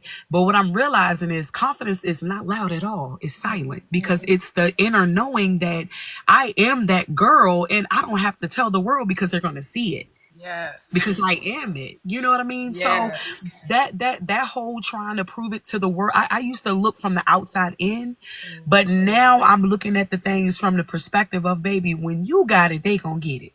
When you got it about yourself, they're going to get it. So prioritizing myself and really, really thinking from that place of freedom is like everything. And even like with me feeling anxious and worrying about stuff, like I literally had to realize, like, baby, you all over the place because you have not made home your home within yourself. You have not made that home a resting place for yourself. You should be able to go internal and find your peace. You should be able to go internal and find everything that you need. So why are you searching out there when it's already internal? So like, baby, you over there looking for that to bring you peace, but you are the peace. Like, baby, you the golden nugget. You the key to everything that you need. So, everybody else teaches us that you have to rely on somebody else. Like, even with church, you got to rely on the pastor to get to God. Baby, that's a lie. You are it. Like, just talk to yourself. Because literally, I would sit there and talk to myself like, "Dad, girl, you was freaking smart. You are so wise and smart." And I'm like, where's this coming from? No, it's coming from within. Like, all you got to do is tap into your higher consciousness. Yeah. Tap into it. When everything else get quiet, you'll start to really hear yourself. Just like you said, when people want to go get therapy, you don't need to go to therapy. Go sit down and listen to yourself. Listen to the stuff you saying. Listen to the stuff you saying, and listen to the things you worrying about. This is contradictory. Maybe this is contradictory. So, just taking accountability for who you are and all of that. And that people pleasing season is over. And I'm noticing I'm getting more opportunities now that I've learned where my confidence is. And it's not external, but it's internal. I'm getting more opportunities, like my business and things are taking off because of the internal shift that I have found through just being on this live. So I'm tired of giving your flowers for today, because I think you got enough. Okay. I gave you roses, tulips. I don't give you everything today. I gave you all I got. Love it. That was just a soft thank you, again. Yes. Thank you. I appreciate that. Kev, you have anything you want to add? Kevin's still there. I be seeing Kevin. I seen him in Bertha's live. I see, I mean, people Kev out. He be popping up in different lives. I mean, I said, and he's the same in every room. Giving them testimonies and dropping them nuggets, and so I definitely appreciate Kevin, seeing him, and definitely just the gems and the mental shift. In terms of and making it practical. Like, he's always got something where you can, where it resonates. Yes, beautiful. Thank you, brother. Thank you. Oh, I thought she was about to say something. Yeah. Sorry, I thought he was gonna say something too. I missed what he said earlier. I was in a meeting, so I was. Oh, okay. Okay. I had to watch the YouTube. Yeah, Kev, I was asking you, did you have anything else you wanted to add? I not really. I just enjoy it. I mean, I appreciate the Toxic for bringing me up when she feels led by the Spirit, and I always have something uplifting and positive that I can share that will benefit someone else on their journey. Because when you get right down to it, it's all about us. We're one. As Frankie Beverly May says, we are one. It don't matter what the hue of our skin tone is, we're one. And the quicker we adapt to that, the better off we'll be. And the better off we'll treat each other. I don't subscribe to anything, that's dealing with out of hatred or lack of love. It's not coming from a place of love. That's my measuring stick for everything I see, because I am love. And if you can't accept me in that language, I reject it. I don't care who you are. You could be my mother, father, sister, brother. It's got to be from a place of love in order for me to receive. If it doesn't, I just reject it. You know, I don't, because there's nothing that anybody can do to me to stop me from loving them. Absolutely. Absolutely. Absolutely. Yeah, it's not my love. It's not conditional. Yeah. Yeah, I have a cousin who's very wealthy. His name is Kevin. Also, he lives out in Arizona. Has a beautiful, beautiful home. His neighbor is Kurt Warner. They're football heads, Mm-hmm. and he's my first cousin, and he's one of the smartest people I know. I've sat up literally all night long till the sun come up with us talking, and he's atheist, and that don't bother or move me at all. Mm-hmm. I love him as my brother. He loves me as his brother. Ain't nothing that I would won't do to help him if he ever needed, and vice versa. And a lot of people in the family lean on him because of how much money he has. But I don't need any money from him. I'm money. Right. Because I know who I am. I know who I am. No mistake about it. Like I know how to command money to appear. How about that? That right there. That right there. I remember him. Him and I talking, and I was complaining about my taxes. How much taxes I was actually paying. Out of my paycheck, I was still, working at a company, getting a W-2. Oh, okay. So, and every 2 weeks they were taking almost $8,000, or right around, not almost, they were taking $8,000 every 2 weeks out of my check. I mean, you was making some really good money. Okay, go ahead. Well, it's relative. Because they ain't taking that much if you ain't making that much. But go ahead. Well, that's what he said. He said that little bit of money, right? And I said, a little bit of money, yeah, 8,000, per paycheck every 2 weeks. That kind of hurt. He said, do you know what I pay quarterly? Because he only pays the taxes quarterly. Okay. And I was like, no. He said, I pay about 150 to 200K a quarter. I said, oh. He said, oh. I said, well, you ain't the right person for me to talk to.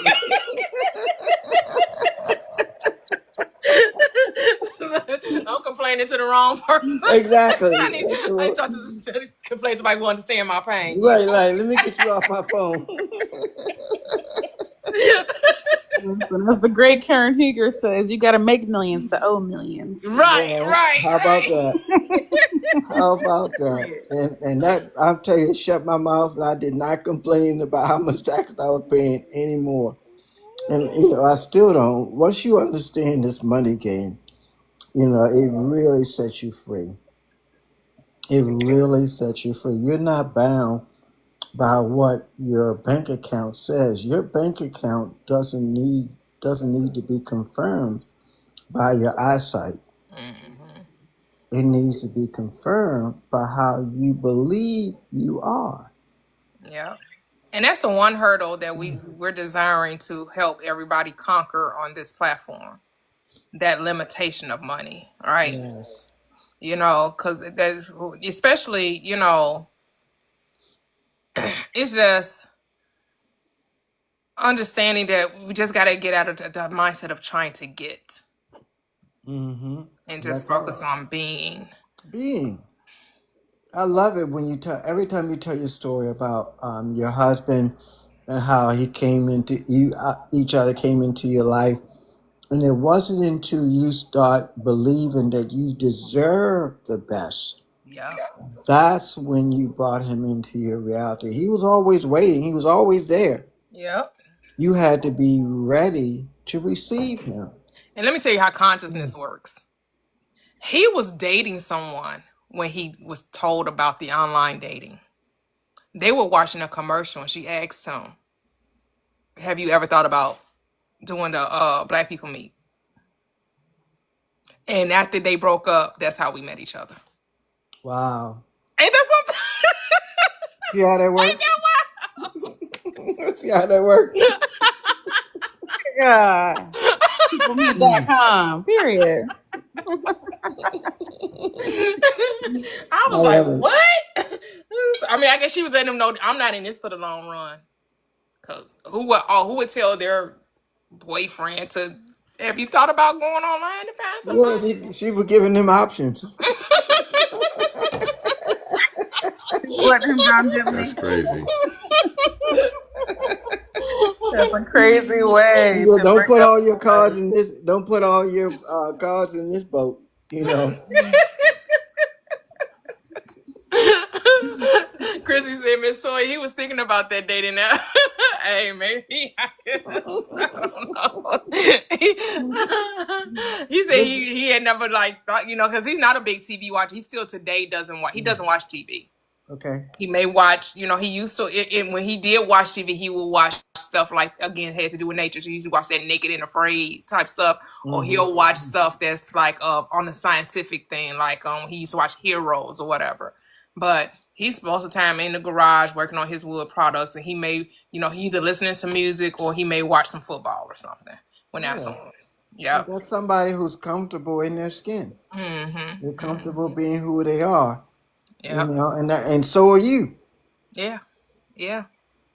Yeah. You get there, and like many of us before we find ourselves, I'm not saying everybody, but some of us do struggle with that confidence and it being secure in who we are and knowing we got a voice and we don't have to be something that we're not or got to put on airs or present a certain type of look or way. I'm like, yes, because, like I know I can't sing, but I like singing, so I do it. I just don't, like I really don't care. Like my kids talk about me. I don't care though. I like having fun, like I I feel like so that. I free love in that this side of you. space. Yeah, I love I that just feel side of you.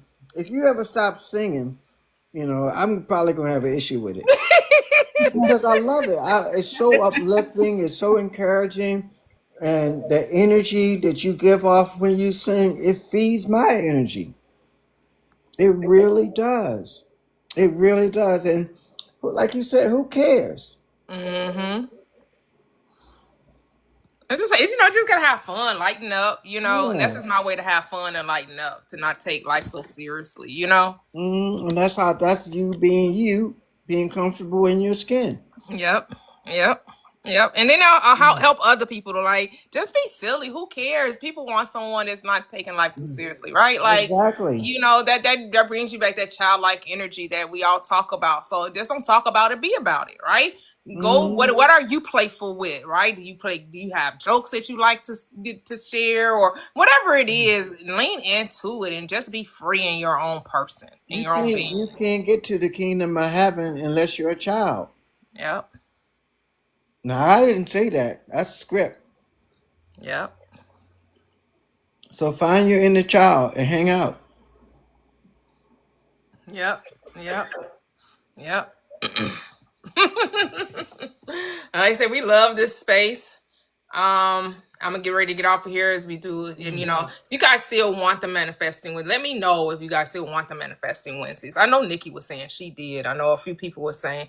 Let me know if that's something you guys still want to do. I still want it. Is it only for membership only? I could switch it to just have it be open. Because I know I have some friends of mine that I know would benefit from those sessions. Okay. Yeah, I could open it up to and then I could just make the membership on YouTube. Since YouTube, I don't get a lot of, right now, I have members over there, but they don't really come to the lives. So I'll just have the lives closed off there, but I'll keep them open here that anybody can come here. Okay. Yeah, we can do it that way. Just keep it because that's why I started the membership anyways, because of YouTube. They were sending me money to do it. So I was like, oh, and until TikTok decided to change its parameters, I'm just like, how y'all changing stuff, But we'll keep it like that. So Okay. yeah, we'll open it up. So guys, anyone that wants to come through, especially since I've changed the format, right? Mm-hmm. We don't have to. We're not debating or discussing anyone's beliefs. All right, because anybody has access to this truth. It doesn't matter what religious affiliation you have. It doesn't matter if you're agnostic, atheist, whatever. Everyone's using their mind to create their reality, right? Because I'm sure Kevin could speak to the fact that his cousin, who's an atheist, he know it's his mind that created his business and brought him millions or whatever, right? He ain't giving that to nothing outside of him, right? He ain't saying some God did that for him. Correct. And because he's okay with my beliefs, why can I be okay with the way he is? Exactly. Because to me, the atheist and us are talking about the same energy, right? You know, he's not saying anything different than we saying. He's saying he knows that if it wasn't for him believing himself and coming up with the ideas he came up with, then he wouldn't have his business. Exactly. We're saying the same thing.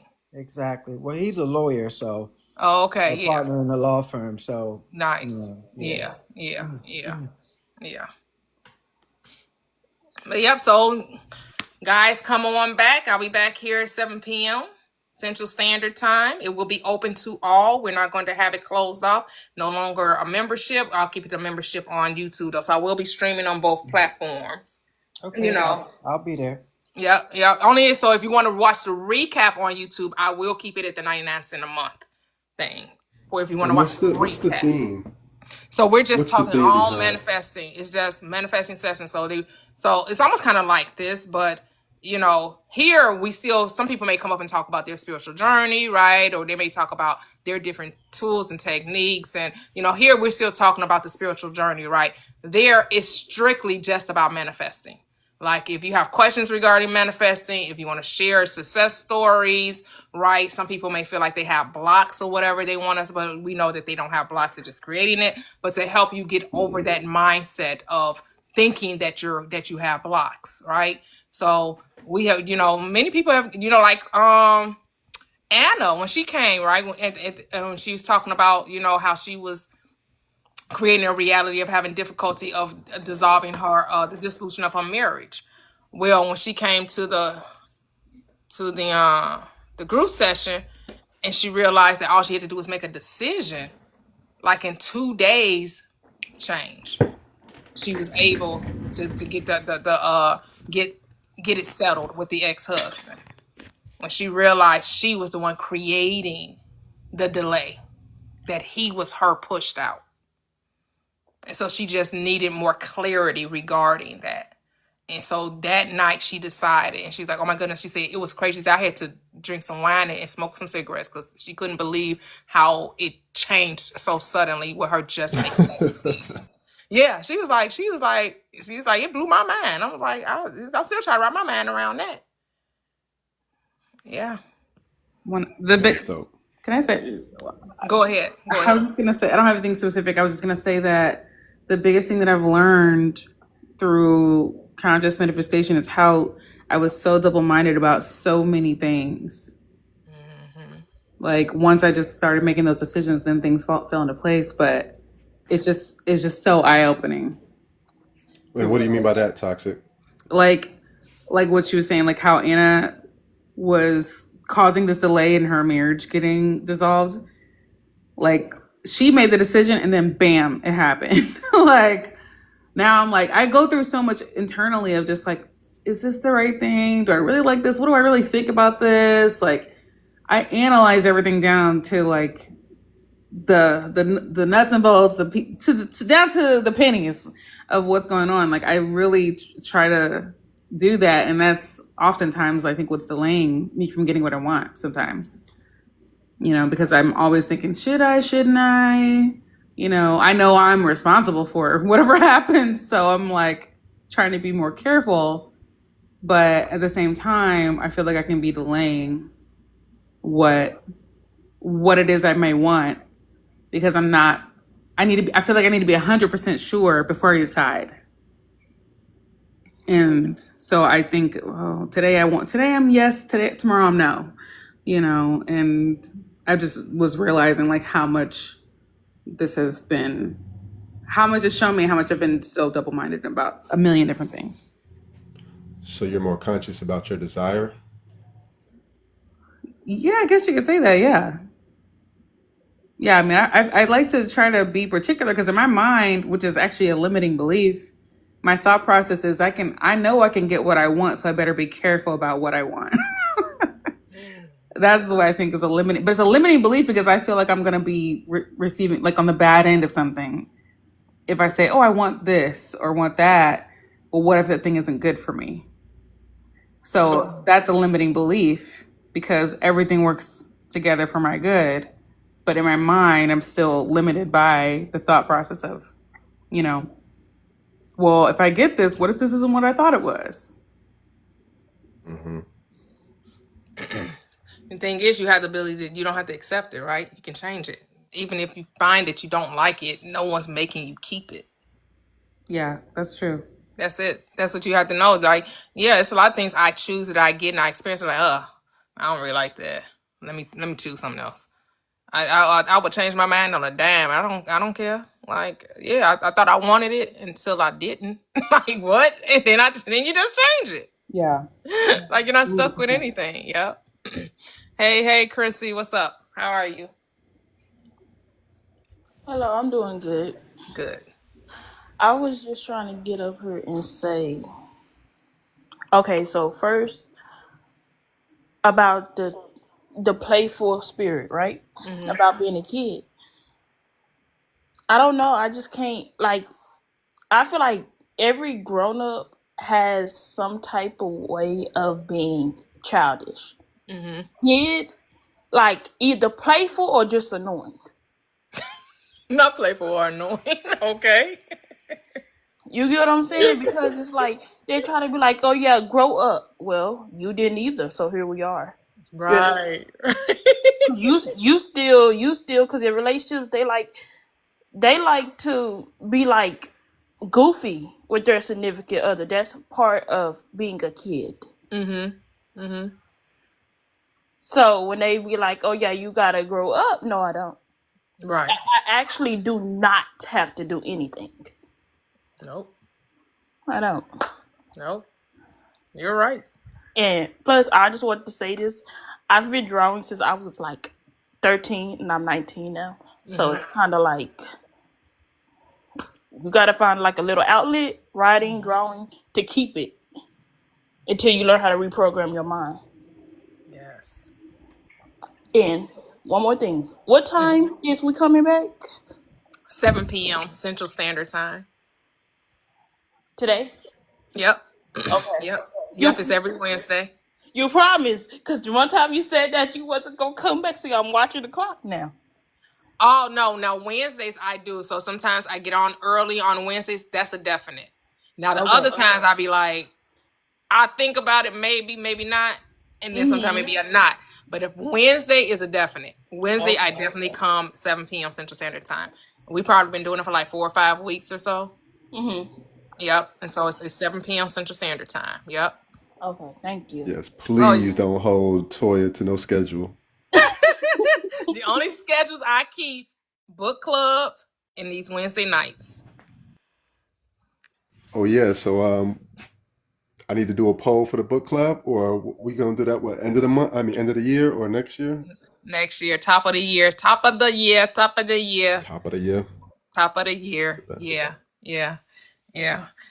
Like that's what I love about my husband. He's silly. He make me laugh, right? You want somebody to make you laugh, that you can giggle, you can be silly with, right? Like, yeah. I mean, not everybody like that. Some people are uptight. Some people are like, oh, you shouldn't. You're too goofy. Like you were saying, Chrissy, you too goofy. You need to grow. Some people are really sticking the muds. That just means they not for you. Because you shouldn't be with somebody trying to change them, right? I don't know. I didn't need to change anything about my husband. I like his personality. I love just the way he is, and I ain't trying to change him. He's not trying to change me. Like that's the beauty of when you find someone that you know is meant for you. You're not looking to make them over. Don't make me over now that I'll do anything for you. Right? Don't make people over. No, that's not why you don't get with people to change them. You get people to experience them. Experience them. Experience the version of you, right? They're just you pushed out. They're a different version of you. Appreciate them, right? We're not here making Frankensteins. We're here to enjoy this thing we call life and see the beauty in everyone that comes into your experience, regardless of their belief system. It shouldn't matter if they're Islam, shouldn't matter if they're Christian, shouldn't matter if they're atheist, agnostic, spiritualist. It shouldn't matter what their belief system is. You should be able to see past the state and see the being, see the beauty. Accept people for where they are. Us trying to can y'all hear me? Yeah. And plus trying to get rid of the playful energy, you're doing both of y'all a disservice, because that's never gonna happen. Yep. That's never gonna happen because we're not even grown. Time is just an illusion, anyways. So, yeah. Right, Lynn. I'm typing. I definitely have to make plans to come see you. You know what? I may be DMing you. Let me see. Am I following you? Let me see. Let me follow you. I'm gonna be DMing you. My husband now. We may be coming to see you. Maybe sometime in March. Let me know. March of next year. Maybe we'll be coming to Colorado to visit you. Because I need a vacation well, we already have one. We have a family cruise scheduled in the end of the first week of July 4th weekend. We're doing a family cruise for, and that's supposed to be the 250th anniversary of these United States the United States of corporations. Let me stop. United States of America is supposed to be the 250th year next year.